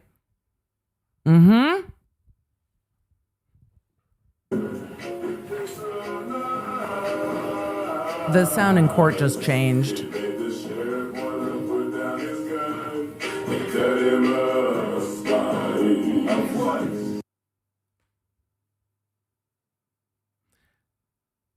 This is a defamation case, and the lyrics about the sheriff that are on the stand says that the lemon pound cake looks so nice that the sheriff wants to put down his gun and cut him a slice.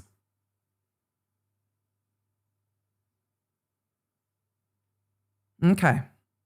Lemon pound cake, he wanna put down his mind. Lemon pound cake, trending on TikTok. Lemon pound cake, he's a family guy. Lemon pound cake, munchies because he got high. Lemon pound cake, pound cake. He sees my cake and my porno man call boom boom. I wonder if on cross-examine they'll ask if he actually seized the pound cake. Something happened to his camera on the way to the evidence room. Mama's lemon pound cake. It tastes so nice. Make the sheriff wanna put down his gun and cut him a slice. Of what? Lemon pound. The chat is now ready to sue over not getting to taste the lemon pound cake. I don't know if we have a cause of action, chat, for like the disappointment of not being able to taste the pound cake. Has Afroman put the recipe for Mama's lemon pound cake on the internet yet? Has that happened? Because again, the first witness we watched, there's room to have a conversation about the graphic posts. When we get to this plaintiff who said that hundreds of pound cakes were sent to the sheriff's department and other deputies called him lemon pound cake and asked for an autograph, I am having a hard time finding the defamatory statement. Oh, I would definitely pay for the recipe. I would definitely pay for the recipe for the pound cake. When is Afroman putting out a line of lemon pound cake edibles and lemon pound cake flavored gummies? When? I would have to go to a different state, but when? Lemon pound cake, trending on TikTok. Lemon pound cake, he's a family guy. Lemon pound cake, munchies because he got high. Lemon pound cake, pound cake, lemon pound cake. Okay, we have the point of the lemon pound cake. Go watch it. We'll link it. That was cross-examination. It occurs to me that I don't think I've seen a defamation case where the defamatory thing,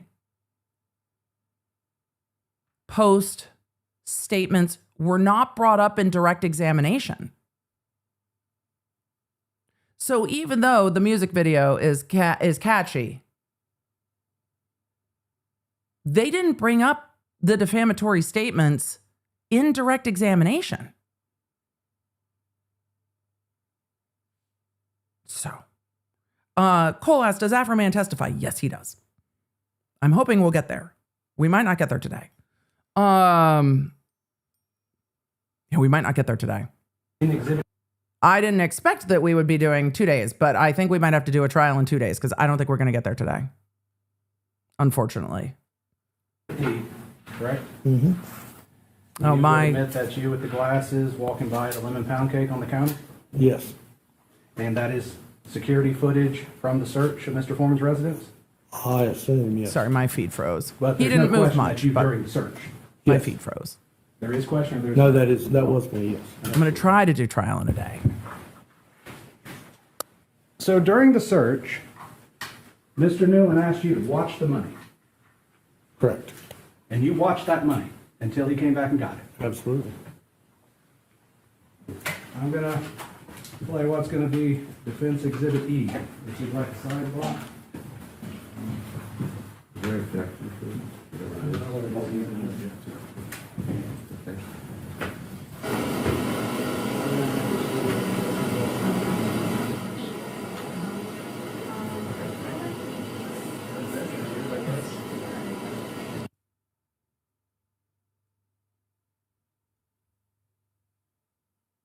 Well, they cut the mics on that one. I don't know why they're cutting to the cameras in the courtroom,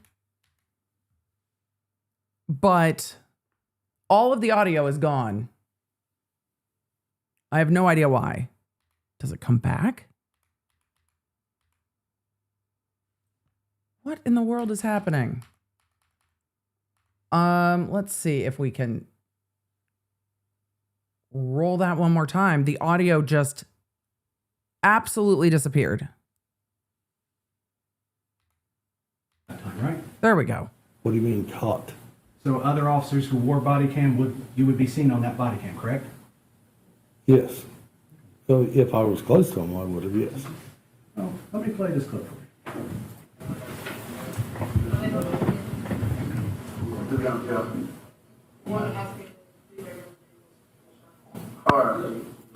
So, off to the extreme left of here, we just saw a gentleman. Was that you? Yes, I believe so. So you are in this body cam footage. Could you run it back just a second and let me see? Oh, let me start it over. Okay, that'd be fine. Can you roll that back one more time? This is in the defendant's kitchen. So, just for the sake of the record. Tiff noted in the chat that this is a waste of resources.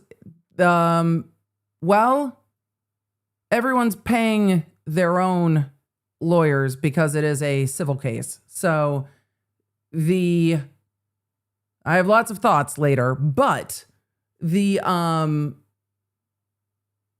plaintiffs chose to bring this suit, so they are paying for their lawyers. I mean, there are court costs. We will probably get to that tomorrow, but it is a civil suit. And at the time, they couldn't yeet, Afroman couldn't yeet this in the pretrial phase because they did not have an anti-slap. So this is not a case that the state is or the county is bearing the cost for, other than the standard courthouse operation. We see two people in this video. Do you know who the lady is? Yeah, I believe that's Mr. Foreman's wife, ex-wife. Who's the other gentleman in the doorway? I can't tell, but I don't know. Would it appear to be Kenneth Dick? It could be, it's just not. Well, actually, maybe look at this. I think this is a better image of it. Yeah, it does appear to be Kenny, yes. Because it is dark on my screen here.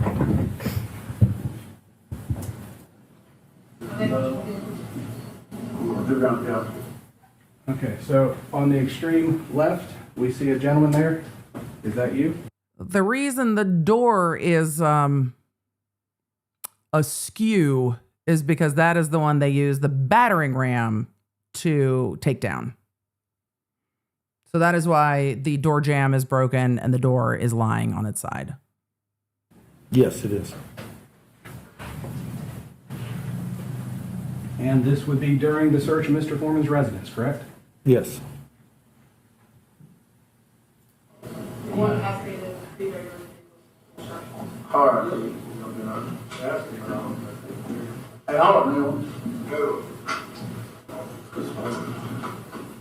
The sound is just... Let me rewind this a second. Looking at the table here in the bottom right-hand corner, is that the evidence bags with the money? Yes, sir, it is.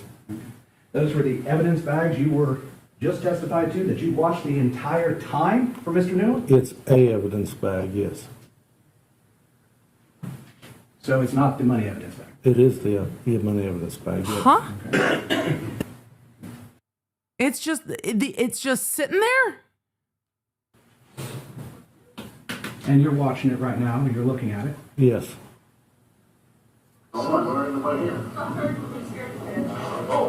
And there you And go. you're walking outside now. Okay. The person's following you.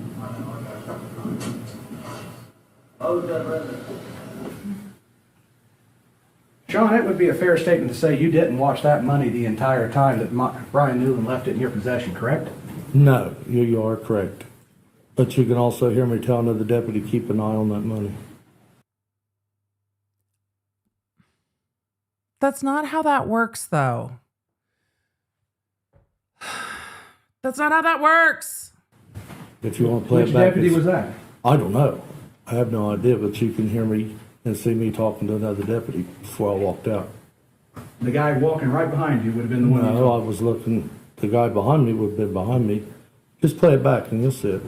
replay. I would love to see it.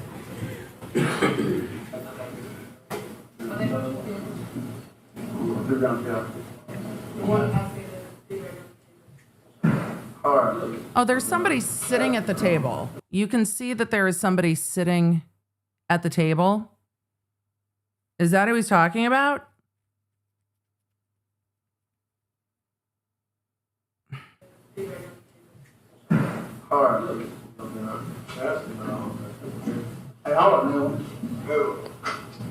Oh, nope, they get up. Okay. So the deputy sitting at the table got up. That's the ex-wife? Okay, the ex-wife got up. I have a hard time when they change orientation in body cams. And leaves. There's no one else standing back there.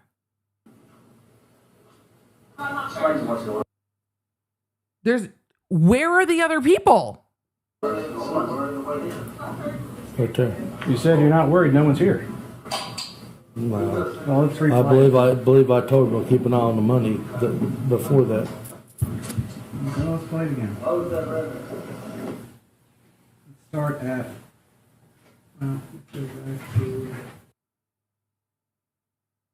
Yeah, they're going to play it again. What are we doing with the money? What are we doing with the money? Did you agree that 0.16 seconds in? Yeah, It'll that's be after fine. that? Yeah. Mhm.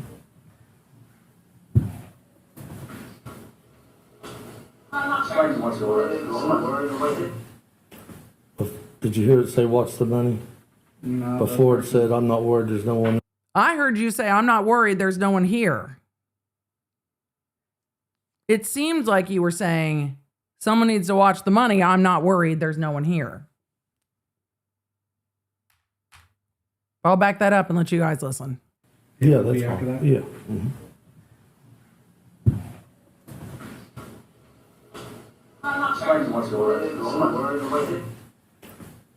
Did you hear it say, "What's the money"? No. Before it said, "I'm not worried. There's no one in there." Yeah, that's what you said. That's why I said yes. Yes. So the person asked you about watching money. You said you weren't worried because no one was in the place. It does appear that way. Yes. For the record, 35.27 to 36 minutes even. I got it. Oh, thank you. You're welcome. Okay.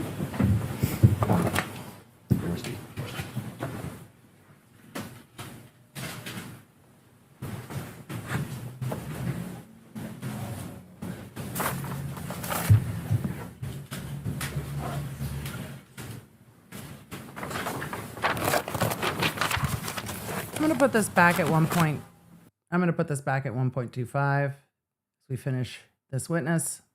Now, I'm going to say this. I'm going to ask a question. I do not want you to tell me anything you have talked with any attorney with Mr. Klingler.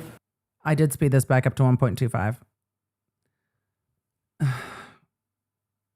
And the reason we're going round and round about the money is because it goes to the actual malice in the statements about whether or not they are thieves.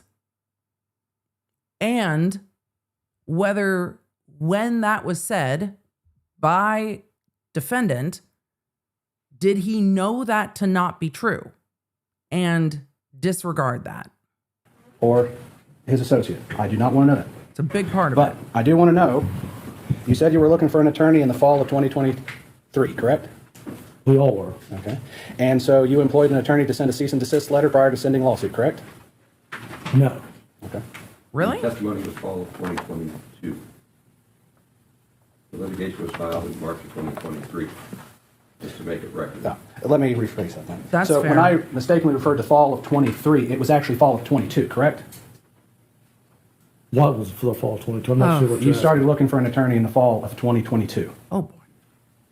asking. I believe, I don't think I'm the one that made the original call for an attorney. Wait. It was one of the other deputies. We had discussed it. We had to have permission from the sheriff at that time to do anything. You took some of the phone calls, the threatening phone calls, correct? But if you're suing in your personal capacity, I guess you would talk to your boss about it because it's going to bring in scrutiny and attention, but I don't think you need their permission to file a civil lawsuit in your personal capacity. In dispatch. Yeah. Did you make a report of those? They were all documented, yes. And they investigated and traced the calls? Didn't trace them. They were all ghost numbers or showed up as no phone number at all. So nobody was ever prosecuted? No one was called in to... Oh, this is They've about the been fined. threats. They don't have any idea who they were. Okay.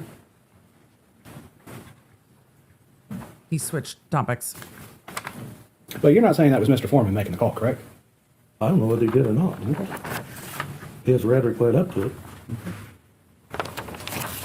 He said, now he's hard to understand. He said his rhetoric played up to it. He was much easier to understand before his hand was in front of his mouth.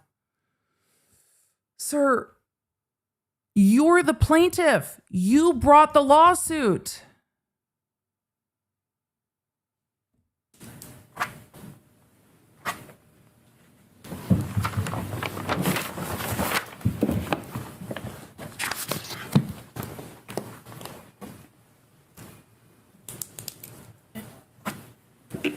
So no, they never tracked down any of the threats, he said.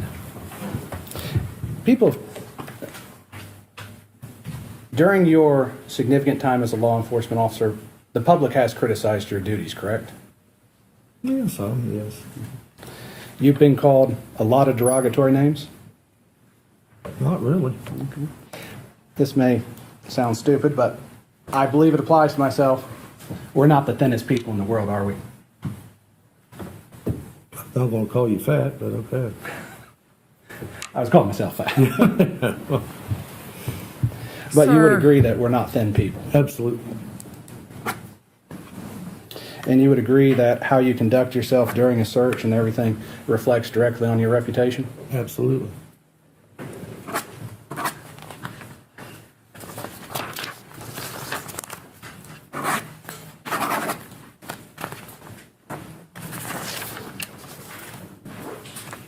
Is the statement not lemon pound cake, You don't believe everything you read on the internet, do you? but big as hell? No. I guess that might be the statement they're don't going believe everything after. you read in the newspaper, do you? No. You would agree that Exhibit D that I played, the song Lemon Pound Cake, is a music video for entertainment? There again, he made accusations that I smoke weed on there, which I don't. Is that the defamatory statement? Chat. Did any of you think that he was literally high? Or was it a callback to the song Because I Got High?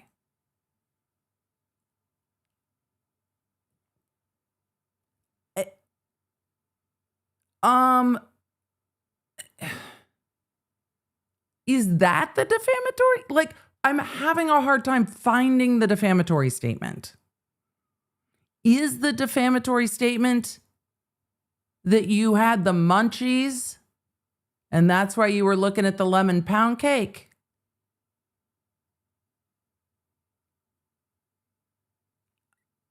Okay, I'm just gonna let this play. So that was a lie as well.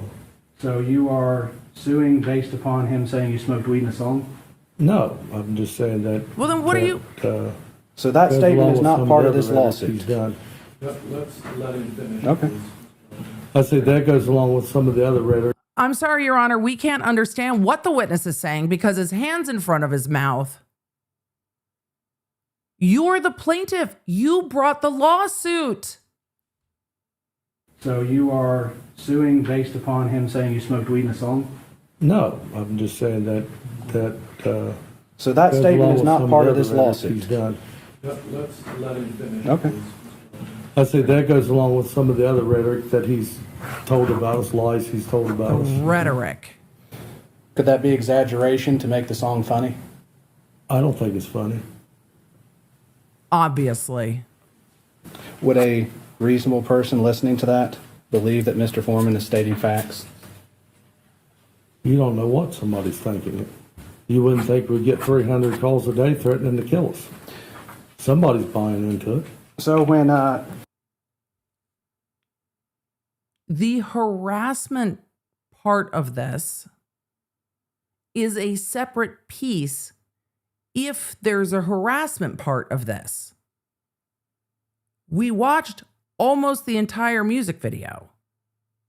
There was nothing in the music video that a reasonable person would watch that music video and then say, I should threaten law enforcement. You watch the music video and then either go, actually, I do love lemon pound cake. That sounds wonderful. Or, lol. But again, the harassment should be prosecuted, investigated, and followed up on. Y'all are the investigators.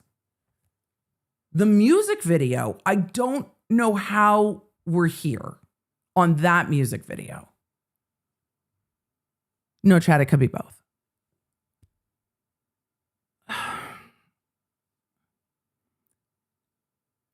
Jerry Reed sung the song, when you're hot, and when you're not, you're not. And the judge said that to him right before he sentenced him to prison. That's an actual fact, or is that a exaggeration? I'm going to rewind and see what counsel is asking, but this cause of action is breaking my brain. You don't know what somebody's thinking. You wouldn't think we'd get 300 calls a day threatening to kill us. Somebody's buying into it. So when Jerry Reed sung the song, when you're hot, and when you're not, you're not. And the judge said that to him right before he sentenced him to prison. That's an actual fact, or is that a exaggeration So for we're going to entertainment? strike all that because we don't know anything about that case, and he's not going to become a witness. So until you establish a foundation that he knows what you're saying, you don't get to testify. So set it up right, I'll let you do it. It's, Mr. Your Honor, Cooley, what is your favorite genre? it's cross-examination, Your Honor. Y'all just wanted to watch me get a headache in real time.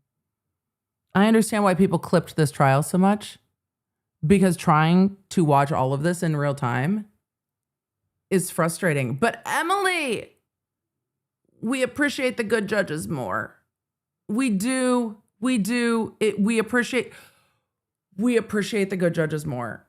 We appreciate the good judges more. Music. This is the judicial demeanor is a struggle for me. 60s. I'm gonna just let him answer his favorite genre of music. You get to testify. This So set it this up right, particular I'll let you plaintiff do it. seems nonplussed about all of this. Mr. Cooley, what is your favorite genre of music? 60s. Give me an example of a song. Under the Boardwalk? Freebird, American Pie. Let's take American Pie. Leonard Skinner. Is the song American Pie, you've listened to it, correct? Multiple times, yes. Is it literally about a pie? No. It's more about something else. Yes. Great It's for analogy, entertainment. counsel. Yes. And you were entertained by it. I like the lyrics, yes. And you don't, in that song, American Pie, do you believe that was fact? That what was fact? What was said in that song? I mean, isn't it a song about an event? No.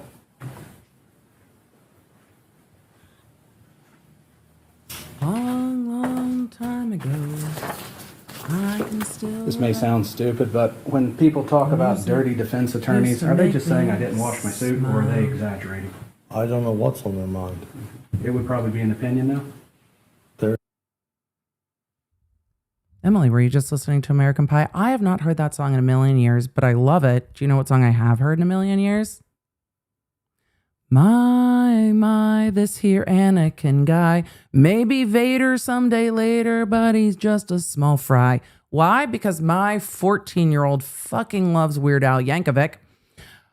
But American Pie tells a story. I think counsel's made an excellent point through this cross-examination. I think he's made an excellent point. Look, art is different.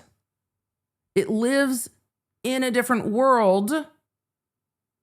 It lives in a different world. It's not literal. Again, I don't know. Maybe they know something on you. Like I didn't take a shower that day? Yeah, that or you've done something you shouldn't be doing. Oh. So when a person yells crooked cops, they may be just referring to cops in general doing bad things? It could be. Okay. Expressing their opinions about what they think? They could be, yes. Okay. So I'm going to get this straight. So you're saying that being called Officer Pound Cake has colored you in a false light, yes, correct? He's a deputy. He's a deputy. He's a deputy. It's the sheriff's department. I have found it. We have found the problem. I cannot take this cause of action seriously. I cannot.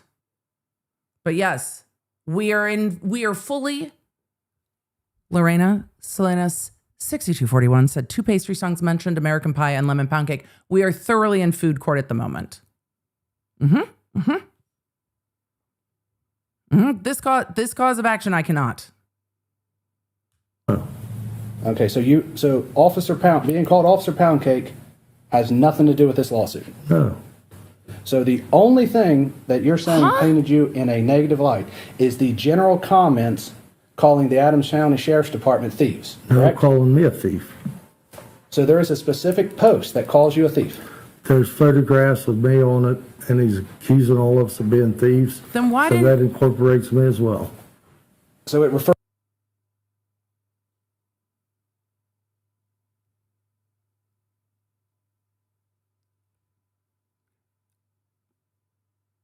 Well, this is why in the direct examination, we didn't see any posts about what the defamation was to this plaintiff. There are 7 plaintiffs. This is a bad idea. This is a bad idea. Refers to the Adams County Sheriff's Department as a group then, and you're part of that. Just members of the Sheriff's Department, not the entire Sheriff's Office. But it doesn't list your name. Yeah, there's posts that list my name, I'm sure. You're sure? What do you mean you're sure? I'm pretty sure that there was some that had my name on it. I mean, I don't recall which ones, but We haven't introduced any to evidence by your attorney. What posts are you referring to? I need a date and time. I don't know. I'm just saying that there could be. I don't know. There could be, but You sued. You sued. You brought a lawsuit. You're in trial in a lawsuit for defamation, and you don't know what the defamation is?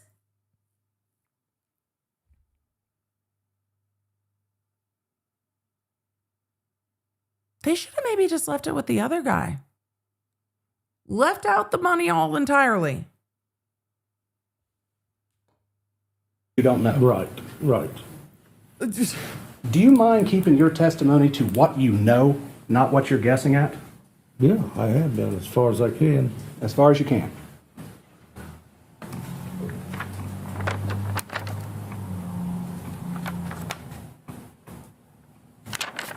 Okay.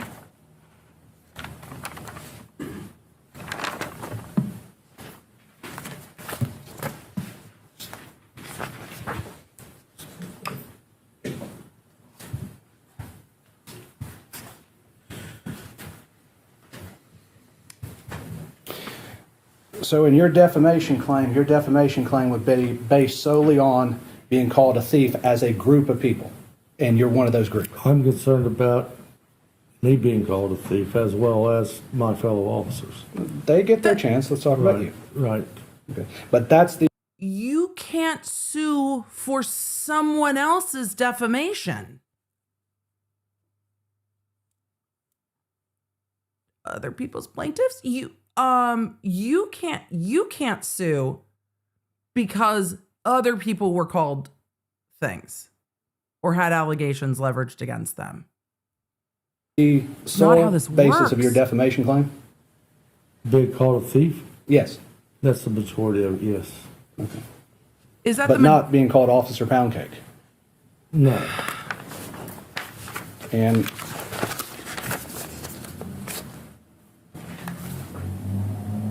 okay. May I have a second?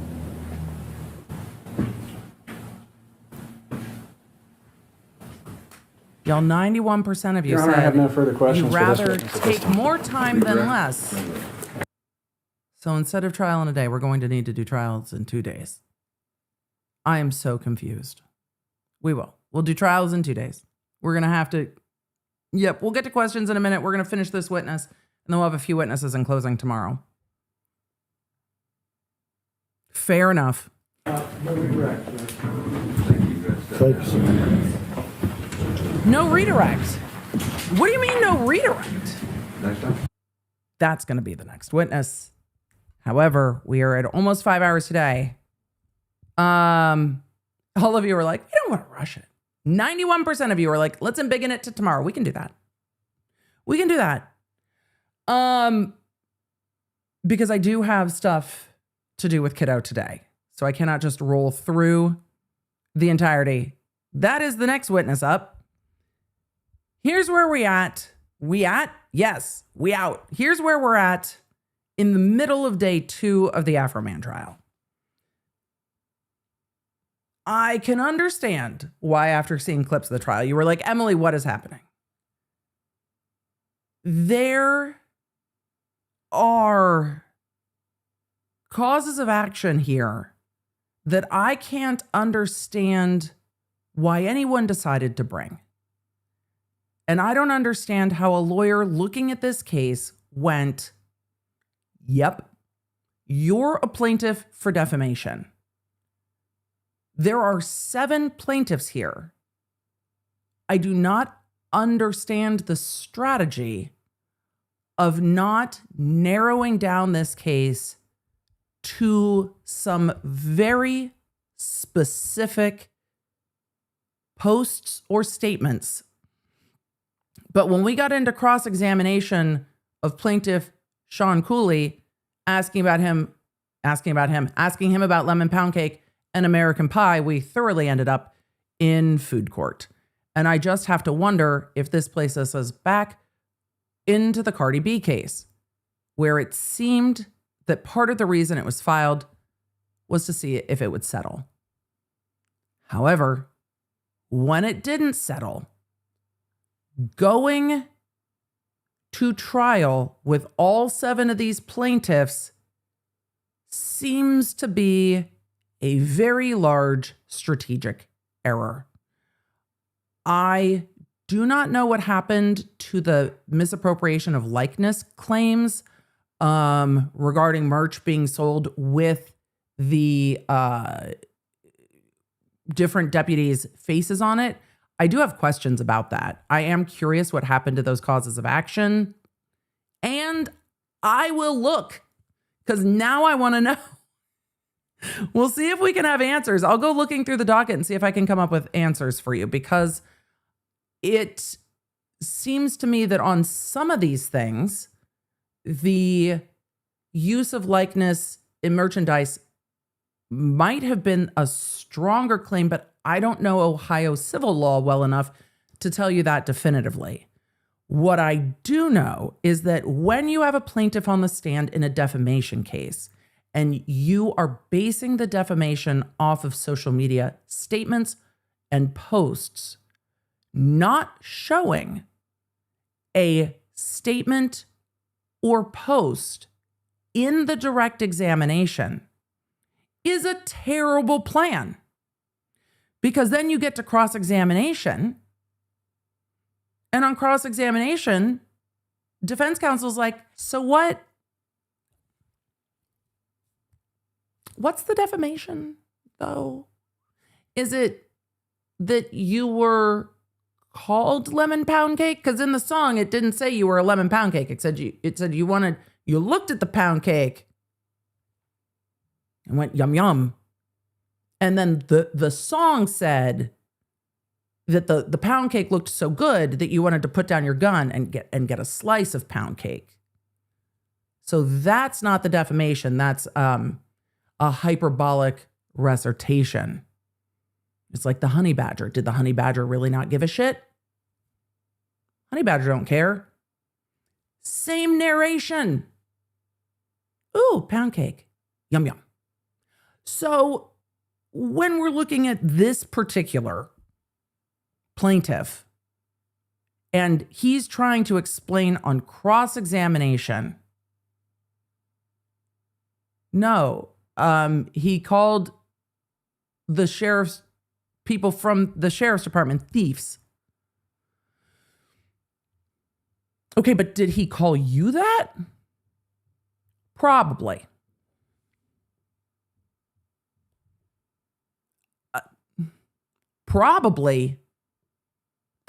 Probably. You're in a defamation lawsuit as a public figure, and your cause of action is based on he probably called you something in a post that was never put into evidence connected to you during your testimony.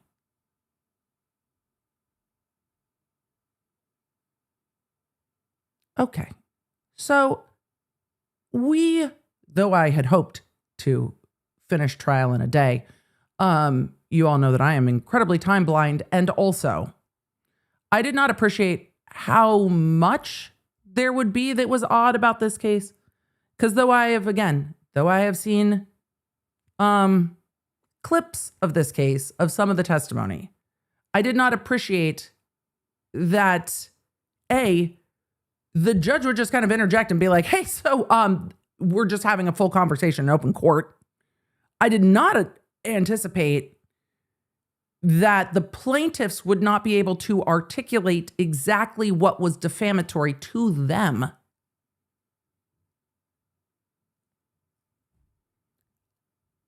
And I did not appreciate the mix of charges that were, or causes of action, because civil, that might be able to be navigated in a defamation case, and those that absolutely can't, and combining it. And this is very fair, chat. Views Through a Lens said, Emily, you said no spoilers. I know. I know. I know. But I didn't know. Like, I thought I knew. You guys were like, you have to look at this. So I was like, yeah, I've seen some of the clips and I've seen some of Afroman's testimony. I saw a clip of his testimony saying, I took my bad time and turned it into a good time. And I was like, that's kind of iconic. I didn't know the rest of this, because also I want to experience it in real time with y'all so we can just react to what we're seeing for the first time. And oh boy. Yeah, I have not seen anything quite like that. And I think that bringing in the lemon pound cake video might actually undermine some of the rest, or all of the rest of the case, because it's like trying to take text messages that aren't serious and make them serious. We saw that in Corey Richins. We saw that in Depp Heard, one of those criminal, one of those civil. But we've seen that in other cases, and it does not go well. Juries do not like it when you play in their face. Juries do not appreciate it when you are telling them something is serious that is not serious. And when you try to look at, well, he vaguely alluded to me being a thief, that's not going to be enough for public figure defamation. And I don't think they've started to show reputational harm.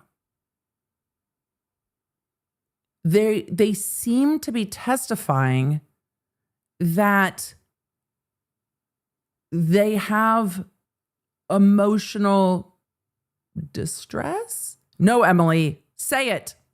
Say the Stephen He thing. I can feel you, chat. They seem to be testifying about the emotional damage, but not the reputational harm. And these are not, they're not suing for intentional or negligent infliction of emotional distress. I don't know if they can in Ohio. I don't know if that was a choice. I'm pulling up the initial complaint right now because there was a lot that was pared down from this in litigation that we're going to need to look at. But clearly, because now we're in it. Damn it. But not damn it. It's interesting. And there are some legal questions here that are interesting. But I don't see in the initial filing, and I'll pull up more in the docket, I do not see any negligent infliction of emotional distress or intentional infliction of emotional distress. And I suspect, and this is me speculating based on what we've seen in testimony so far, what we've seen in testimony so far is that there was never a cease and desist sent. So if there was never a cease and desist sent, it makes it harder to prove that there was negligent or intentional infliction of emotional distress, because it seems that they never said, you have to stop. This is causing harm. And that might be why they are not pursuing those claims. But they keep talking about the damage. But when I'm looking at the first complaint, or the first, sorry, my brain has switched into criminal language. When I'm looking at the first complaint, and I'll need to go back and look again and see if there's a subsequent updated. But the first one has invasion of privacy by misappropriation, which I understand, given the use of likeness. Invasion of privacy, false light. Invasion of privacy, unreasonable publicity to private lives, which, because they are public figures, I can understand why that would have gotten yeeted. And then injunctive relief to shut it all down. So initially, there is not any claims regarding IIED or NIED. I now have more questions. So I don't see view surveillance. I don't see a cease and desist. I see a injunction requested at the time that they filed. So I see the injunction when they filed it, but I don't see anything that indicates that was done before based on the testimony. So we've got a lot to cover. And we're going to end up in overtime tomorrow. We have embiggened to day 2 to cover 3 more witnesses. We have 3 more witnesses, or at least that's the plan. 3 more witnesses, closing arguments, and verdict. That's the plan for tomorrow. So I should have just planned on a 2-day trial. I should have known myself better. You know what? If I'm not optimistic though, then I'll be like, no, we can't. If we do it in 2 days, we'll do it in 3.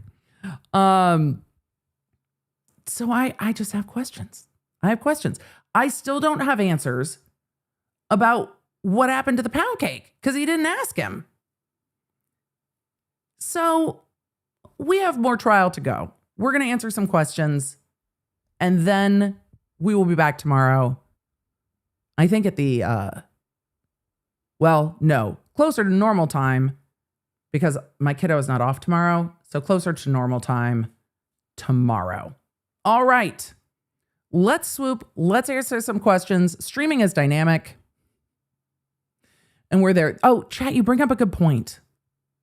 A number of you bring up a good point. And this is a fair consideration. For the this is actually a potential legal quagmire, a legal pickle, if you will.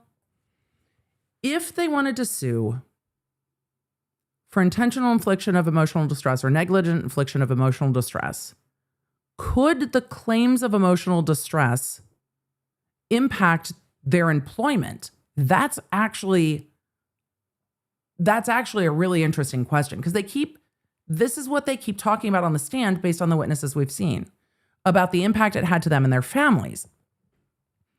But if they went through the evaluations that you would need to support a claim of emotional distress, could that also undermine their work?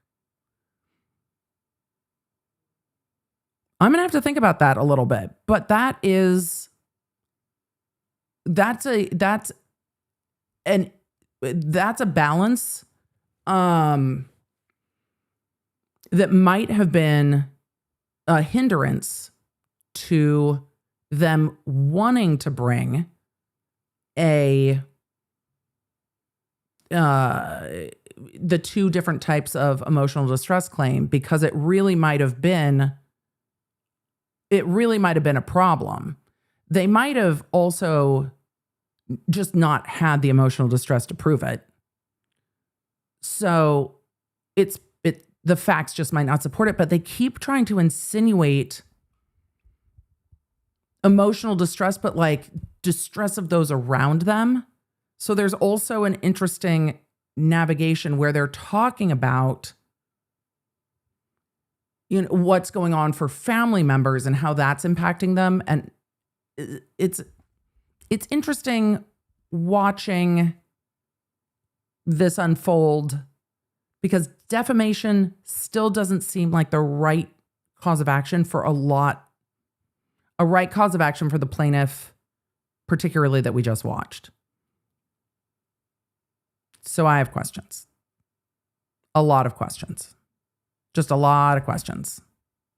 And I think it's fair, chat. A number of you have asked, including Ninja in the chat, saying, how can we possibly come to a resolution on this case if we do not know how good the pound cake is?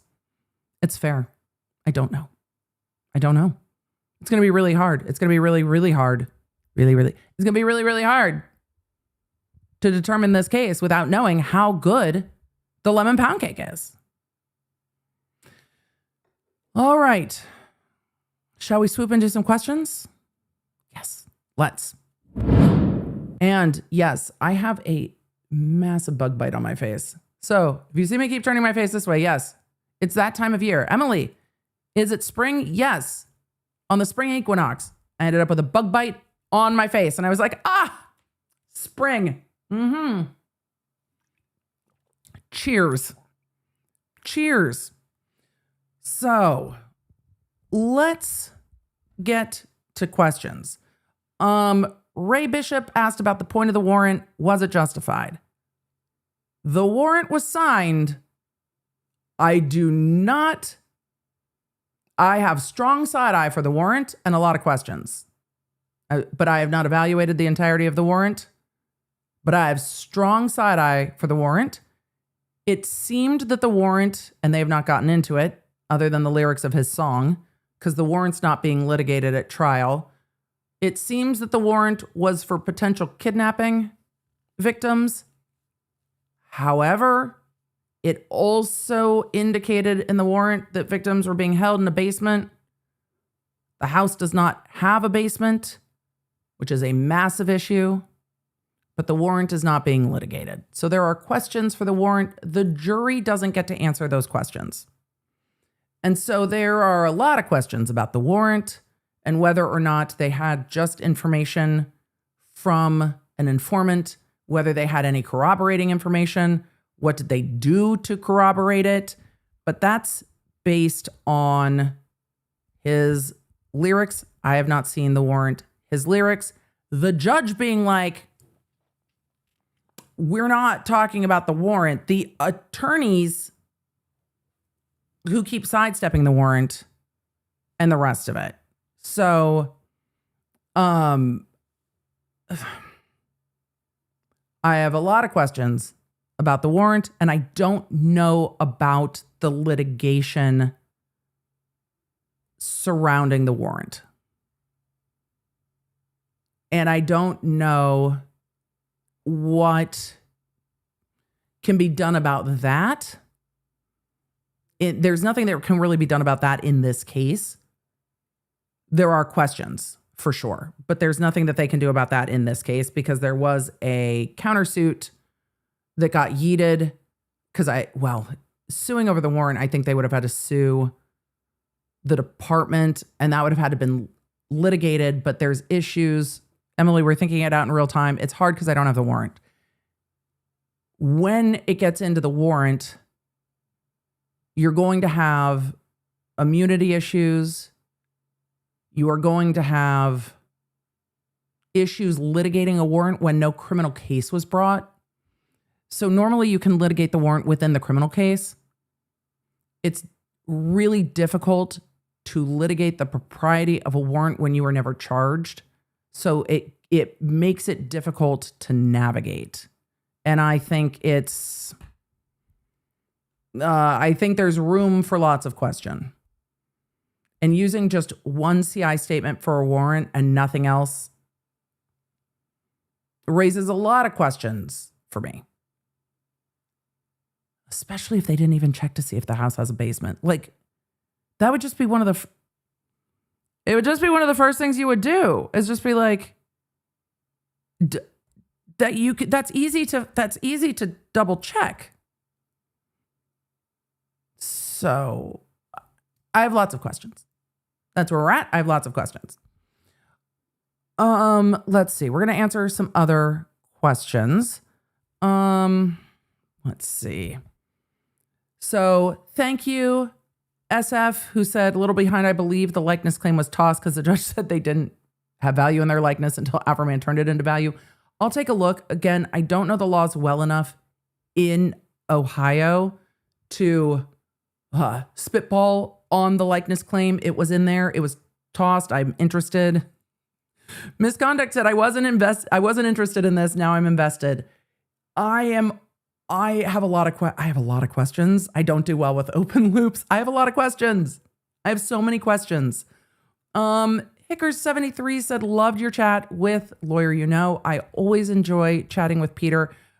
Peter has a very good sense of like, oh, I can grab Emily for a chat in this like window of time. He has a great ability to be like, do you have a moment? Yes, we have a moment. Let's chat. Planning things too far in advance often don't work well for me, but I always enjoy having a chat, especially when we hadn't gotten to chat during the trial. I hadn't got to watch a lot of his coverage during the trial, and I was curious what he had to say and what he thought. And it's always nice to get to have a chat. And shocking. Emily likes to have a chat. Let's see. PR Fizzle said, when law enforcement gives you lemons in the form of a raid, make some lemon pound cake. Yes. It's just wild. The real CH said this guy needs to learn how the internet works and do an endorsement for a local bakery that makes a lemon pound cake and lean in. It's particularly with the last witness we watched. Not the first witness I have some questions about. With the last witness that we watched, the fact, or the last plaintiff that we watched, that they decided to be a plaintiff in this case seems like a miscalculation. Like a big miscalculation. The other plaintiff, the first plaintiff that we watched, I think at this point I have questions, but I am not as clear on the allegations regarding children, the theft allegations. I don't think you're going to reach that actual malice. I think the actual malice there is going to be hard, and I'm curious to see how that's argued in closing. Kiki said, I think they think defamation means hurt feelings. They might, because they keep talking about that. Like, I didn't think it was funny. Okay, well, that doesn't make it defamatory. Felicia, I skipped Lisa's testimony. I'm skipping over some of the plaintiff's testimony and getting to some of the other testimony. So we are not doing every officer's testimony, and I'm skipping some of them. So, and then we'll get to closing arguments. Let's see. Minnie said, I'm having Judge M withdraw already. Yes, it's a very different, this is a very different style from the bench.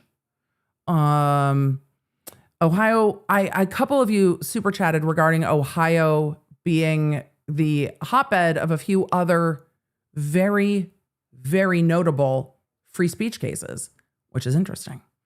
Let's see. The judge was the only one allowed to question the jurors during jury selection. Casey Cat, that happens in a lot of jurisdictions where the judge questions the jurors during voir dire, not the attorneys. That goes jurisdiction by jurisdiction. It's definitely not my favorite, but some jurisdictions do that. And let's see. Sally Sweet said, my papa had large amounts of cash in his house and in jars buried in the yard. Large amounts shouldn't be uncommon. Also, is $4,000 in 2026 considered a large amount of cash? I do not think I have enough information about the department to quantify if they consider $4,000 in cash in a high-profile public figure's home to be a large amount. It might be a large amount of cash or an unusual amount of cash for the county. But I also think there's probably a strong indication that when somebody's a high-profile public figure and traveling a lot, that it might not be. Dragonfly Dream says, who pays for prosecution? There's no prosecution here because Afroman was never charged. We are in a defamation case that the deputies brought as public or as private figures. They brought they did not bring as part of their work. They brought as members of the public. So they would pay for that or should pay for that. Now, whether or not their department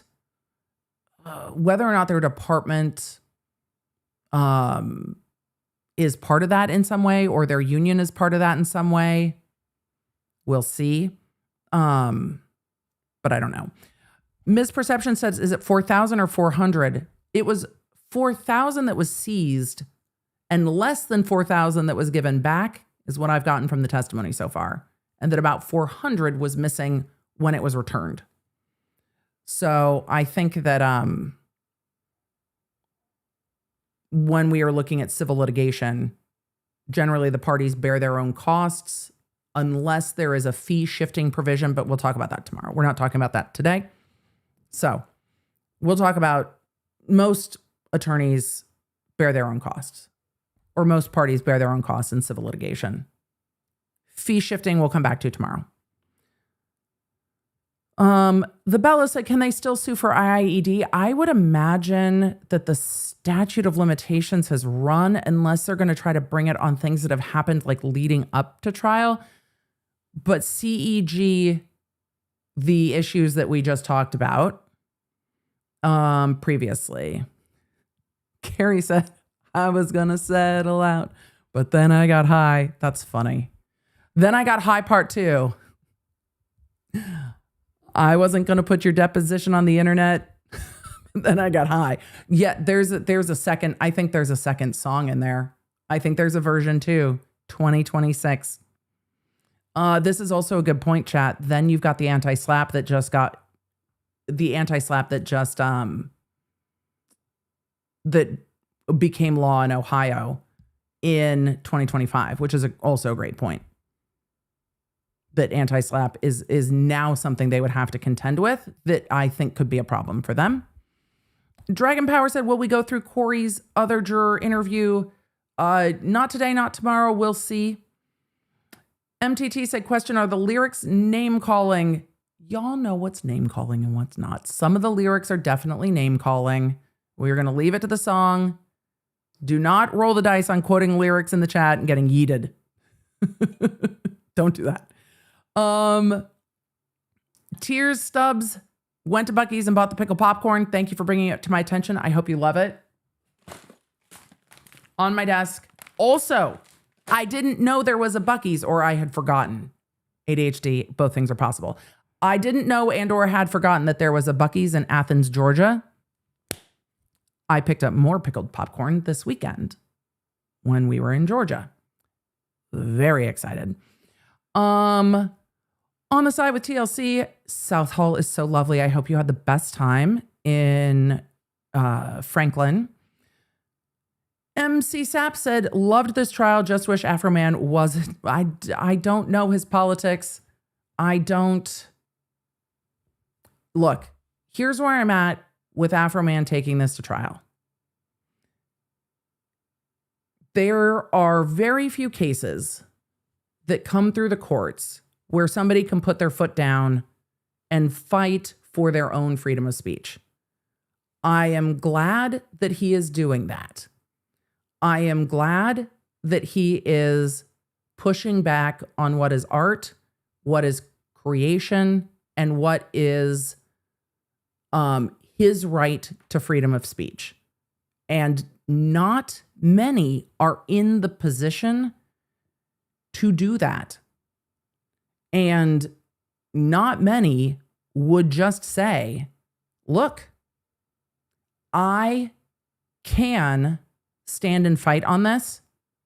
I am going to stand and fight on this, and I'm going to go through court. So I think that that's completely appropriate, and we don't see it all that often.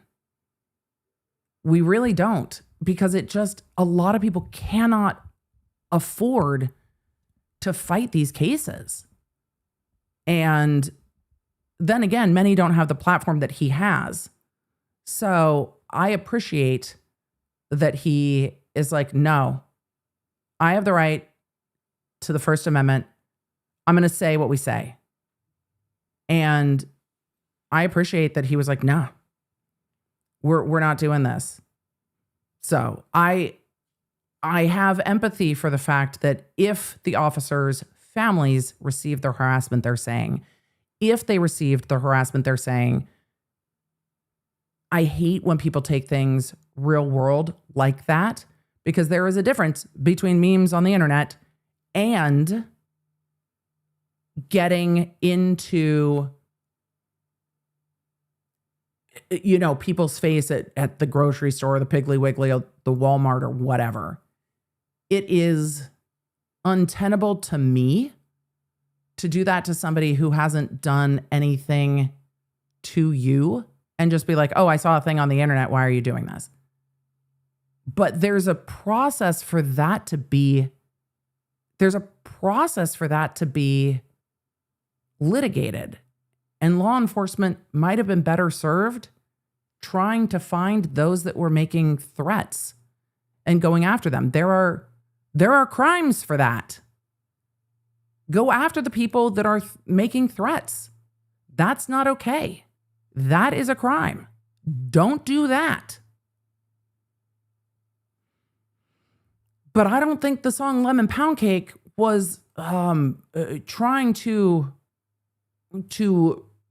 incite that type of response. And if I missed it, maybe I missed it, but it just doesn't seem to be.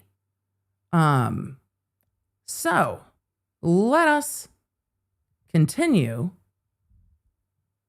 with answering question, because freedom of speech matters. And few get to fight that fight. And I just don't understand how they thought that this was going to be fine. I don't understand how they thought this was going to be fine. I just don't. So that's where I'm at. All of you are just like, I am hungry for lemon pound cake. Get it.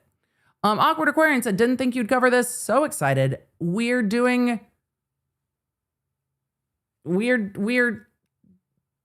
parts. Because in any trial, there's things to navigate. But timing is a big one for me this week, particularly. Well, and in the coming weeks, timing becomes a thing. Chu said, Emily, no matter how accurate, you can't call Afroman baked goods. We were talking about Afroman's baked goods. His lemon pound cake. I am sure he is not baked in court. Ashley said, just listen to Lemon Pound Cake, 10 out of 10. I am going to link the songs below so that you guys can go listen to them and support Afroman and hopefully he's made back more than his legal fees in this. Kim said the sound cutting out fits the chaos vibes. Full chaos. Just full chaos. Which is to be expected. That was not delightful. Not delightful. Rigor mortis tortoise said this judge once threw his pen and yelled at me in open court because I was speaking too quickly. Oh no. The judicial demeanor is just different, but the lawyers don't seem particularly off-put, which makes me believe that this is the vibe that they are expecting. And it sounds from your own personal experience that might be true. And that might be true. This is whoopee-doo. This is a fair question with regard to the first witness and with regard to the first witness allegations regarding children. I have questions about that as well, because we watched that entire witness. We saw what the posts said, and there is a question for me when you narrow it down. I think that when you throw everything together, though, you run the risk of the jury just being like, no. And was there reputational harm? Was there reputational harm done before? So I'm interested to see how that plays out. So there's that. Rigor mortis tortoise also said this whole thing could have been avoided if rural cops understood how hip hop beefs work. It's not it's not even the most dramatic hip hop beef. It's at all. So just not at all. So yeah. Also, yes, with the lawyer trying to hear kitty. So some things got cut for the first witness. I looked at just about everything I could find. So I will go look and see if I can find any more, but No YouTube said, why would the lawyer sidestep the warrant and openings based on the judge's rulings? And that's what we've seen. Because based on the judge's rulings. Andre said, I was an EMT and had people take a swing at me. I mean, I can imagine that happens quite a lot. A lot of you mentioned that you have had wild experiences at work.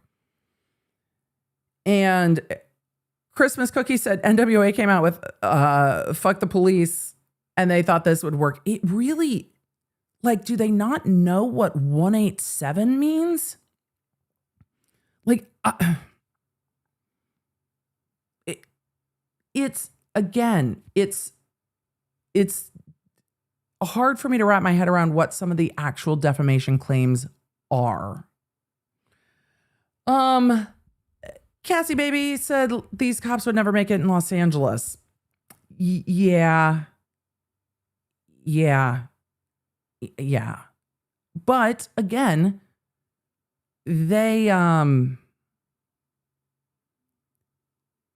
talked about the disruption to them and their community. So the flip side of that, for for the arguendo of it all. The flip side of that is, well, because so much is said to and about cops in LA that there's really nothing else that like can be said, and there's nothing else that's out of bounds.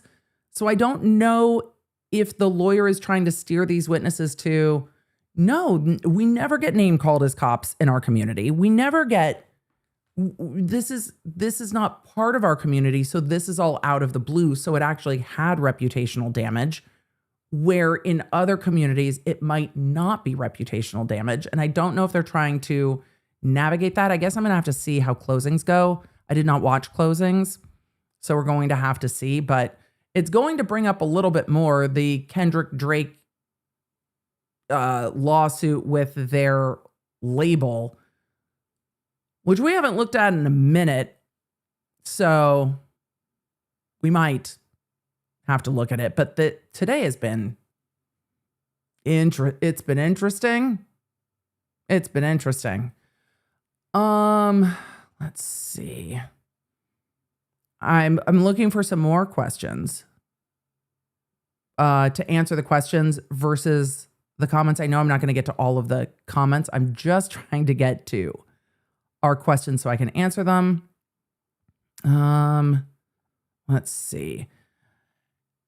Tranquil moments. I appreciate that. Talking about Afroman taking stuff down. I don't know what label his music is through, and I did not look to see what label it was through. Sometimes it's not the artist's choice at all, depending on how their music is distributed online, where the distribution gets to make that choice. Some distributors online will do a revenue split, or a revenue take, which I've talked about in other content regarding other outlets. Music copyright, news copyright work totally differently. But with regard to music copyright, some labels will do a revenue split. Some labels will just do a revenue grab where like the video stays up, but we take the revenue from the video, which fine. Totally fair. And actually totally down for it. Like that's fine with me. But it just depends on how whoever has the distribution does that online. So it just depends. We'll see. But again, we have a sponsor of today's stream. So we'll be keeping an eye on it. And our sponsor is linked below. So we can rev share the stream. We can rev share the stream and then have our sponsor on the stream.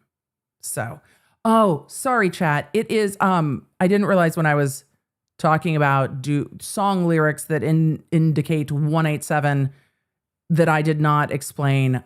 I apologize. My brain shifted to Los Angeles and then moved on to questions. It is the homicide statute in Los Angeles. In LA, things go by different numbers. Like Utah has like 3 digits, then 2 digits, then 3 digits. It's almost like a social security number, kind of. LA is generally 3-digit numbers, and they are ingrained in my brain. And sometimes you'll hear them in songs because culture in Los Angeles is one of those things that can kind of permeate. 187 is the homicide statute.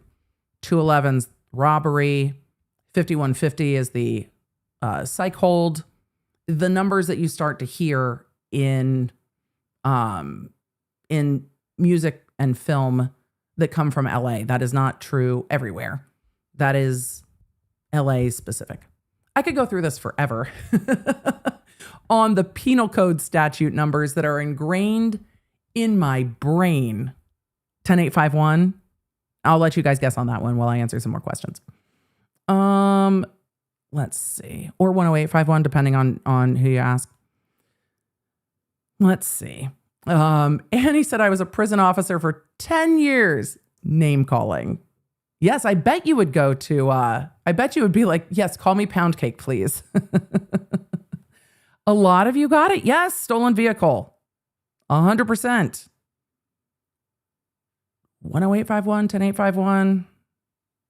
Stolen vehicle. Let's see. These cops would never make it in my middle school in the 90s. And that's what's tough. Is that some of these things are just not appropriate for a defamation suit. So It's just wild. Just Jill, I'm so glad you got your Law Nerd merch. I saw a lot of you that got your Law Nerd merch today, mentioning it in the chat. Does this count as food court now? Yes. Yes, it does. Yes, it does. Absolutely. Is there a code lemon pound cake? I don't know. Maybe. We need a code lemon pound cake. But at least we flew from Utah for a minute. We're going to go back to Utah because there are going to continue to be questions regarding everything that's going on legally with the cancellation of The Bachelorette. I always try to have conversations where I can bring legal expertise to that.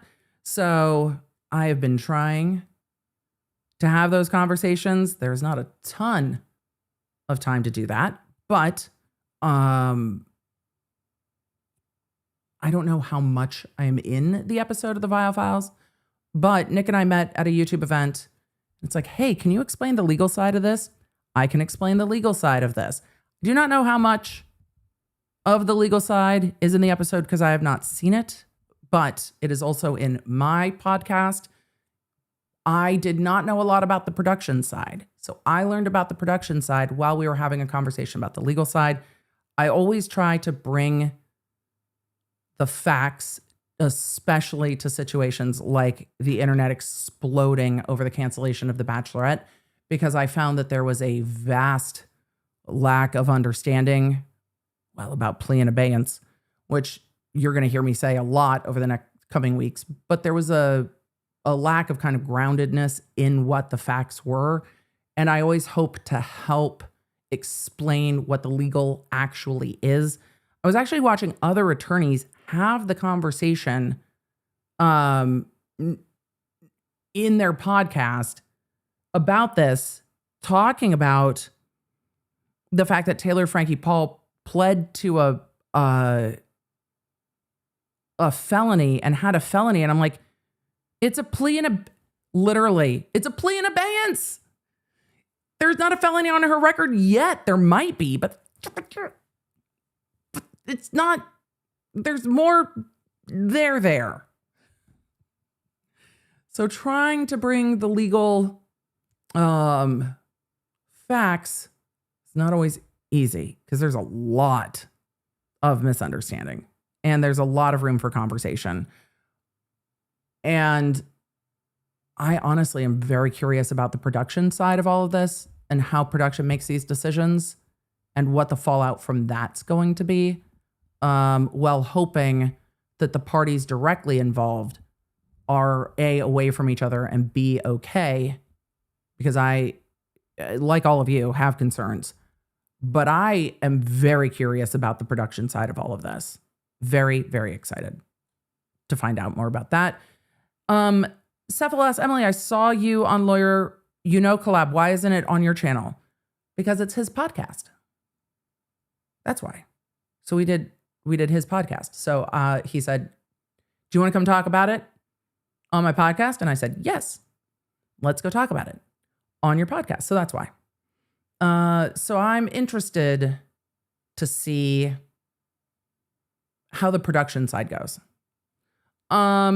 AC, I talk about it very much. In the podcast I did on Monday. So it's there, but it's a different sentence and it's a different way to do the sentencing. So it's there. All right. Tomorrow we will be back for part 2 of all of this. It's fantastic. It's frustrating.